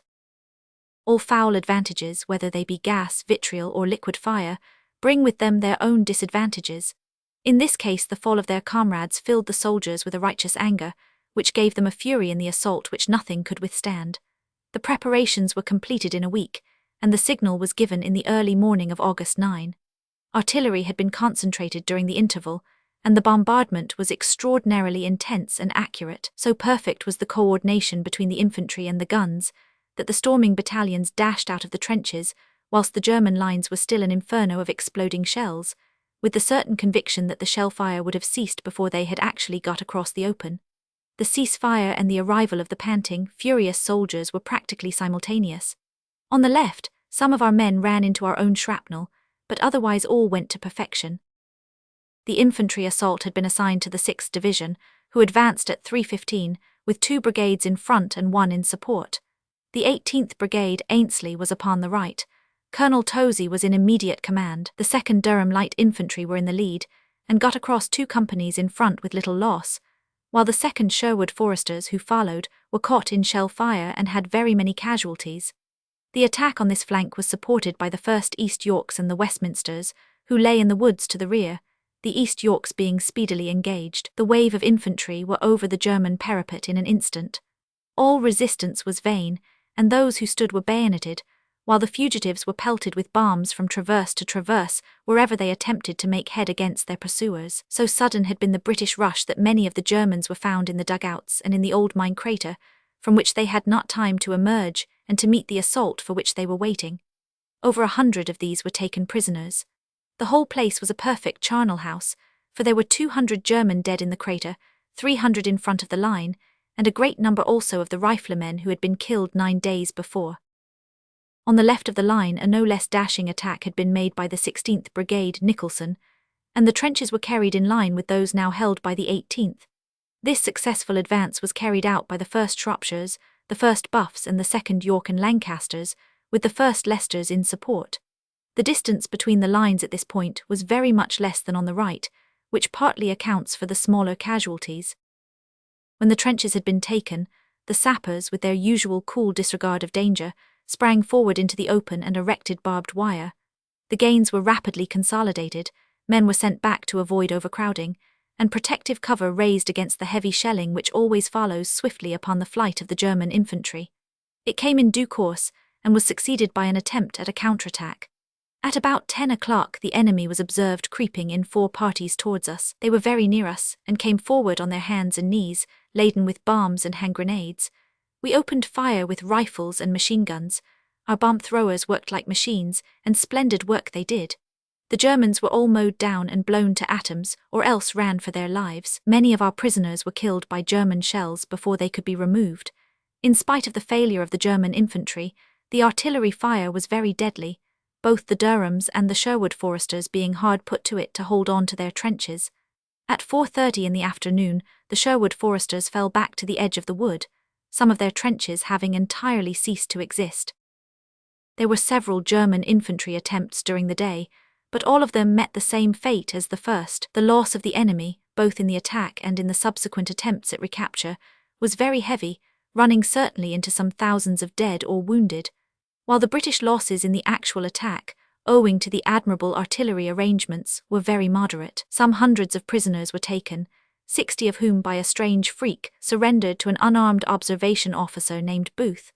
It was a fair revenge for the setback of July 30, and it was won in honest, virile fashion by the use of the legitimate weapons of civilized warfare.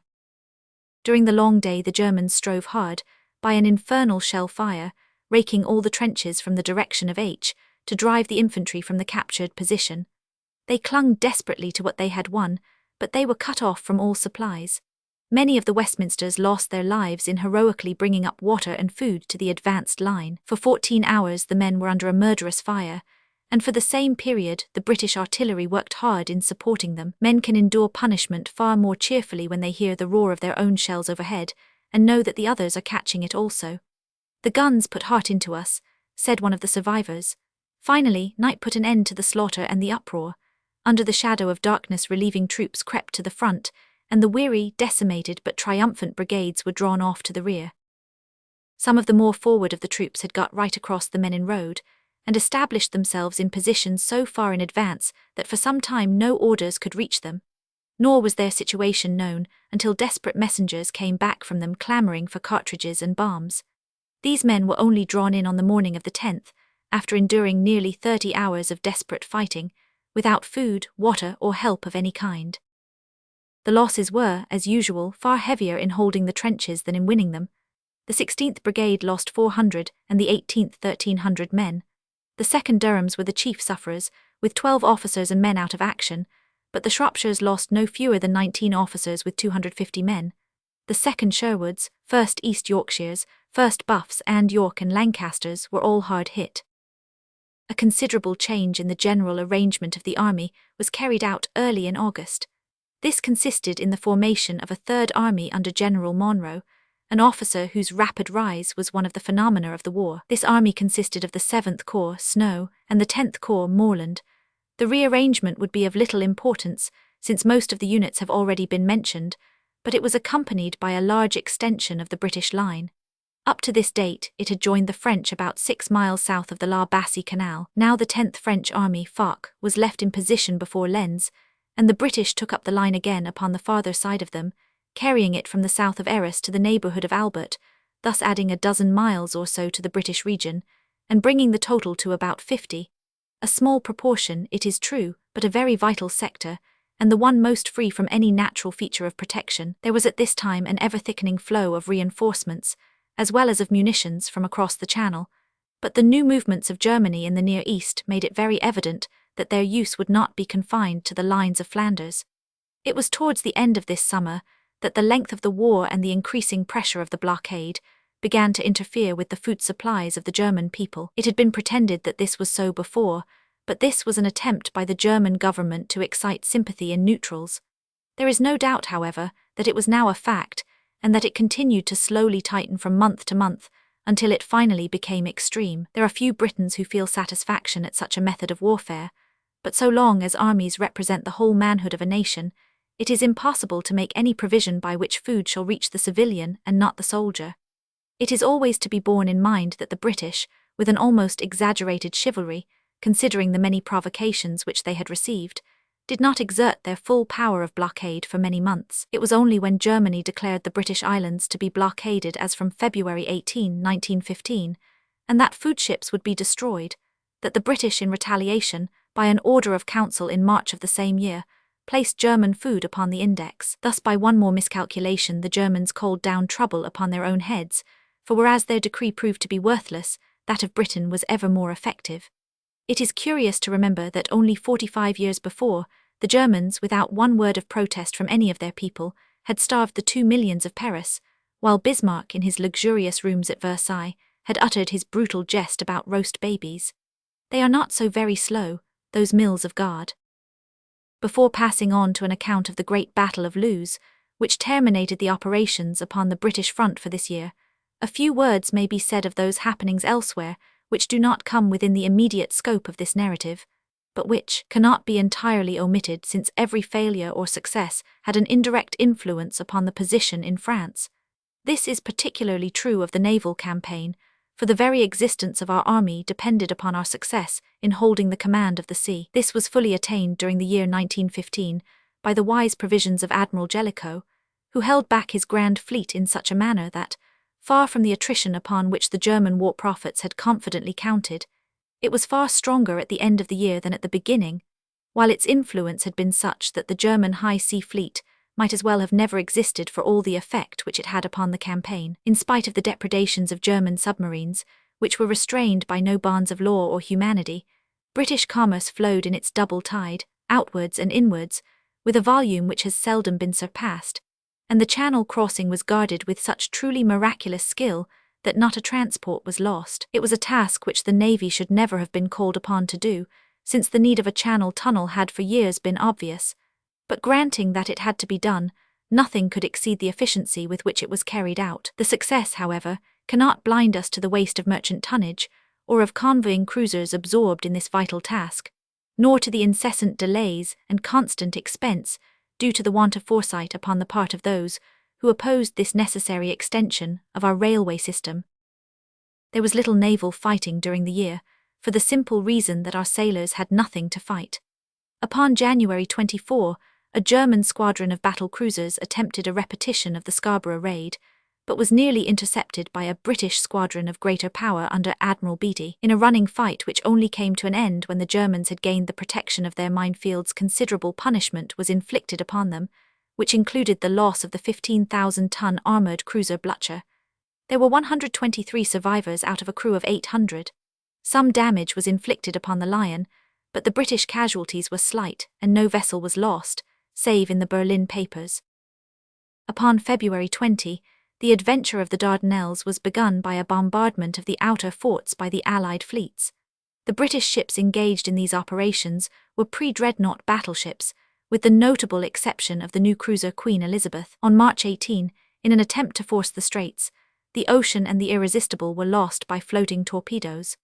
On May 13 we lost in the same locality the Goliath, which was also torpedoed in a very gallant surface attack delivered at night by a Turkish or German boat. On the 26th, the Triumph fell a victim to a submarine in the same waters. The other naval events of the year include numerous actions of small craft with varying results, and the final destruction of the Dresden, the Königsberg, and every other German warship left upon the face of the waters.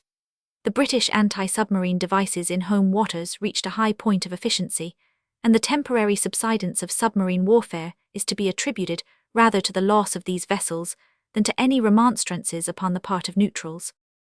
Some allusion should be made to the Zeppelins, which were malevolently active during the year, but whose efficiency fortunately fell very far short of either the activity or the malevolence. Instead of proving a blessing to mankind, the results of the energy and ingenuity of the aged German inventor were at once turned to the most devilish use conceivable, for their raids affected no possible military object, but caused the death or mutilation of numerous civilians, including a large number of women and children. The huge bombs were showered down from the airships with no regard at all as to whether a legitimate mark lay beneath them, and the huge defenceless city of London was twice attacked on the plea that the possession of munition works made the whole of it a fortress. The total result of all the raids came to about 1,500 killed and wounded. It is probable that the destruction of the invading airships in 1916 killed more German fighting adults than were killed in England by all their raids combined. They effected nothing decisive save the ignominy of the murderers who used them. Of the Dardanelles campaign nothing need be said, since it will be fully treated in many separate accounts, save that our general position was greatly weakened by the large number of vessels needed for the conduct of these operations, nor did we profit much by their abandonment, since the call of Salonika soon became equally insistent.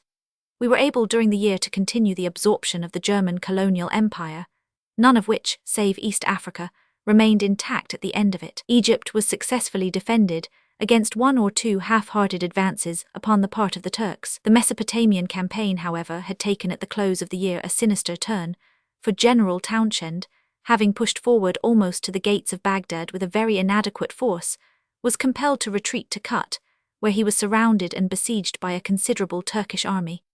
The defense was a heroic one, and only ended in the spring of 1916, when the starving survivors were forced to surrender. As to the affairs of our allies, some allusion will be made later to the great French offensive in Champagne, which was simultaneous with our own advance at Loos.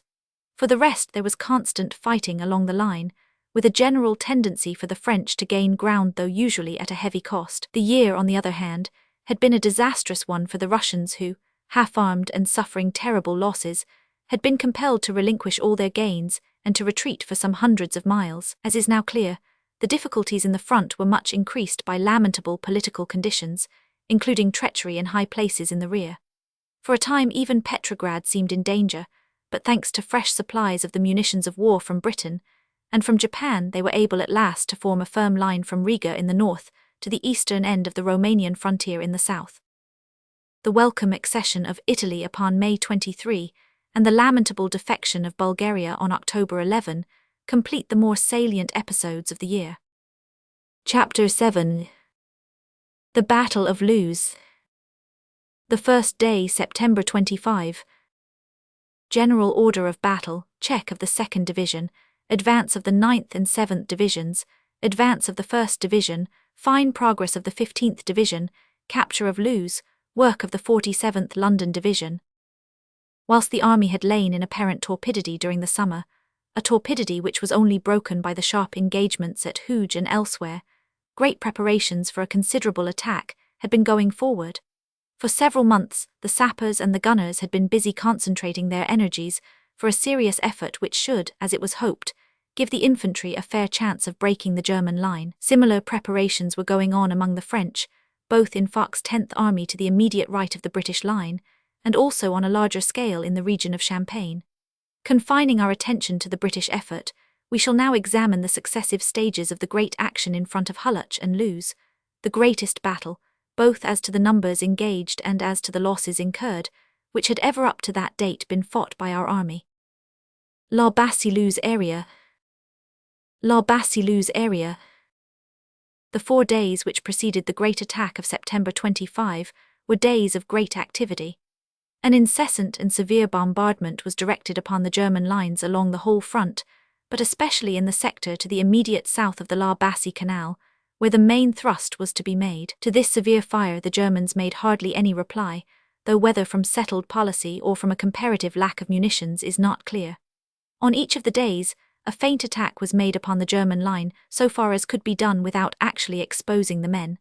The troops for the assault were gradually brought into position, and the gas cylinders, which were to be used for the first time, were sunk in the front parapets. The assault in the main area was to extend from the La Bassée Canal in the north to the village of Grenay in the south, a front of about 7 miles, and it was to be supported and supplemented by many subsidiary attacks along the whole line up to the Ypres salient, and northward still to where the monitors upon the coast held the German coastguards to their sand dunes. For the moment we will deal only with the fortunes of the main attack. This was to be delivered by 2 army corps, both belonging to Haig's First Army, that tempered blade which has so often been the spearhead for the British thrust. The corps were the 1st, Hubert Gough's, and the 4th, Rawlinson's. It will be remembered that a British Army corps now consisted of 3 divisions, so that the storming line was composed of 6 divisions, or about 70,000 infantry. The line of the advance was bisected by a high road from Vermelles to Hulluch. This was made the boundary line between the 2 attacking corps. To the left or north of this road was the ground of the 1st Corps, to the right or south of the 4th. The qualities of the regular and territorial regiments had already been well attested. This was the first occasion, however, when, upon a large scale, use was made of those new forces which now formed so considerable a proportion of the whole. Let it be said at once that they bore the test magnificently, and that they proved themselves to be worthy of their comrades to the right and the left. It had always been expected that the new infantry would be good, for they had in most cases been under intense training for a year. But it was a surprise to many British soldiers, and a blow to the prophets in Berlin, to find that the scientific branches, the gunners and the sappers, had also reached a high level. Our enemy may have hoped, said Sir John French, not perhaps without reason, that it would be impossible for us, starting with such small beginnings, to build up an efficient artillery to provide for the very large expansion of the army. If he entertained such hopes, he has now good reason to know that they have not been justified by the result. The efficiency of the artillery of the new armies has exceeded all expectations. These were the guns which, in common with many others of every caliber, worked furiously in the early dawn of Saturday, September 25, to prepare for the impending advance. The high explosives were known to have largely broken down the German system of defences, but it was also known that there were areas where the damage had not been great, and where the wire entanglements were still intact. No further delay could be admitted, however, if our advance was to be on the same day as that of the French. The infantry, chafing with impatience, were swarming in the fire trenches. At 5:40 a.m. the gas cylinders were turned on. At 6:30 a.m. the guns ceased fire, and the ardent soldiers, regulars, new and territorials, dashed forward upon their desperate venture. Battle of Loos. Battle of Loos.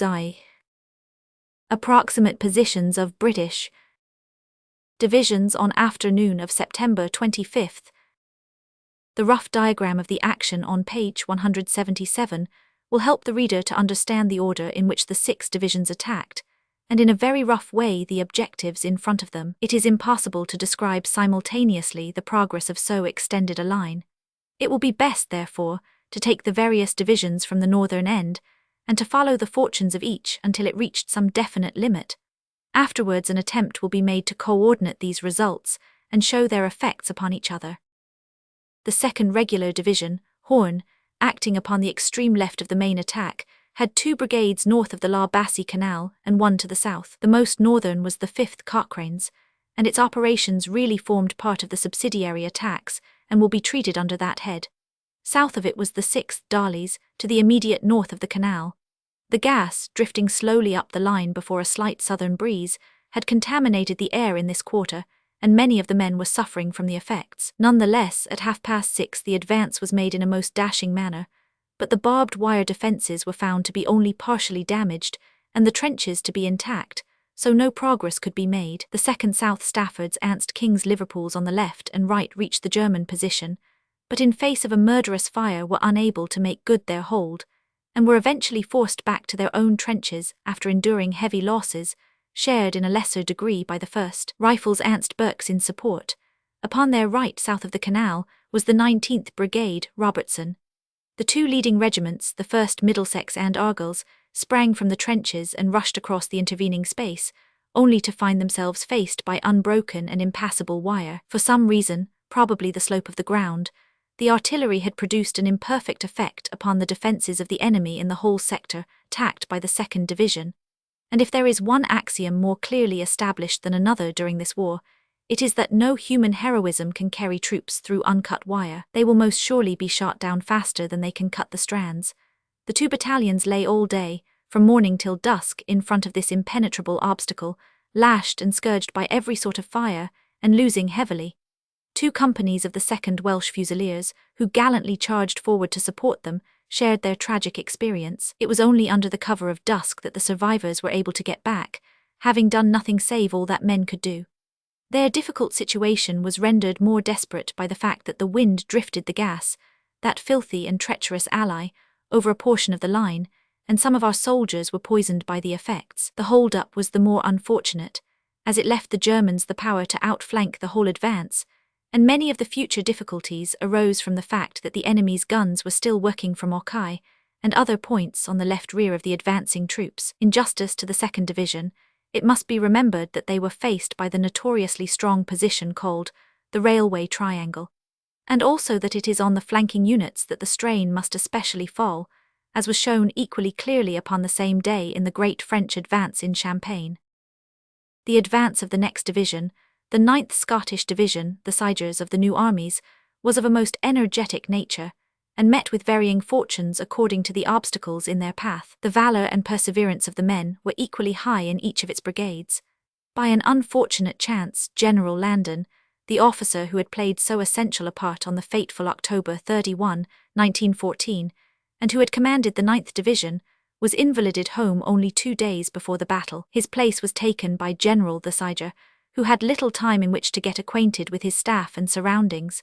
The front to be assaulted was of a most formidable nature. This Hohenzollern redoubt jutted forward from the main German line, and was an enclosure seamed with trenches, girdled with wire and fringed with machine guns.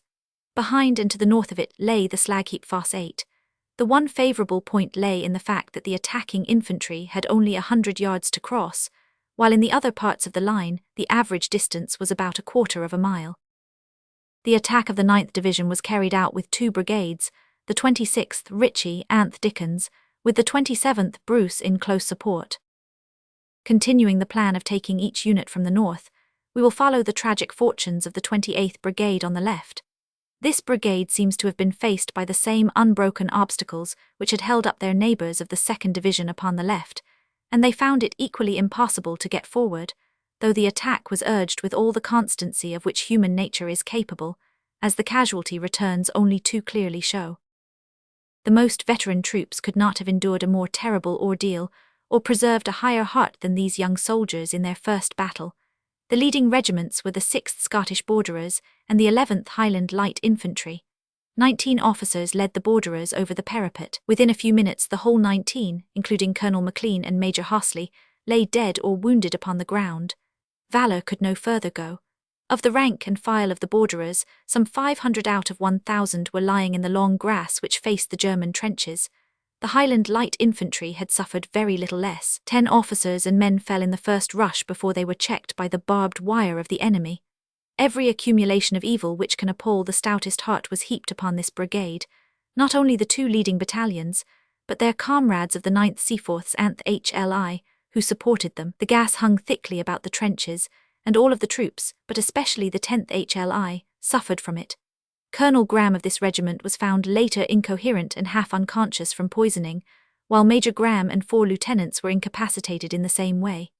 The chief cause of the slaughter, however, was the uncut wire, which held up the brigade while the German rifle and machine gun fire shot them down in heaps. It was observed that in this part of the line, the gas had so small an effect upon the enemy that their infantry could be seen, with their heads and shoulders clustering thickly over their parapets, as they fired down at the desperate men, who tugged and raved in front of the wire entanglement. An additional horror was found in the shape of a covered trench, invisible until one fell into it, the bottom of which was studded with stakes and laced with wire.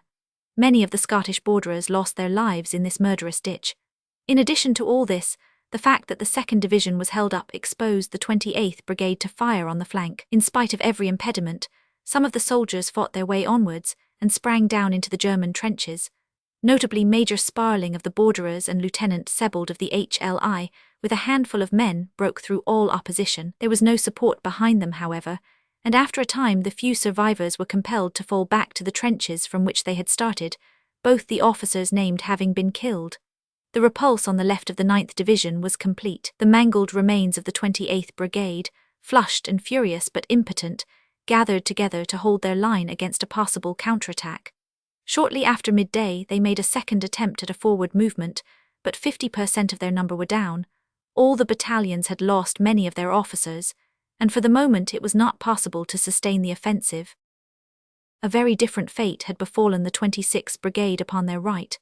The leading battalions of this brigade were the 5th Camerons on the left, gallantly led by Lochiel himself, the hereditary chieftain of the clan, and the 7th Seaforths on the right. These 2 battalions came away with a magnificent rush, closely followed by the 8th Gordons and the 8th Black Watch. It was a splendid example of that furor Scoticus which has shown again and again that it is not less formidable than the Teutonic wrath. The battalions were over the parapet, across the open, through the broken wire, and over the entrenchment like a line of Olympic hurdlers. Into the trenches they dashed, seized or killed the occupants, pressed rapidly onwards up the communications, and by 7 o'clock had made their way as far as Fosse 8, a coal mine with a long, low slag heap lying in the rear of the great work, but linked up to it in one system of defences. It was a splendid advance, depending for its success upon the extreme speed and decision of the movement. Many officers and men, including Lord Sempill, the gallant colonel of the Black Watch, were left upon the ground, but the front of the brigade rolled ever forwards. Not content with this considerable success, one battalion, the 8th Gordons, with a handful of the Black Watch, preserved sufficient momentum to carry it on to the edge of the fortified village of Hastings, in the rear of the German position. The reserve brigade, the 27th, consisting of the 11th Anth Royal Scots, 10th Argyll and Sutherland Highlanders, Anth Scots Fusiliers, swept onwards in support of this movement. This brigade had varying fortunes, part of it being held up by wire. It did not get so far forward as the brigade upon its left, but it reached and took Fosse Alley, to the immediate west of the Lens-Hulluch road. This position it held against bombing attacks upon each flank until the morning of Monday the 27th, as will be described later. The Highlanders upon their left, who had got nearly to Hastings, dropped back when they found themselves unsupported, and joined the rest of their brigade in the neighbourhood of Fosse 8. It should be mentioned that the field guns of the 52nd Brigade RFA pushed up in the immediate rear of the firing line of the 9th Division, and gave effective support to the infantry. The fact that they could do this across the open tends to show that infantry supports could be pushed up without being confined unduly to the communication trenches. The spirited action of these guns was greatly appreciated by the infantry. For the moment we will leave the 9th Division, its left held up in line with the 2nd Division, its right flung forward through the Hohenzollern redoubt and Fosse 8 until the spray from the wave had reached as far as Hastings. Let us turn now to the veterans of the 7th Division, the inheritors of the glories of Ypres, who filled the space between the right of the 9th Division and the road from Vermelles to Hulluch, which divided Gaux's 1st and Rawlinson's 4th Corps. This division was constituted as before, save that the 8th Anth Devons of the new army had taken the place of the 2 Guards battalions in the 20th Brigade. Upon receiving the word to advance, over the top and the best of luck, the men swarmed on short ladders out of the fire trenches and advanced with cool, disciplined valour over the open ground. On reaching the German wire, the leading brigades, the 22nd on the left with the 2nd Warwick's Ants South Staffords in the lead, the 20th on the right with the 2nd Gordon's Anth Devons in the place of honour, lay down for a short breather, while each soldier obeyed instructions by judging for himself the point at which the broken, tangled mass of writhing strands could most easily be penetrated. Then once more the whistles blew, the men rushed forward, and clearing the wire they threw themselves into the front trench. The garrison of 200 men threw their arms down, and their hands up with the usual piteous but insincere cry of Kameraden. Flooding over the line of trenches, the division pushed rapidly on without a check until they reached the quarries, a well-marked post in front of the village of Hulluch. Here more prisoners and 8 field guns were taken by the 20th Brigade. From the quarries to the village is roughly half a mile of uphill ground, devoid of cover. The impetus of the advance carried the men on until they were at the very edge of the village, where they were held up by the furious fire and by a line of barbed wire, which was bravely cut by private vicars of the 2nd Warwicks and other devoted men. Another smaller village, St. Eli to the north of Hulluch, was also reached, the 2nd Queen's Surrey making good the western edge of it. At both these points the division had reached its limit, but still farther to the north, its left-hand brigade was at the southern outskirts of Hastings in touch with the gallant men of the 9th Division, who were to the west of that important village. These advanced lines could not be held without supports. The 21st Brigade had already been absorbed farther back, and the men of the 7th Division fell back about 4 p.m. as far as the quarries, where for a time they remained, having lost many officers and men, including Colonel Stansfeld of the 2nd Gordons, a gallant officer who was hit by a shell in the first advance, but asked only that he should be let lie where he could see his men. Colonel Heath of the Surreys was also killed after the return to the quarries. Such was the advance of the 1st Army Corps, ending in a bloody repulse upon the left of the line and a hardly less bloody success upon the right. Across the Vermelles-Hulluch High Road, the 4th Army Corps had been advancing on the same line, and its fortunes had been very similar to those of its neighbour. The 1st Division was operating on the left of the corps, with the 15th Scottish Division, New, in the centre, and the 47th Territorial, London, on the right. Thus the 1st Division was advancing upon Hulluch on the immediate right of the 7th Division, so that its operations are the next to be considered. The attack of this division was carried out by the 1st Brigade upon the left, and by the 2nd upon the right, while the 3rd was in support. 2 battalions, the 9th King's Liverpool and the London Scottish, acted as a small independent unit apart from the brigades. The respective objectives for the 2 leading brigades were the Chalk Pit and Fosse 14 for the 2nd, while the 1st was to aim at Hulluch. These objectives were somewhat diverging, and the 2 territorial battalions, forming what was called Green's Force, were to fill up the gap so occasioned, and to prevent any German counterattack coming through. Both brigades soon found great difficulties in their path. In the case of each the wire was but imperfectly cut, and the German trenches were still strong. We will first follow the fortunes of the 1st Brigade. Their rush was headed by 2 brave battalions of the new army, the 8th Berkshires on the left and the 10th Gloucesters on the right. Both of these units did extraordinarily well, and after bearing down a succession of obstacles got as far as the edge of Hulluch, capturing 3 lines of trenches and several guns upon the way. The 1st Camerons pressed close at their heels, lending them the weight to carry them over each successive difficulty. The advance took some time and was very costly. The Berkshires alone in the course of the day lost 17 officers and men, and were led by a young sub-lieutenant Lawrence at the close. The Gloucesters and Camerons suffered almost as heavily. The experience of the 2nd Brigade to the immediate south was still more trying, and it was held up to an extent which had a serious bearing upon the fortunes of the day. The German trenches near Lone Tree, which faced the brigade, were found to be intact and strongly covered by wire. They were attacked by the 2nd Rifles Ants North Lancashires, with the 2nd Sussex in immediate support, but no progress could be made. The 1st Northamptons threw themselves into the fight, but still the trench was held at a time when it was vital that the 2nd Brigade should be at its post in the general scheme of advance. The ground was taken, however, on each flank of the Lone Tree position, and Green's force, whose function had been to link up the diverging operations of the 2 brigades, was brought up for the attack. The 2 battalions advanced over 600 yards by platoon rushes under heavy gusts of fire. As they reached a point within 50 yards of the German line, a few grey-clad, battle-stained infantrymen clambered slowly on to the parapet with outstretched hands.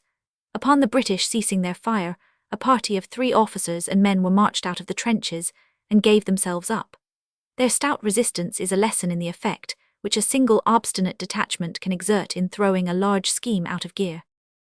The 1st Brigade had now got through upon the left, and the 2nd was able to follow them, so that the whole force advanced as far as the Lens-Hulluch road, getting in touch with the 20th Brigade of the 7th Division on the left. Here the resistance was strong and the fire heavy. The division had lost very heavily. Of the 9th King's Liverpool, only Colonel Ramsay, 4 subalterns and men were left, while many of the other battalions were almost as hard hit. It was now raining and the light was failing. The men dug themselves in near the old German trenches, the 3rd Brigade coming up and taking its position on the right flank, where late that night it connected up by means of its outer unit, the 2nd Welsh, with the 24th Division, which had come up in support. The temporary check to the advance of the 1st Division had exposed the left flank of its neighbour to the south, the 15th 1000 Krakens, Scottish Division of the new army. The 2 divisions were to have met at Fosse 14, but the 15th Division arrived there some hours before the others, for the reason already stated. In spite of this, a very fine advance was made, which gained a considerable stretch of ground and pierced more deeply than any other into the German line. The 46th Brigade was on the left, consisting of the 7th Scots Borderers and Highland Light Infantry in front, with the 8th Borderers and Scottish Rifles behind them. It was upon the parapet in front of this brigade that Piper Laidlaw marched up and down before the attack under a heavy fire, warming the blood of the crouching men with the maddening scream of his war-pipes. Not until he was shot down did this gallant man cease to urge forward his comrades. The 46th Brigade dashed forward at the signal, and with a fine fury flooded over the German trenches, which they carried at a rush, storming onwards across the Lens Road and up the long slope of H, taking Fosse 14 upon the way, and eventually reaching the summit of the incline. The 45th Supporting Brigade came along after them, detaching, as they passed, 100 bombers of the 6th Camerons to help the 1st Division to get forward. These brave Highlanders held the advanced line for some hours under heavy fire from the Lens batteries. The 44th Brigade upon the right of the 46th had made an advance which was equally fiery and successful. In this brigade the 9th Black Watch and Seaforths were in the lead, with the 7th Camerons and Gordons behind. This brigade dashed into the main street of Loos, where they met the Londoners of Barter's 47th Division. They helped to consolidate this flank and to clear the houses of Loos. While some of them pushed forward towards H, when they reached the crest of the hill they found the remains of the 46th Brigade, consisting of remnants of the 12th HLI, 7th Scots Borderers, and Scottish Rifles, upon their left. It is possible that they could have dug in and held their own, but the objective as given in the original orders had been the village of St. Augustine, and with heroic perseverance these brave men would be contented with nothing less than the full performance or death in the attempt. Alas! For many of them it was the latter. Gathering themselves together, they flung themselves forward over the crest. On the other side was a long, low slope with isolated houses at the bottom, the suburbs of the village of St. Laurent, which they mistook for St. Augustine. These crackled at every window with machine-gun fire. Of the devoted band who rushed forward, none reached the houses. The few survivors fell back upon the crest, and then, falling back about 150 yards, they dug in upon the slope on the west side of it. Their position was an extraordinarily dangerous one, for they had no protection upon the left flank, where lay a thick wood, the Bois Hugo, through which a German attack might come which would cut them off from the army. Colonel Purvis of the Highland Light Infantry, with quick foresight, built up a thin line of resistance upon this side from Fosse 14 in the south to the advanced left point, manning it with a few of his own men under Lieutenant 1000 Neal. A welcome reinforcement of the 6th Camerons and Scots Fusiliers from the 45th Brigade were thrown in to strengthen this weak point. This was done about 1 p.m. It was only just in time, for in the afternoon the German infantry did begin to debouch from the wood, but finding organized resistance they dropped back, and their advance on this line was not renewed until the next morning, when it fell upon the 21st Division. For a time the pressure was very great, but the men rallied splendidly round a tattered flag bearing the Cameron tartan, and although it was impossible to get forward, they still, in a mixed and straggling line with hardly any officers, held firmly to their ground. Late in the evening, the 13th Royal Scots and the 11th Argyll and Sutherlands came up to thicken the line. Leaving the 15th Division holding on desperately to that advanced position where, as Captain Beath has tersely said, a fringe of jocks and sandys lie to mark the farthest point of advance, we turn to the remaining division upon the right, the 47th London, under General Barter.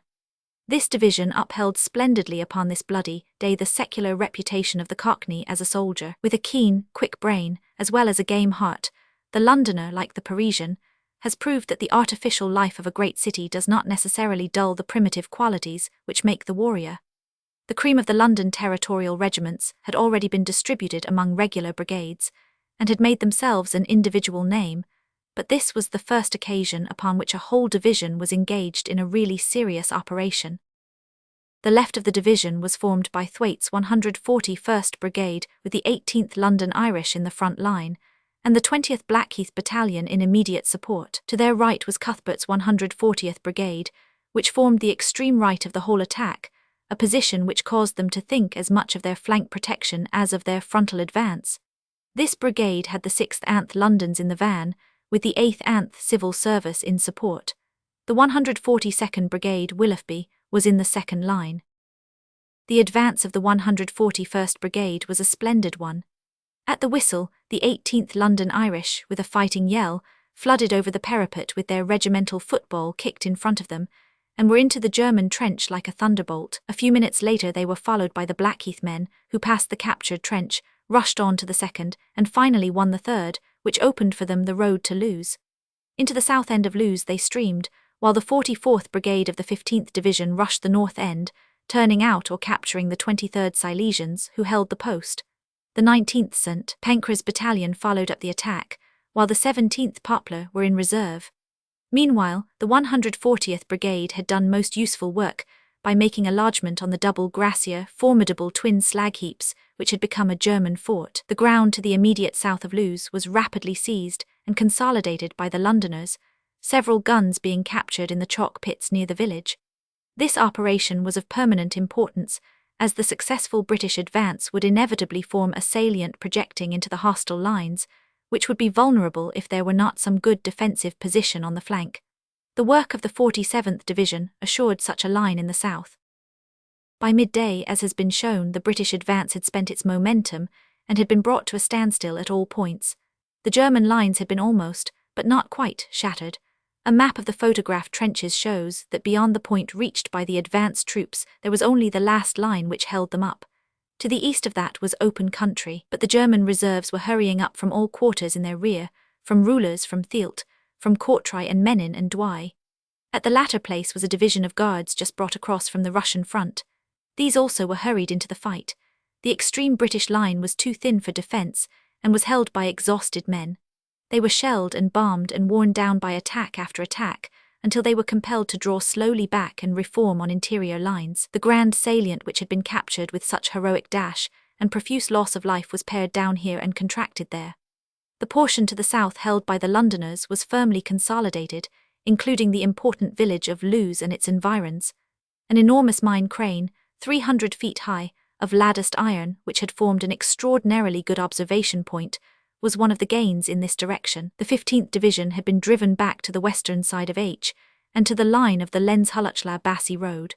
The 7th and 9th Divisions had fallen back from Hastings, but they still held the western outskirts of Hulluch, the edge of St. Eli, the quarries and Fosse 8. It was at this end of the line that the situation was most dangerous, for the failure of the 2nd Division to get forward had left a weak flank upon the north, which was weaker because the heavily gunned German position of Okai lay to the northwest of it, in a way that partially enfiladed it. The struggle was particularly desperate round the slag heaps which were known as Fosse 8. This position was held all day by the 5th Camerons, the 8th Black Watch, and the 7th Seaforths of the 26th Brigade, the remaining battalion of which, the 8th Gordons, were with the bulk of the 27th Brigade in the direction of Hastings.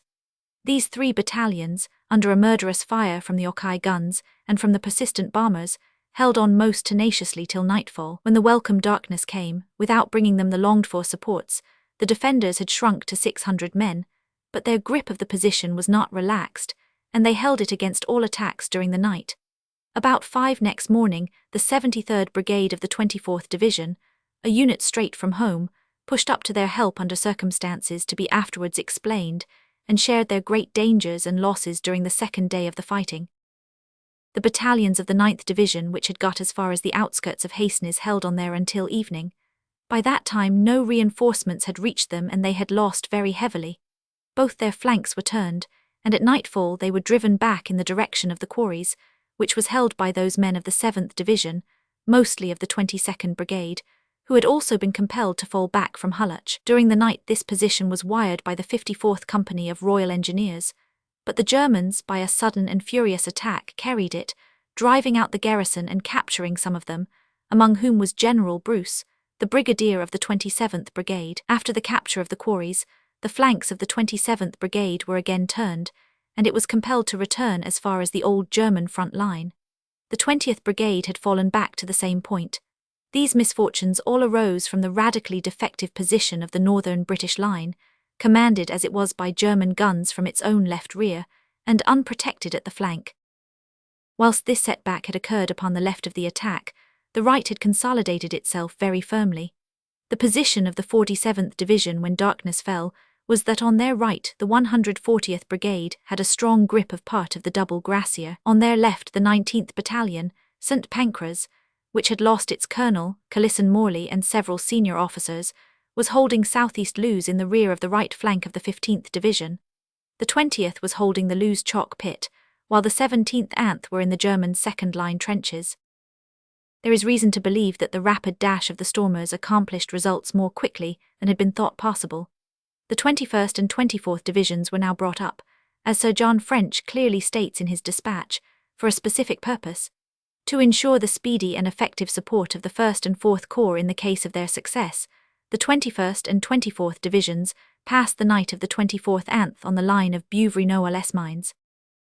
Leaving the front line holding hard to, or in some cases recoiling from, the advanced positions which they had won, we will turn back and follow the movements of these two divisions.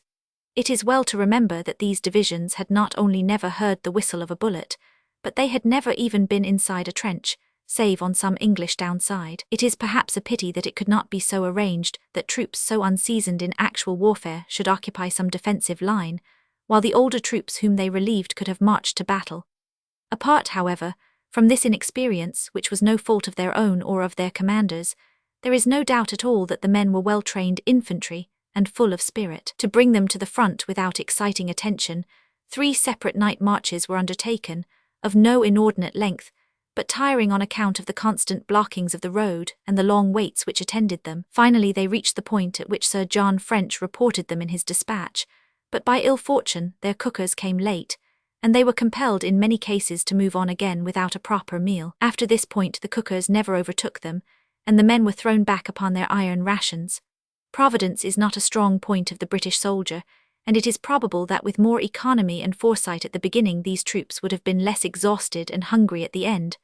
The want of food, however, was not the fault of the supply services. The troops moved forward with no orders for an instant attack, but with the general idea that they were to wait as a handy reserve and go forward when called upon to do so. The 62nd Brigade of the 21st Division was sent on first about 11 o'clock, but the other brigades were not really on the road till much later. The roads on which they moved, those which lead through Vermelles to Hulluch or to Loos, were blocked with traffic. Guns advancing, ambulances returning, troops of all sorts coming and going, Maltese carts with small-arm ammunition hurrying forward to the fighting line. The narrow channel was choked with the crowd. The country on either side was intersected with trenches and laced with barbed wire. It was pouring with intermittent showers. The soldiers, cold, wet and hungry, made their way forward with many stoppages towards the firing, their general direction being to the centre of the British line. As we got over this plain, writes an officer, I looked back and there was a most extraordinary sight. As far as you could see there were thousands and thousands of our men coming up. You could see them for miles and miles, and behind them a most colossal thundercloud extending over the whole sky, and the rain was pouring down. It was just getting dark, and the noise of our guns and the whole thing was simply extraordinary. Early on the march the leading brigade, the 73rd, was met by a staff officer of the First Army, who gave the order that it should detach itself, together with the 129th Field Company of Sappers, and hasten to the reinforcement of the 9th Division at Fosse 8. They went, and the 24th Division knew them no more. The other two brigades found themselves between 9 and p.m. in the front German trenches. They had been able to deploy after leaving Vermelles, and the front line were now in touch with the 63rd Brigade of the 21st Division upon the right, and with the 2nd Welsh Regiment, who represented the right of the 3rd Brigade of the 1st Division, upon their left. The final orders were that at 11 o'clock next day these three divisions, 1st, 24th and 21st, were to make a united assault past Hulluch, which was assumed to be in our hands, and on to the main German line. This, then, was the position of the reserves on the night of September 25-26. It was a nightmare night in the advanced line of the army. The weather had been tempestuous and rainy all day, though the men had little time to think of such matters. But now they were not only tired and hungry, but soaked to the skin. An aggressive enemy pelted them with bombs from in front, and their prospects seemed as black as the starless sky above them. It is, however, at such a time that the British soldier, a confirmed grumbler in his hours of ease, shows to the best advantage. The men knew that much ground had been gained. They had seen prisoners by hundreds throwing up their hands, and had marked as they rushed past them the vicious necks of the half-buried captured cannon. It was victory for the army, whatever might be their own discomfort. Their mood, therefore, was hilarious rather than doleful, and thousands of weary Mark Tapleys huddled under the dripping ledges of the parapets. They went into battle with their tails right up, and though badly mauled have their tails up still. So wrote the officer of a brigade which had lost more than half its effectives. Chapter 8. The Battle of Loos. The second day, September 26. Death of General Capper, retirement of the 15th Division, advance of the 24th Division, heavy losses, 21st Division before Bois Hugo, desperate struggle, general retirement on the right, rally round Loos, position on the evening of September 26. Sunday the 26th was a day of hard fighting and of heavy losses, the reserves streaming up from the rear upon both sides, each working furiously to improve its position. From early in the day the fighting was peculiarly bitter round Fosse 8 in the section carried and held by the 9th Division. It has been already mentioned that 3 battalions, the 5th Camerons, 7th Seaforths, and Black Watch of the 26th Brigade, held this place all the evening of the 25th and all night, until reduced to less than the strength of a regiment. It has also been stated that the 73rd Brigade had been detached from the 24th Division to their aid. These men, with no preliminary hardening, found themselves suddenly thrust into one of the very hottest corners of a desperate fight. Under these circumstances, it is all to the credit of these troops that they were able to hold their position all day, though naturally their presence was not of the same value as that of a more veteran brigade. The 73rd Brigade were put into German trenches to the east of Fosse 8, their order from the left being 7th Northamptons, 12th Royal Fusiliers, and Sussex, with the 13th Middlesex echeloned on their right rear. They were constantly attacked, but were suffering more from cold, hunger and exhaustion than from the Germans. All day they and the remains of the Scots held the place against intermittent assaults, which occasionally had some partial success, but never quite enabled the enemy to re-establish his position. It was not, however, until the morning of the 27th, as will afterwards be narrated, that their most severe ordeal was to come. Death of General Capper. Close to Fosse 8, and on the south of it, was the position of the quarries, from which the 22nd Brigade of the 7th Division had been driven by a sudden rush of the Germans during the night. After an abortive but expensive attack by the 9th Norfolks next morning, there was a more serious effort by a body of mixed troops, led by Captain Carter, and including several units of the 2nd Division, notably the 2nd Worcester's Ernst Rifles. These battalions pushed their way up to the quarries, and although they were unable to evict the Germans, they established themselves firmly close to the southwestern edge and there awaited events. To the south of them, the 20th Brigade of the 7th Division held firmly to their line. It was on this day that they lost their heroic leader, Sir Thompson Capper, the fine soldier who had so often braced by word and example their ever-thinning lines during the black days of Ypres, with which his name and that of his division will be eternally associated. There was no more valiant or trusted leader in the army. He was shot through the lungs, was carried to the rear, and died in hospital next day. "We are here to do the impossible," was one of the fiery aphorisms which he left to the army. The 15th Division on H. On the southern front of the British, there was also an inclination to contract the line upon the morning of the 26th. The fact that the French attack upon the right on the day before had not had much success rendered that wing very open to a flank attack. The 15th Scottish Division still held on hard to the slopes of H, but early in the day their line had been driven somewhat to the westward. At 9 o'clock they had renewed their attack upon H, supported by some reinforcements.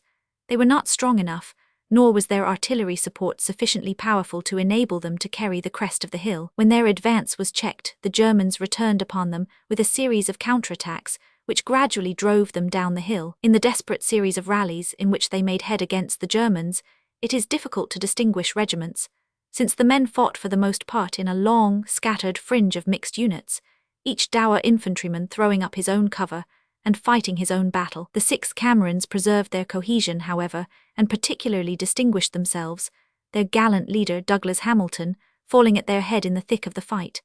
I must get up, were his last words before he expired. The final effect of these episodes was to drive the British off the greater part of the slope of H and down towards the village of Loos. It will be remembered that the weary 24th Division, Ramsay, with its comrade the 21st Forestier Walker upon its right and the regular 1st Division upon its left, had received its orders to advance at 11 o'clock. It had been supposed that Hulluch was in British hands, but this was found not to be so. The orders, however, still held good. The 24th Division had already been stripped of the 73rd Brigade, and now it was further denuded by 2 battalions of the 71st, the 9th Norfolks and Bedfords, who were told off to help to retake the quarries. The Norfolks made an attack upon a strong position and lost 200 men and officers in the attempt.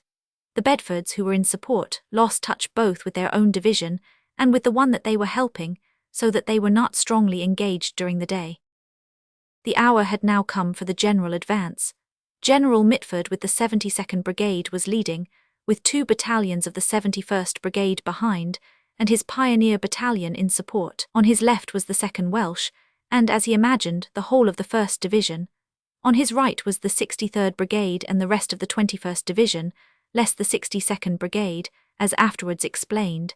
It formed a solid wall of 20,000 infantry, which might well turn the tide of a great battle. The advance of the 24th Division. We shall follow this advance of the 24th Division upon the left, who were compelled to go forward with their flank, exposed on account of some delay in the attack by the 1st Division. Afterwards, we shall return to consider the movements of the 21st Division on their right. The leading brigade, the 72nd, moved forward with the 8th West Kents upon the left, and the 9th East Surreys upon the right. Behind them were the 8th Queen Surreys, left, and the 8th Buffs, right, with the Pioneer Battalion, the 12th Sherwood Foresters, in support. They were followed by the 2 remaining battalions of the 71st Brigade, the 9th Suffolks and the 11th Essex. As the advance continued, the second line joined with the 1st, and the 11th Essex from behind also pushed its way abreast of the foremost. The line of advance was to the south of Hulluch, and this line was preserved. As matters turned out, the numerous guns in the south of that village were all available for defence against the advance of the 24th Division. This caused them very heavy losses, but in spite of them they swept onwards with an unfaltering energy, which was a monument to those long months of preparation, during which Sir John Ramsay had brought his men to a high state of efficiency. Under every possible disadvantage of hunger, cold, exhaustion, and concentrated fire, they behaved with a steadiness which made them worthy of the honoured names which gleamed upon their shoulder straps. One platoon of the Essex diverged into Hulluch in a vain attempt to stop the machine guns and so shield their comrades. Hardly a man of this body survived.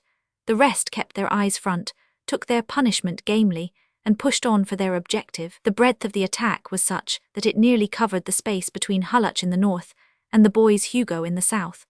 About midday the 24th Division had reached a point across the Lens-Hulluch road, which was ahead of anything attained in this quarter the day before. They were up against unbroken wire, with an enfilade rifle and machine gun fire from both flanks and from Hulluch on their left rear, as well as a heavy shell fire of asphyxiating shells. A gallant attempt was made to pierce the wires, which were within 50 yards of the German position, but it was more than flesh and blood could do.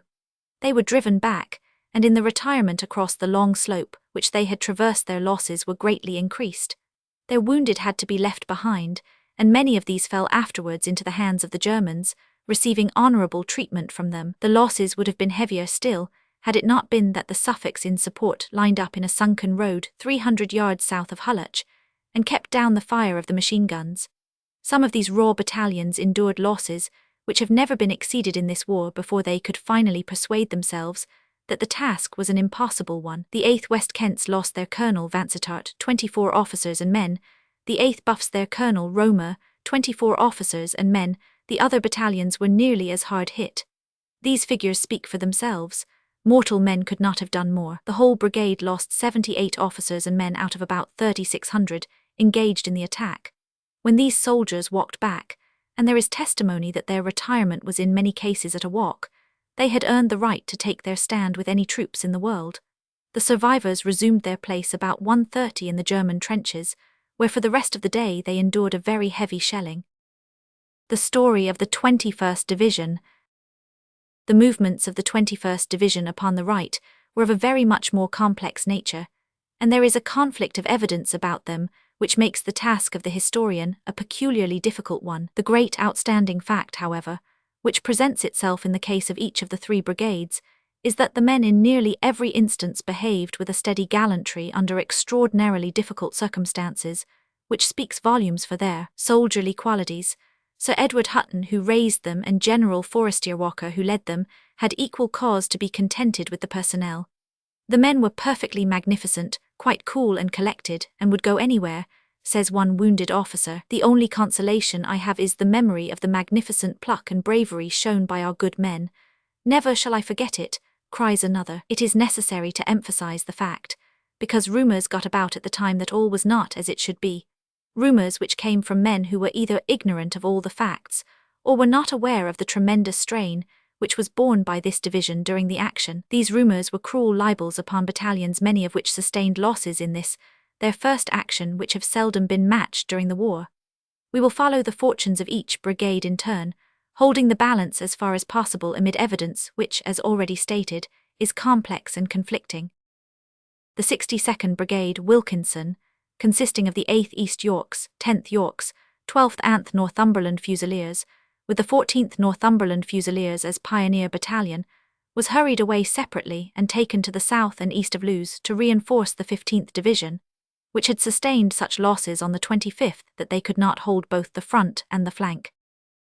The 62nd pushed on, reached the point of danger as early as the night of the 25th, and occupied a line of slag heaps to the southeast of Loos, where there was a gap through which the enemy could penetrate from the flank. It was a prolongation of the same general defensive line which had been established and held by the 47th Division, and it was the more important as the French advance upon our right had not progressed so far as our own, leaving our right flank in the air, exactly as our left flank had been left open by the holding up of the 2nd Division.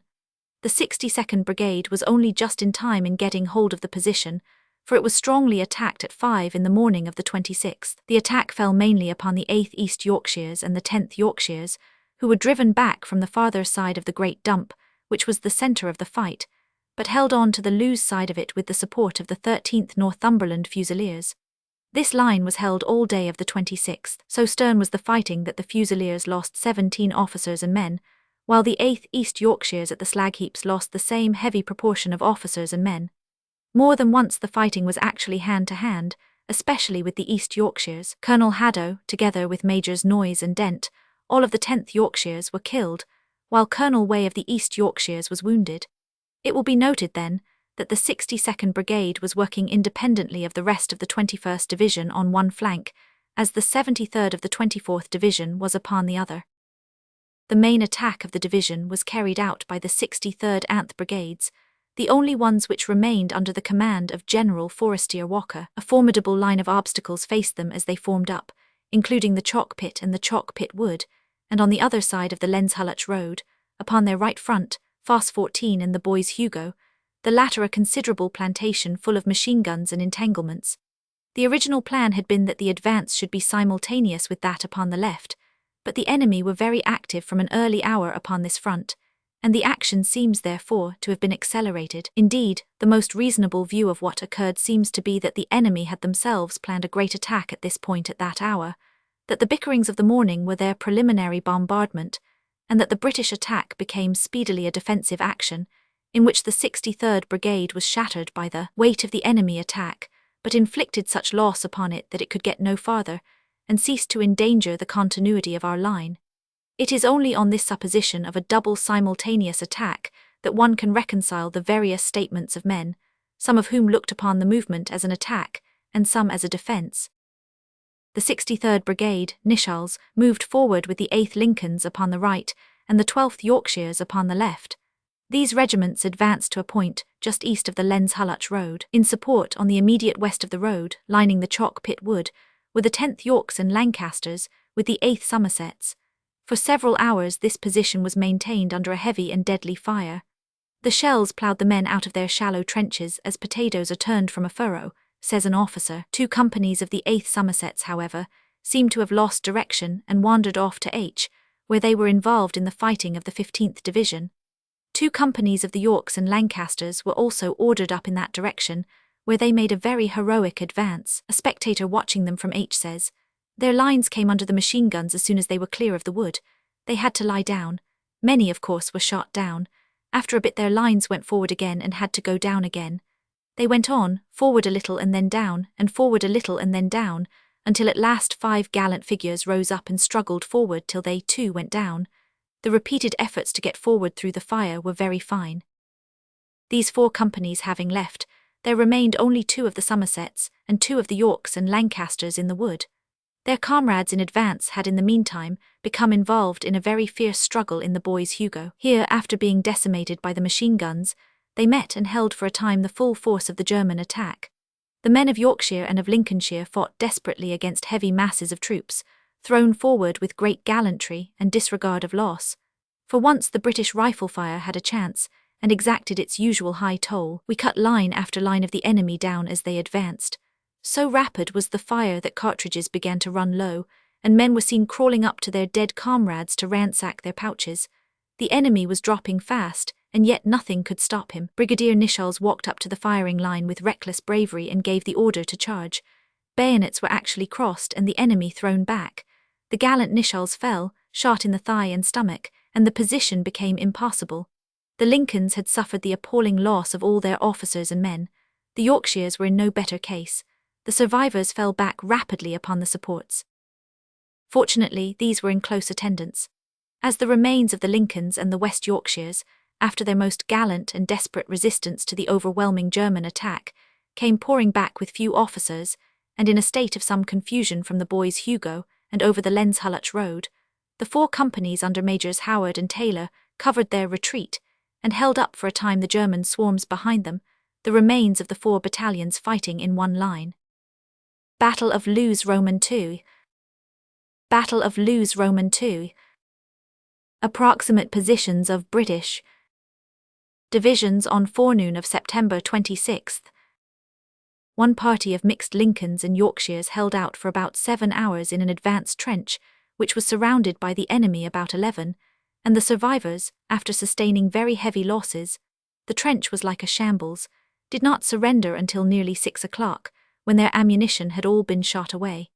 The isolation of this body was caused by the fact that their trenches lay opposite the south end of the Bois Hugo. The strong German attack came round the north side of the wood, and thus as it progressed, a considerable number of the Lincolns and some of the West Yorks, still holding the line upon the right, were entirely cut off. Colonel Walter of the Lincolns, with Major Storer, Captains Coates and Strongwist and 3 lieutenants, are known to have been killed, while almost all the others were wounded. A number of our wounded were left in the hands of the Germans. There is no doubt that the strength of the German attack and the resistance offered to it were underrated by the public at the time, which led to the circulation of cruel and unjust rumours. The 64th Brigade, Gloucester, was in support some little distance to the right rear of the 63rd, covering the ground between the Lens-Hulluch road and Loos. About noon a message was received by them to the effect that the 63rd was being very strongly pressed, and that help was urgently needed. The 14th Durham Light Infantry was moved forward in support, and came at once under heavy fire, losing its Colonel Hamilton, 17 officers and about 200 men. The 15th Durham Light Infantry was then thrown into the fight, and sustained even heavier losses. Colonel Logan, 18 officers, and men were killed or wounded. About 1 o'clock the 2 Durham battalions were in the thick of the fight, while Captain Liebenrud, machine gun officer of the 64th Brigade, did good work in keeping down the enemy fire. The 2 battalions of Yorkshire Light Infantry, 9th Anth, were held in reserve. About 2:30 the pressure upon the front of the 63rd Brigade had become too great, and both it and the 2 Durham battalions were driven back. Their resistance, however, seems to have taken the edge off the dangerous counterattack, for the Germans did not come on past the line of the road and of the chalk pit wood. It will be remembered that when the 2 advanced brigades of the 15th Division, established themselves in hastily dug trenches upon the western slope of H. They threw back their left flank obliquely down the hill towards Fosse 14, in order to avoid being at the mercy of any force which endeavoured to get behind them on this side. Only a very thin line of men could be spared for this work.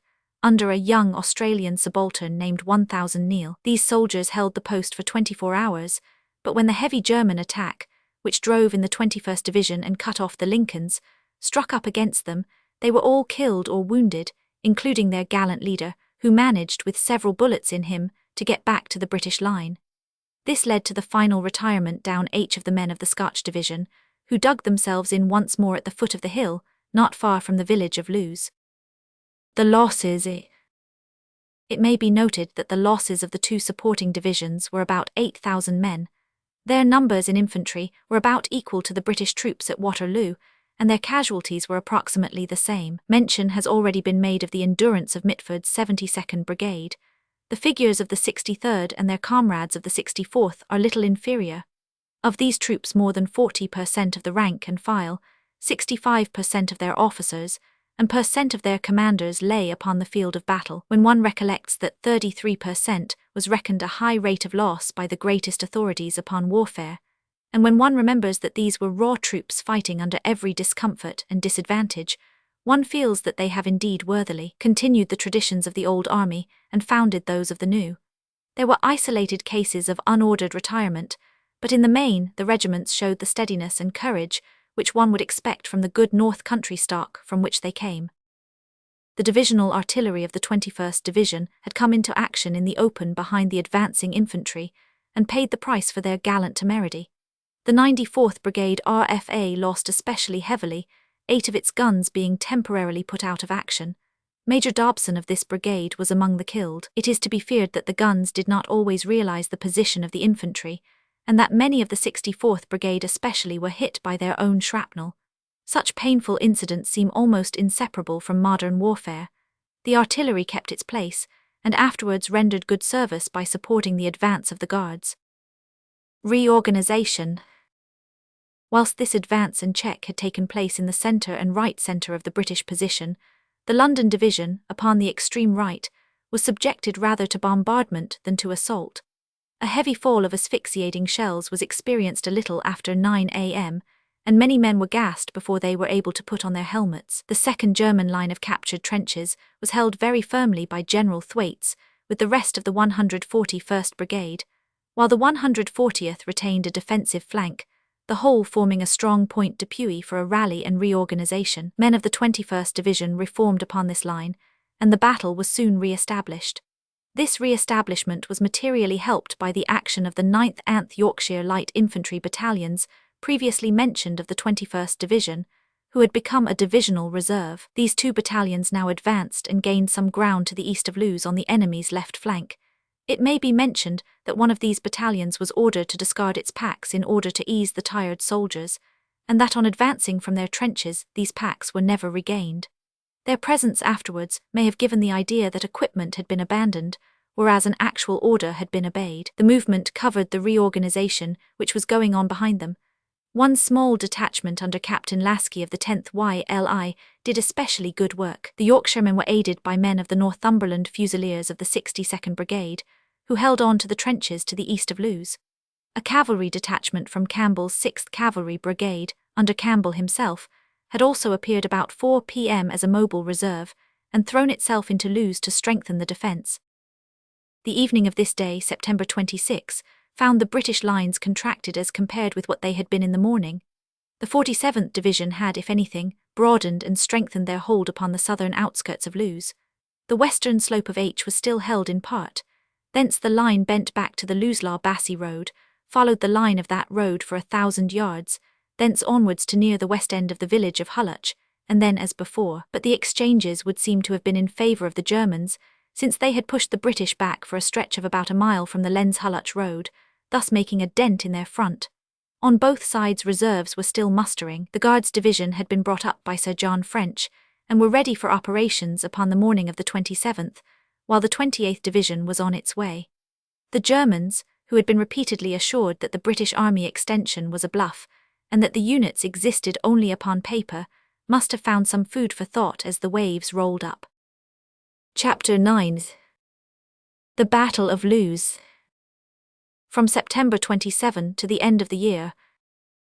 Loss of Farce 8, death of General the Siger, advance of the Guards, attack of the 28th Division, arrival of the 12th Division, German counterattacks, attack by the 46th Division upon Hohenzollern Redoubt, subsidiary attacks, general observations, return of Lord French to England.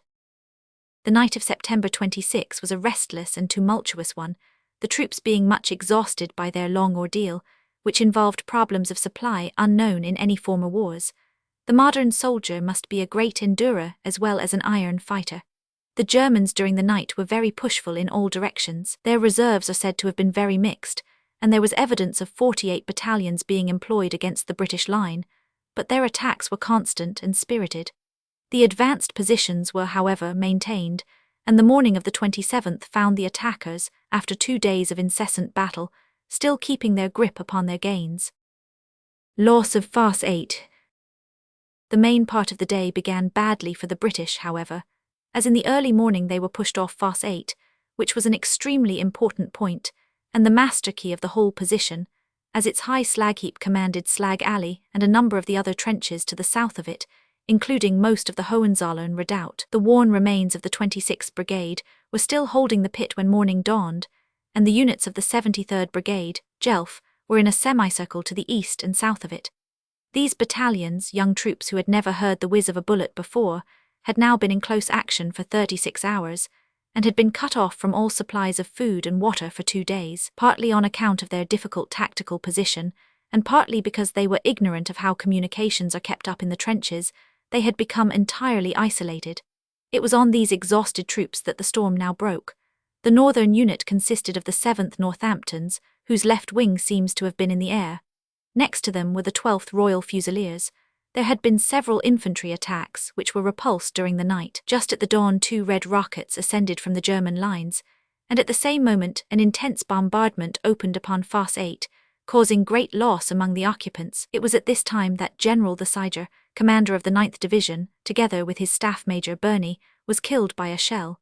Colonel Livingstone, Divisional CO of Engineers, and Colonel Wright of the 8th Gordons were also hit. In the obstinate defence of the post, the 90th Company RE fought as infantry, after they had done all that was possible to strengthen the defences. A strong infantry attack had immediately followed the bombardment. They broke in, to the number of about 1,000, between the Northamptons and Fusiliers. By their position they were now able to command Farce 8, where the 9th Sussex had been, and also to make untenable the position of the 27th Brigade, which occupied trenches to the south which could be enfiladed. In the first 100,000 will be found a classical account of the straits of these troops and their retirement to a safer position.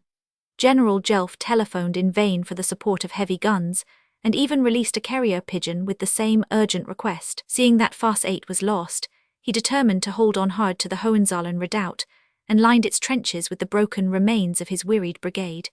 The enemy at once attacked with swarms of well-provided bombers in the van, but were met foot to foot by the bombers of the 73rd Brigade, who held them up. The 26th Brigade endeavoured to counterattack, but were unable to get forward against the machine guns, but their bombers joined those of the English Brigade and did splendid work. The ground was held until the troops, absolutely at the limit of human endurance, were relieved by the 85th Brigade of the 28th Division, as will be described later. The trench held by the Sussex was commanded from above and attacked by bombers from below, so that the battalion had a very severe ordeal. Lieutenant Shackles defended a group of cabarets at one end of the position until he and every man with him was dead or wounded.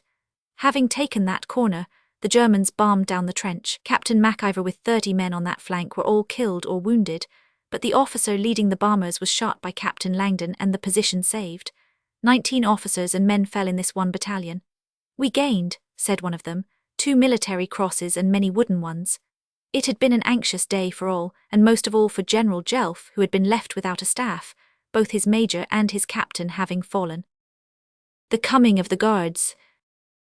Up to midday of the 27th, the tide of battle had set against the British, but after that hour there came into action a fresh force, which can never be employed without leaving its mark upon the conflict.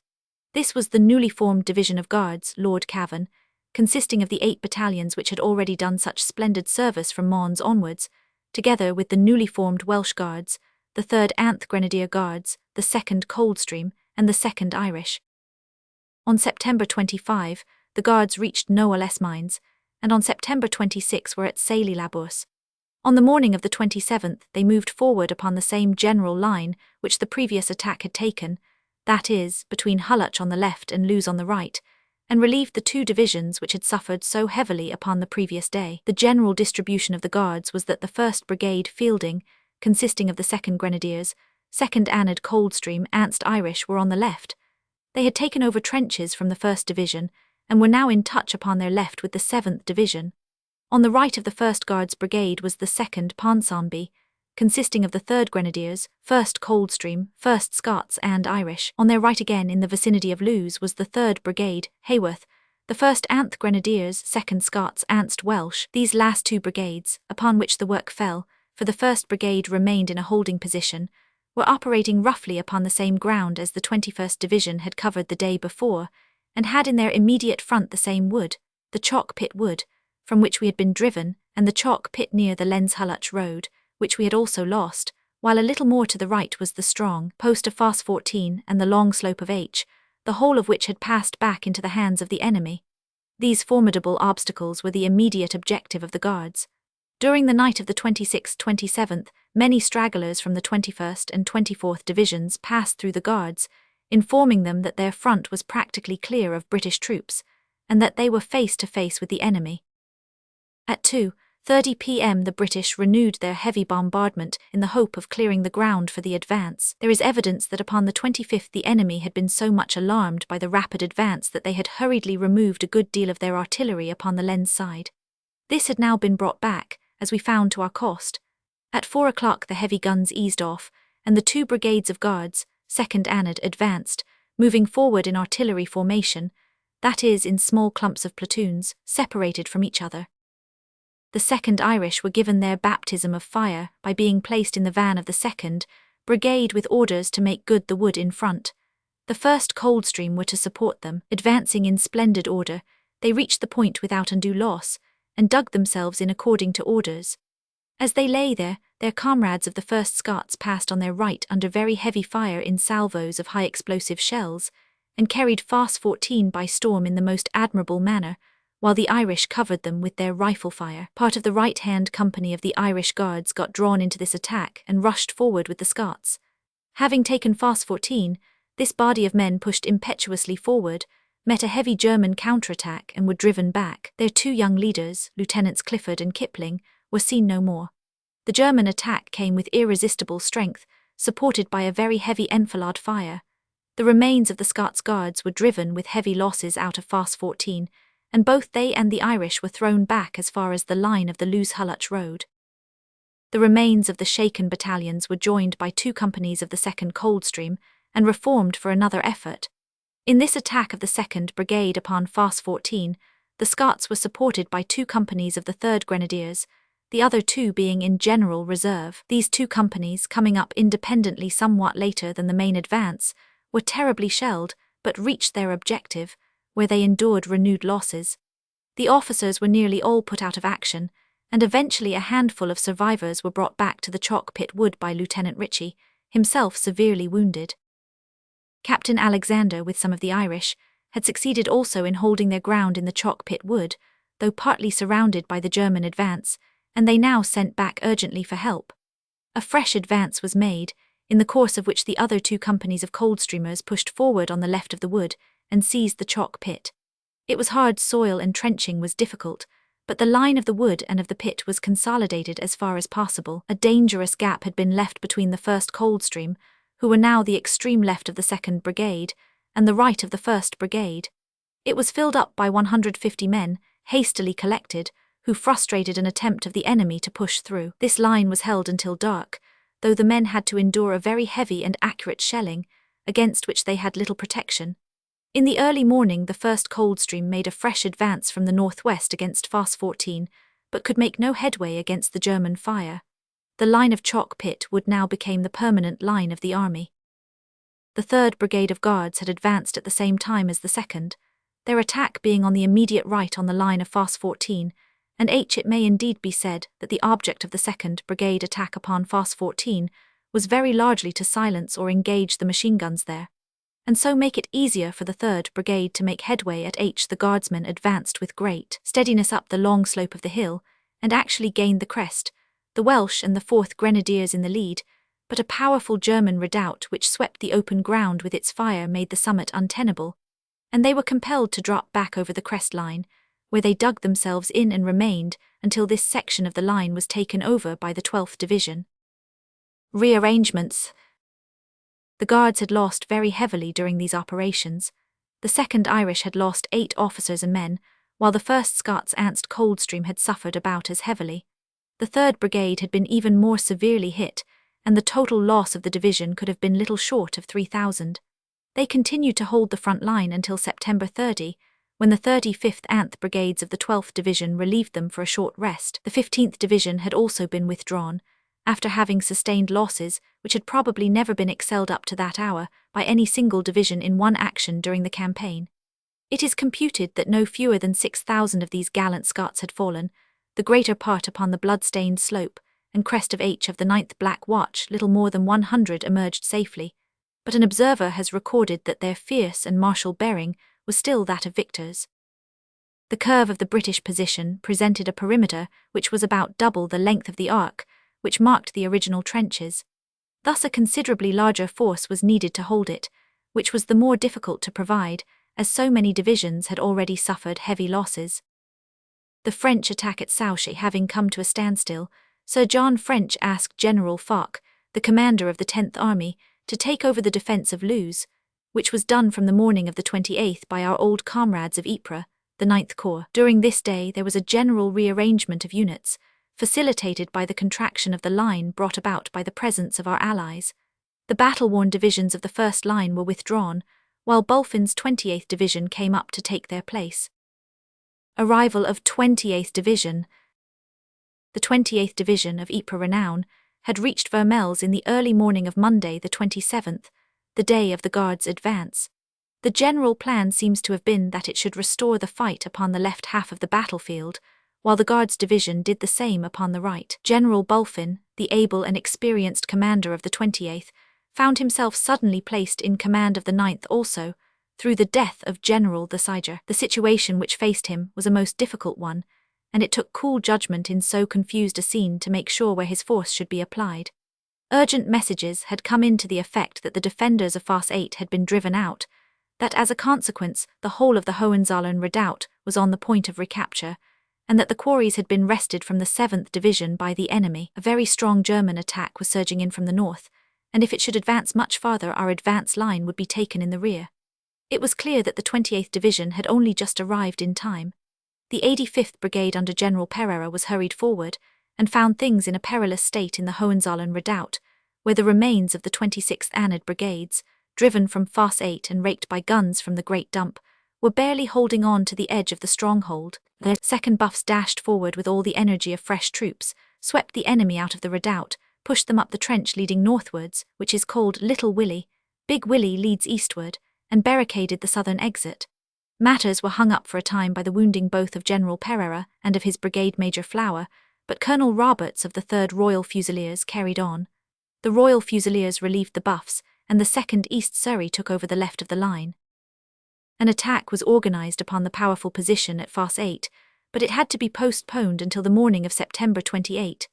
At 9 a.m, the 2nd Buffs delivered a very strong assault. The 3rd Middlesex were to have supported them, but came under so heavy a fire in their trenches that they were unable to get forward.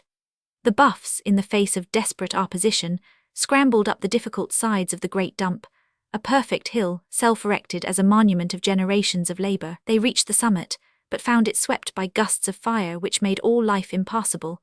Colonel Worthington and 15 of his officers were killed or wounded in the gallant venture. Finally, the remains of the battalion took cover from the fire in Dump Trench at the bottom of the hill. It was in this trench that the Middlesex men had been held. Their colonel, Neil, had also been killed. From this time onwards Fosse 8 was left in the hands of the Germans, and the action of the 28th Division became more of a defensive one to prevent any further whittling away of the ground already gained. As the pressure was still great from the direction of Fosse 8, 2 battalions of the 83rd Brigade, the 1st York and Lancaster's Ernst Yorkshire Light Infantry, were sent up to reinforce the line. On the 29th, they helped to repel 2 attacks all along the front of the redoubt, one in the morning and one in the afternoon, when the Germans came onto the surface only to be shot back into their berths again. On the same day, the 83rd Anth Brigades relieved the weary 7th Division in the quarries. Mixed fighting.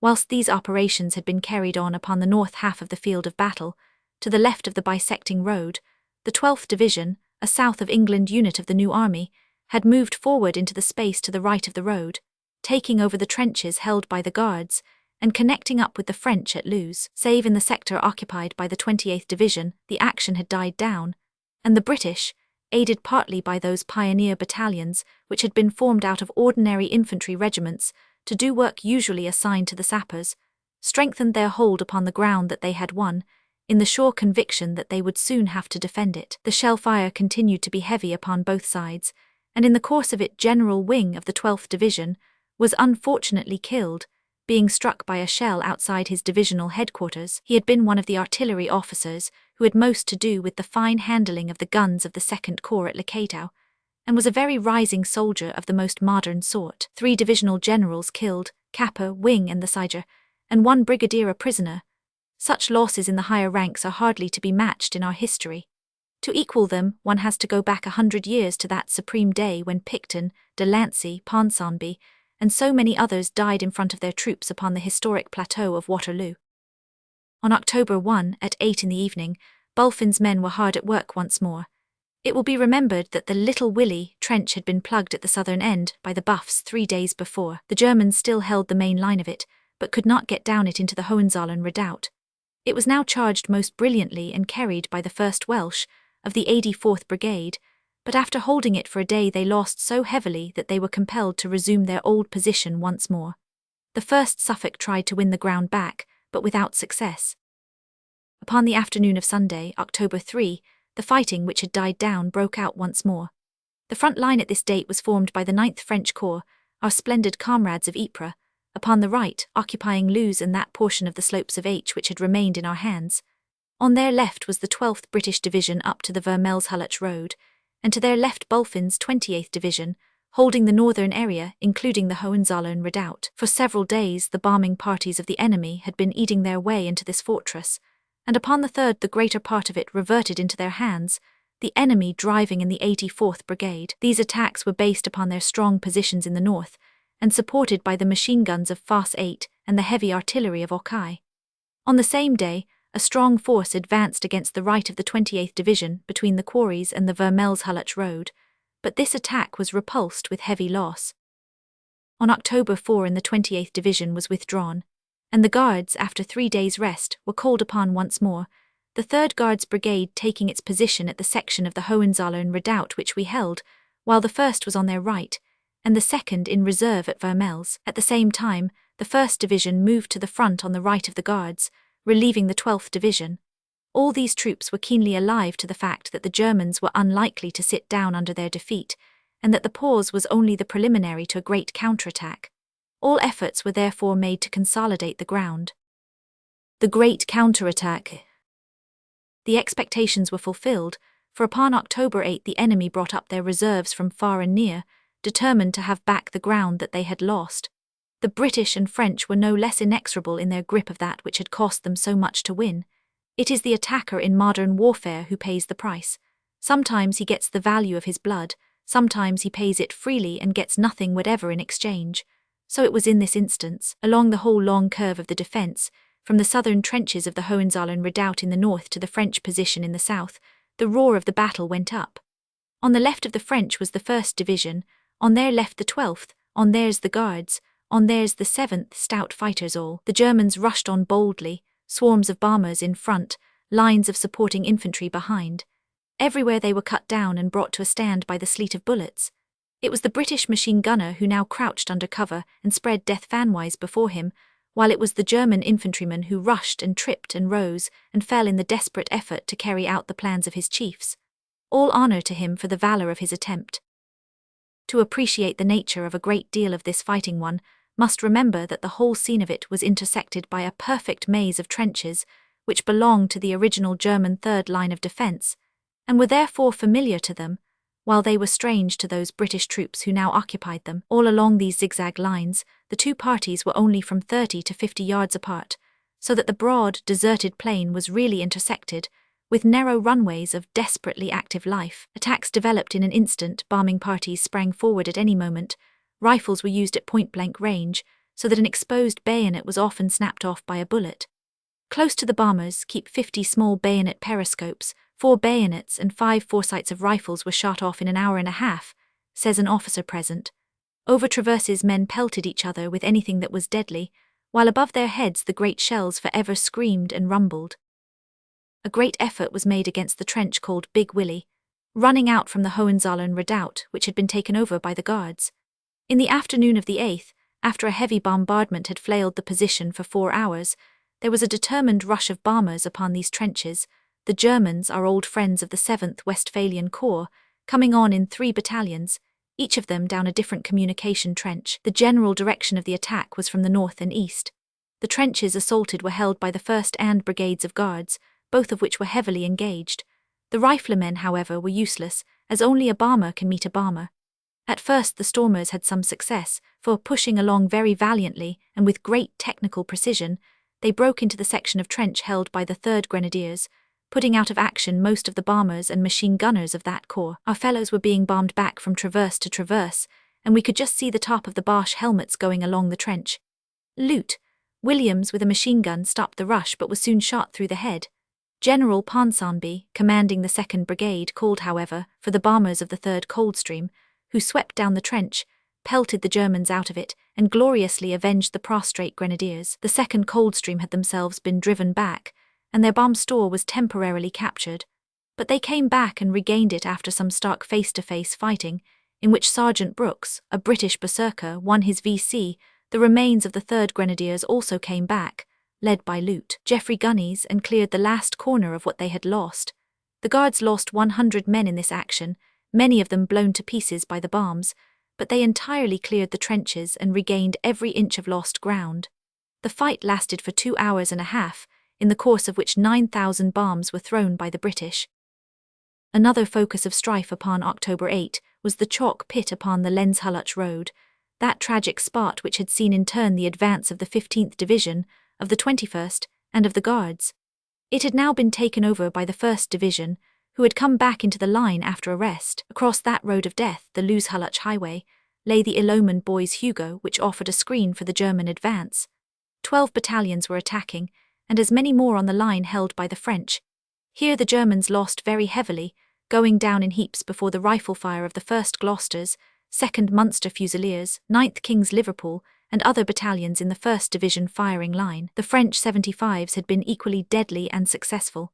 Between the position held by the Guards near the Hohenzollern redoubt on the left, and that of the 1st Division at the chalk pit on the right, the ground was held by the 12th Division, the 37th Brigade of which Fowler was briskly engaged. The 6th Buffs of this brigade was immediately to the right of the Vermelshulach road, with the 6th Royal West Kent continuing the line northwards down to the quarries. The 6th Queen's Surrey and East Surrey were in support.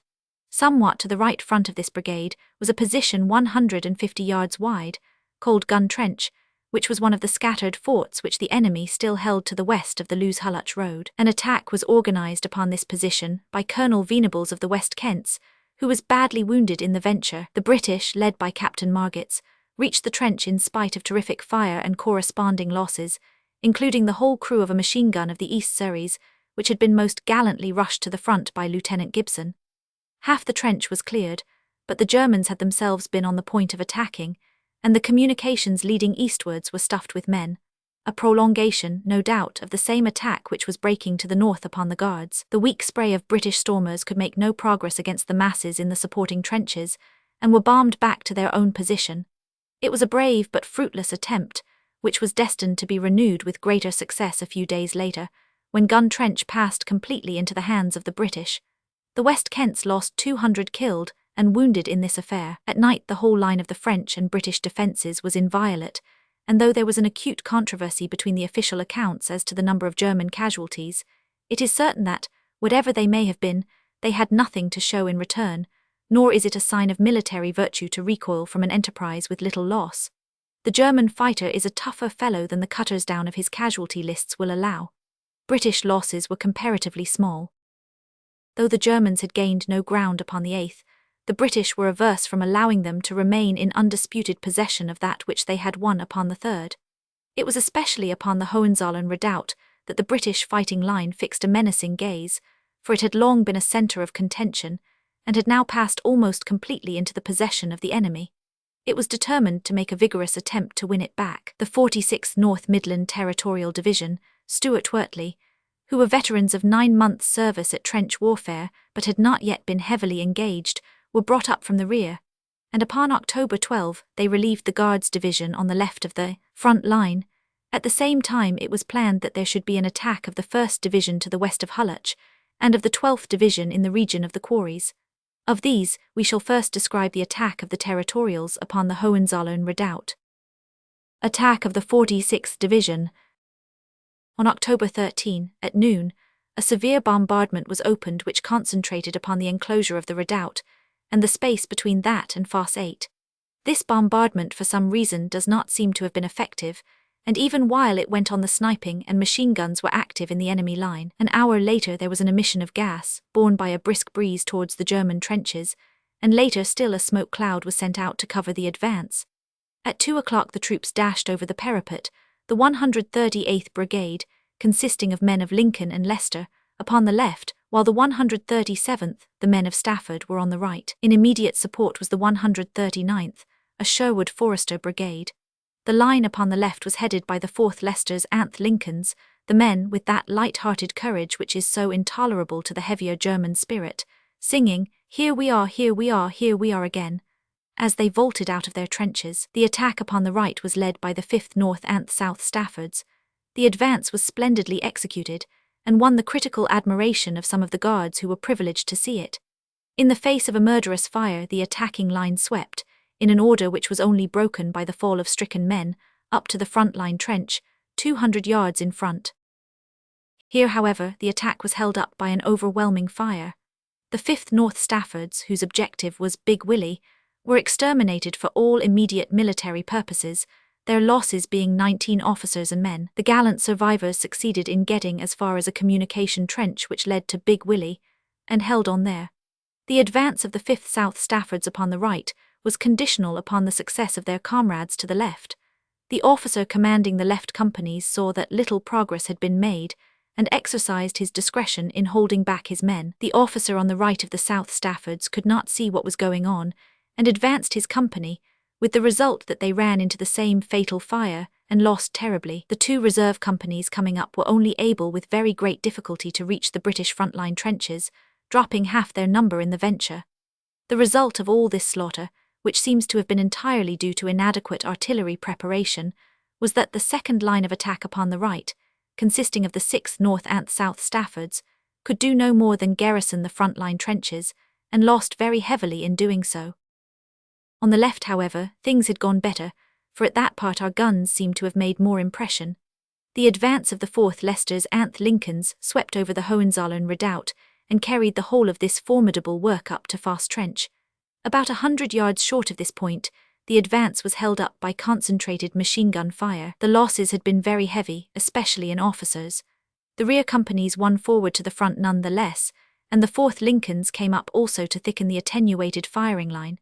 They held their ground with difficulty, but were greatly helped by their pioneer battalion, the 1st Monmouths, veterans of Ypres, who rushed forward with rifle and with spade to consolidate the captured ground. Bombing parties had been sent out by the British, those on the right to reach and bomb their way down Big Willie, those on the left to clear Fosse Trench. The parties upon the right, drawn from the various Stafford regiments, got into Big Willie, and stuck to their work until they were all destroyed, officers and men. The enemy bombers then counterattacked, but were met by Lieutenant Hawks with a party of the 5th South Staffords, who drove them back again.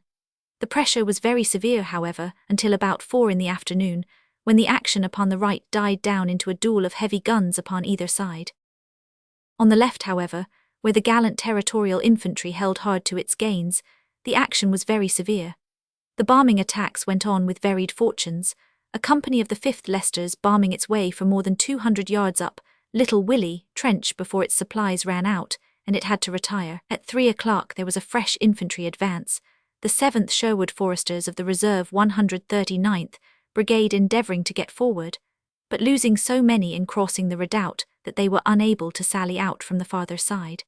The redoubt was now so crowded with mixed units, all under heavy fire, that there might have been a spion cop, but for the steadiness of all concerned. At one time the men, finding themselves practically without officers, began to fall back, but were splendidly rallied by Colonel Evil of the 1st Monmouths and a few other survivors. The advent of 2 companies of the 5th Leicesters retaining their disciplined order helped to avert the danger, and the line was formed once again along the western face of the redoubt. During this movement, the 7th Sherwood Foresters who remained in the northeast of the redoubt were cut off, but with splendid pertinacity they held their ground and made their way back when darkness fell. In the early morning of the 14th, Captain Checkland with a company of the 5th Sherwood Foresters pushed an advance up to the place where their comrades of the 7th Battalion had been, and found Captain Vickers of that regiment, who, with of a bravery which deserves to be classical, defended almost single-handed a barrier, while he ordered a second one to be built behind him, cutting him off from all succour. He was desperately wounded, but was brought back by his comrades. The 8th Sherwood Foresters had also come to the front, and made a spirited attack in the early morning of the 14th, driving the enemy from the western side of the redoubt, and firmly establishing the British gains in that quarter. This gain was permanent, though it proved to be rather a visible prize for valour than a useful strategic addition to the line. So long as the sinister, low-lying dump of Fosse 8 overlooked it, and was itself untaken, it was impossible to make much use of the redoubt. For 48 hours, the advanced line was held by the 139th Brigade against several brisk counterattacks. At the end of that time, the position was handed over to the safe custody of the Guards, while the 46th North Midland Division withdrew from that front line, which was of their own creation. Colonel Martin of the 4th Leicesters, who was shot through the knee, but refused to move until he saw the result of the attack, Colonel Fowler of the 8th Sherwoods, Colonel Sandal of the 5th Lincolns, Major Cooper of the 4th Lincolns, and nearly 4,000 officers and men, were among the casualties during the 48 hours of exposure. The action was a very desperate one, and nothing could have been finer than the conduct of all engaged. It was not the actual advance, but the holding of the position afterwards, that was dreaded, as the Germans are so quick at counterattacking. So wrote one of the combatants. The dread was well founded, for the Germans proved to be very numerous and aggressive, and there can be little doubt that at this period their bombers had a technical proficiency which was superior to our own, whether their opponents were Guards or Territorials. It is characteristic of the unique warfare, now prevailing, that the contending parties had practically abandoned rifles, save as so many pikes, and that each man carried a pouch full of projectiles, the size of a duck's egg, and capable of disabling a dozen in a single burst. It may be added that both sides wore leathern helmets, sometimes with the visors up and sometimes with the face entirely concealed, so that it appeared to be a murderous strife of the strange, gargle-eyed, mask-faced creatures of a nightmare. Such were the extraordinary products of modern European warfare. Could all the ground taken have been permanently held, this would have been a fine little victory. So constant has been the phenomenon that the extreme point cannot be held that it could now be stated as an axiom for either side, and seemed to suggest that the methods of attack should be in some way modified. Each successive line of resistance has decreased the momentum of the stormers, and has helped to lessen their store of bombs, while the farther they have advanced the more difficult it is for fresh men or supplies to reach them. Then again, their diminished numbers have caused a contraction and bunching of the line, so enabling the counterattack to get round their flanks. Add to this the physical exhaustion caused by extreme exertions while carrying a considerable weight, and one has the factors which always produce the same result, and which led eventually to the more fruitful tactics of the limited objective. When the 46th Midland Division advanced upon the Hohenzollern redoubt on October 13, there was a brisk attack also by the 12th Division upon their right, and by the 1st Division on the right of the 12th. In the case of the 12th Division, now commanded by General Scott, the 37th Brigade Fowler was heavily engaged. The 7th East Surreys of this brigade carried and permanently held the gun trench, a position which had cost them the lives of many officers and men upon the 8th. Attacking the same line of trenches to the left, the 6th Buffs lost heavily under oblique fire, without any appreciable gain. Of 3 companies who went out, 11 officers and men were left upon the ground, and a photograph has revealed the perfect alignment of the dead. The 35th Brigade, Straubensee, had a similar experience to the left near the quarries, the losses falling most heavily upon the 5th Berkshires and the 7th Norfolks. At the same hour, the 1st Division, with a smoke and gas screen before them, had broken in upon the German lines to the southwest of Hulluch, near the Hulluch-Lens Road.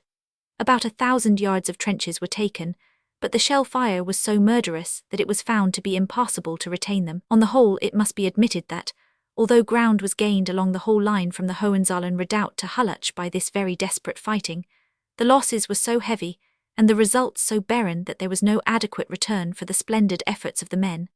The attack was urged by territorials upon the left, New Army men in the centre and regulars upon the right, and at all points it was equally gallant. The operations at the main seat of action, the Loos sector, have been treated continuously in order to make a consecutive narrative, but we must now return to consider the subsidiary attacks along the line upon September 25. Subsidiary attacks. While the 1st and 4th Corps, supported by the 11th, had been delivering this great attack between La Bassée and Grenay, a series of holding actions had been fought from the coast downwards, so as to pin the Germans so far as possible to their places. Some of these attacks were little more than demonstrations, while others in less serious times would have appeared to be considerable engagements. The 2nd Regular Division, Horn, acting upon the extreme left of the main attack, was astride of the La Bassée Canal. The most northern brigade, the 5th Cochrane's, was opposite to Givenchy, and its advance seems to have been intended rather as a distraction than as a serious effort. It took place half an hour or so before the general attack in the hope of misleading them as to the British plans. At the signal, the 3 leading regiments, the 1st Queen's Surrey, the 2nd Oxford and Bucks, and the 2nd Highland Light Infantry, dashed forward and carried the trench line which faced them.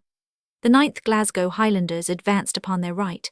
The attack was unable to make any further progress, but the fight was sustained for several hours, and had the desired effect of occupying the local forces of the enemy and preventing them from detaching reinforcements to the south.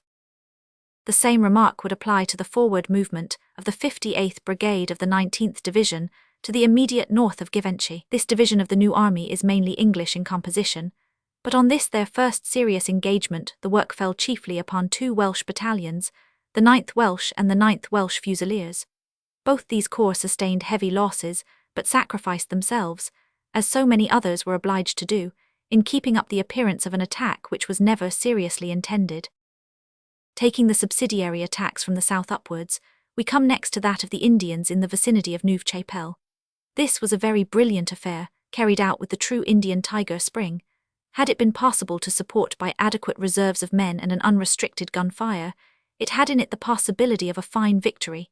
The attack was carried out by the Meerut Division, with the Garhwali Brigade on the right and the Bareilly upon the left, the Dehra Dun being in reserve. On the right the Garhwalis were partly held up by wire, but the Bareillis came through everything and swept into the front-line trenches, taking 200 unwounded prisoners of the 7th Westphalian Corps. 2 battalions of the Black Watch, the 2nd Anth with the 69th Sikhs, were in the lead, a combination which has broken many a battle line before. The 58th Rifles, Vaughan's, and a 2nd Sikh regiment, the 33rd, thickened the attack, and they swept forward into the second-line trenches, which they also cleared. They were now half a mile within the enemy's position, and both their flanks were open to attack. The reserve brigade was hurried up, but the trenches were blocked with wounded and prisoners, so that progress was very difficult. The German counterattack was delivered with great energy and valour. It took the form of strong bombing parties acting upon each exposed flank. The 8th Gurkhas, who had been the only battalion which succeeded in breaking through on the right, linked up with the 4th Black Watch, holding back the flank advance to the south, but to the north the Germans got so far forward that the advanced Indians were practically cut off. The immediate neighbours of the Indians to the north were the 60th Brigade of the 20th Division, another English division of the new army. 2 battalions of this brigade, the 12th Rifle Brigade and the 6th Shropshires, were thrown into the fight, and covered the threatened flank until their supply of bombs, more and more an essential of modern warfare, was exhausted. It was clearly necessary that the advanced troops should be drawn back, since the reserves could not be got up to support them, and the need was becoming very great. In a little they might be attacked on front and rear with the chance of disaster. The Sikhs and Highlanders fell back therefore with great steadiness, but enduring heavy losses. In the end, no ground was gained, but considerable punishment was inflicted as well as suffered, the German trenches being full of their dead.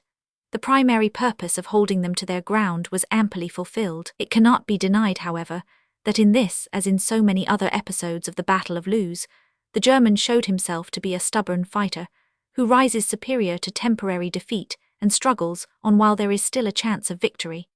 His superior supply of bombs had also a good deal to do with the success of his counterattack. Whilst this very sharp conflict had been raging on the Indian line, the 8th Division to the north was engaged in a very similar operation in the region of Bois-Grenier. The course of events was almost exactly the same in each instance. The attack of the 8th Division was carried out by the 25th Brigade, Stevens, the 2nd Rifle Brigade were on the right, the 2nd Berks in the centre, and the 2nd Lincoln upon the left. The front trench was carried, and men of the 6th Bavarian Reserve Division fell into the hands of the stormers. Part of the second line was also captured. The positions were held for the greater part of the day, and it was not until 4 in the afternoon that the increasing pressure of the counterattack drove the British back to their original line. Here again, the object of detention had been fully achieved. The most important, however, of all the subsidiary attacks was that which was carried out to the extreme north of the line in the district of Hooge. This attack was made by the 5th Corps, which had changed both its general and its divisions since the days of its long agony in May.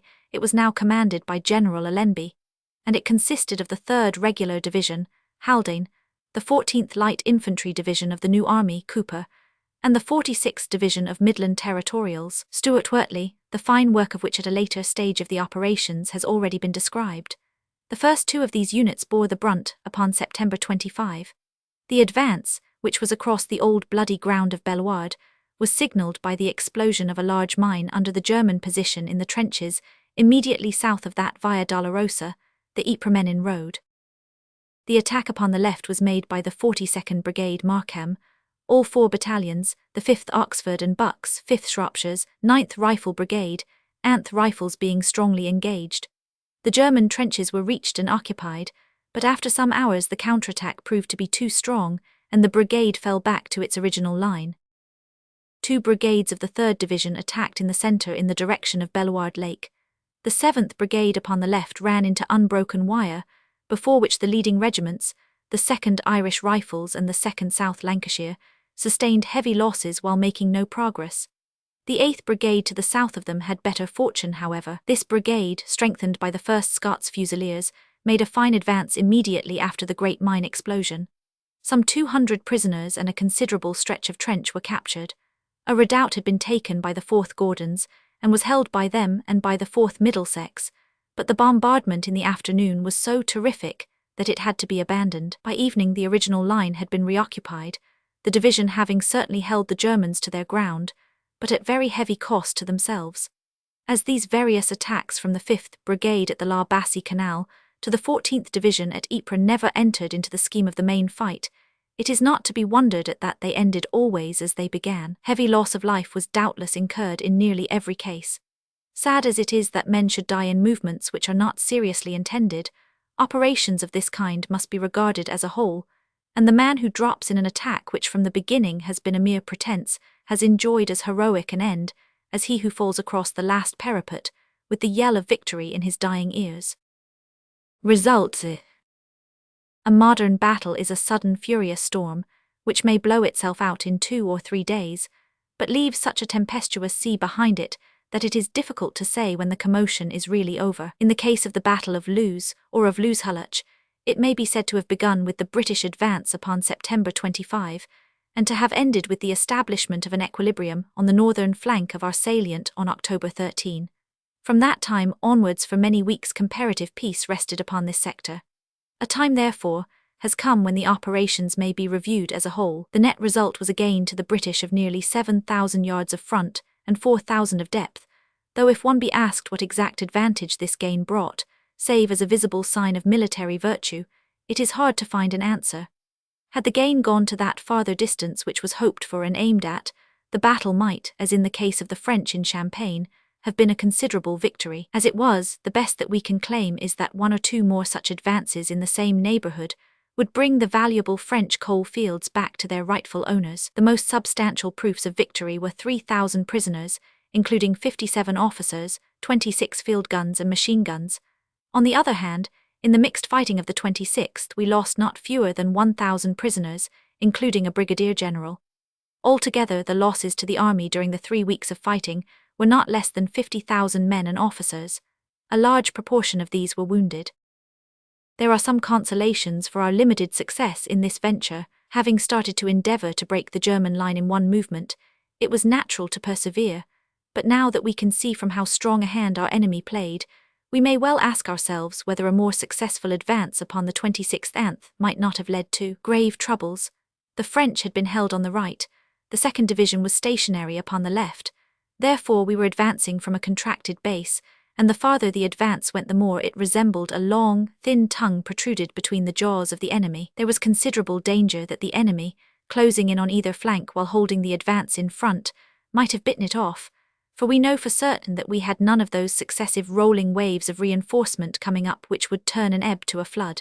However, as it was, we had much for which to be thankful. When one thinks of the almost superstitious reverence with which the German army used to be regarded, an army which had never once been really beaten during 3 European campaigns, it is surely a just cause for sober satisfaction that a British force, half of which consisted of new formations, should have driven such an enemy with loss of prisoners and guns out of a triple line of fortifications, strengthened by every device of modern art, and should afterwards have permanently held the greater part of the field against every effort at reconquest.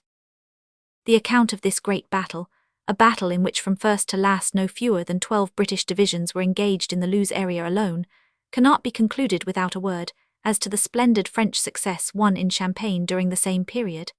There is a great similarity between the two operations, but the French attacked with at least 3 times as many men upon a threefold broader front. As in our own case, their best results were gained in the first spring, and they were able to continue their gains for several days, until, like ourselves, they found that the consolidating defence was too strong for the weakening attack. Their victory was none the less a very great one, yielding 25,000 prisoners and captured cannon.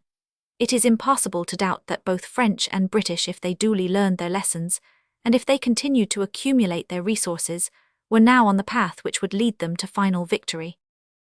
Before settling down into the inactivity enforced by the Flemish mud, there was one further brisk skirmish upon October 20 in that old battleground, the Hohenzollern redoubt. This was a bombing attack, organised by the 2nd Irish Guards and led by Captain Hubbard. The Irishmen were new to the game, and somewhat outclassed at first by the more experienced Germans, but under the gallant encouragement of Lieutenant Tollance, who rallied them after being himself badly wounded, they turned the tide, and, aided by the Coldstream, made good the section attacked. Lieutenant Hamilton was killed and men killed or wounded in this brisk encounter. Coming of winter. So for a second time, wet, foggy winter settled down upon the waterlogged, clay-bottomed trenches. Little did those who had manned them at Christmas of 1914 imagine that Christmas of 1915 would find them in the same position. Even their brave hearts would have sunk at the thought, and yet a move back of a couple of miles at Ypres, and a move forward of the same extent in the south, were all that either side could show for a year's hard work and the loss of so many thousand lives. Bloch, the military prophet of 1898, had indeed been justified of his wisdom. Far off where armies could move, the year had seen great fluctuations. The Russians had been pushed out of Poland and far over their own borders. Serbia had been overrun. Montenegro was on the verge of utter destruction. The great attempt upon the Dardanelles had been made and had failed, after an epic of heroism which will surely live forever in our history, and in that of our brave Australian and New Zealand brothers. We had advanced in Mesopotamia to within sight of the minarets of Baghdad, and yet again we had been compelled to leave our task unfinished, and our little force was besieged at Kut. The one new gleam of light in the whole year had been the adhesion of Italy to the cause of freedom. And yet, though nearly every detail had been adverse to us, our deepest instincts told us that the stream did in truth move with us, however great and confusing might be the surface current. Here on the long western line, motionless but not passive, locked in a vast strain which grew ever more tense, was the real war. All others were subsidiary.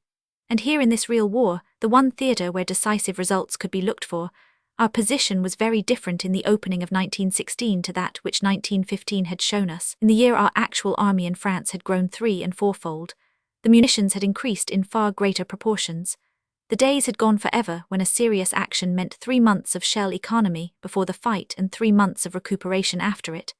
To the gunners, it was like an evil dream to look back to the days when 3 shots per day was the allowance, and never save on a definite target. Now, thanks to the driving power of Lloyd George and his admirable band of assistants, there would never again be a dearth, and no attack should ever languish for want of the means to follow it up. Our guns, too, were clustering ever more thickly and looming ever larger. Machine guns were pouring forth, though there perhaps we had not yet overtaken our enemy. Above all, our fleet still held the seas. Cries of distress, or at least of discomfort from within Germany, rose ever more clearly, and it was certain that the sufferings which she had so wantonly and wickedly inflicted upon others were beginning to be repaid to her. God does indeed strafe and needs no invocation, but now, as always, it is on the guilty that the rod falls. The close of 1915 found the Empire somewhat disappointed at the past, but full of grim resolution for the future. Change of command. One event had occurred in the latter end of the year which cannot be allowed to pass without comment. This was the retirement of Sir John French, and his return as Lord French to take command of the home forces. It is a difficult matter to get the true proportion, either of events or of characters, in so great an epoch as this. It will be years before the true scale will gradually be found. At the same time, it can be said now with absolute certainty that the name of John French will go down to history for the sterling work that he has done during 16 months of extreme military pressure. Nothing which the future could bring, however terrific our task, could be charged with the same possibilities of absolute disaster as those operations of the past through which he and his brilliant subordinates had successfully brought the army. His was the preparation of the troops before the campaign, his the responsibilities of mobilization, and his the primary credit that they were in the fighting line by August 22, 1914, they who, upon August 4, had been scattered without their reserves or full equipment over a dozen garrison towns.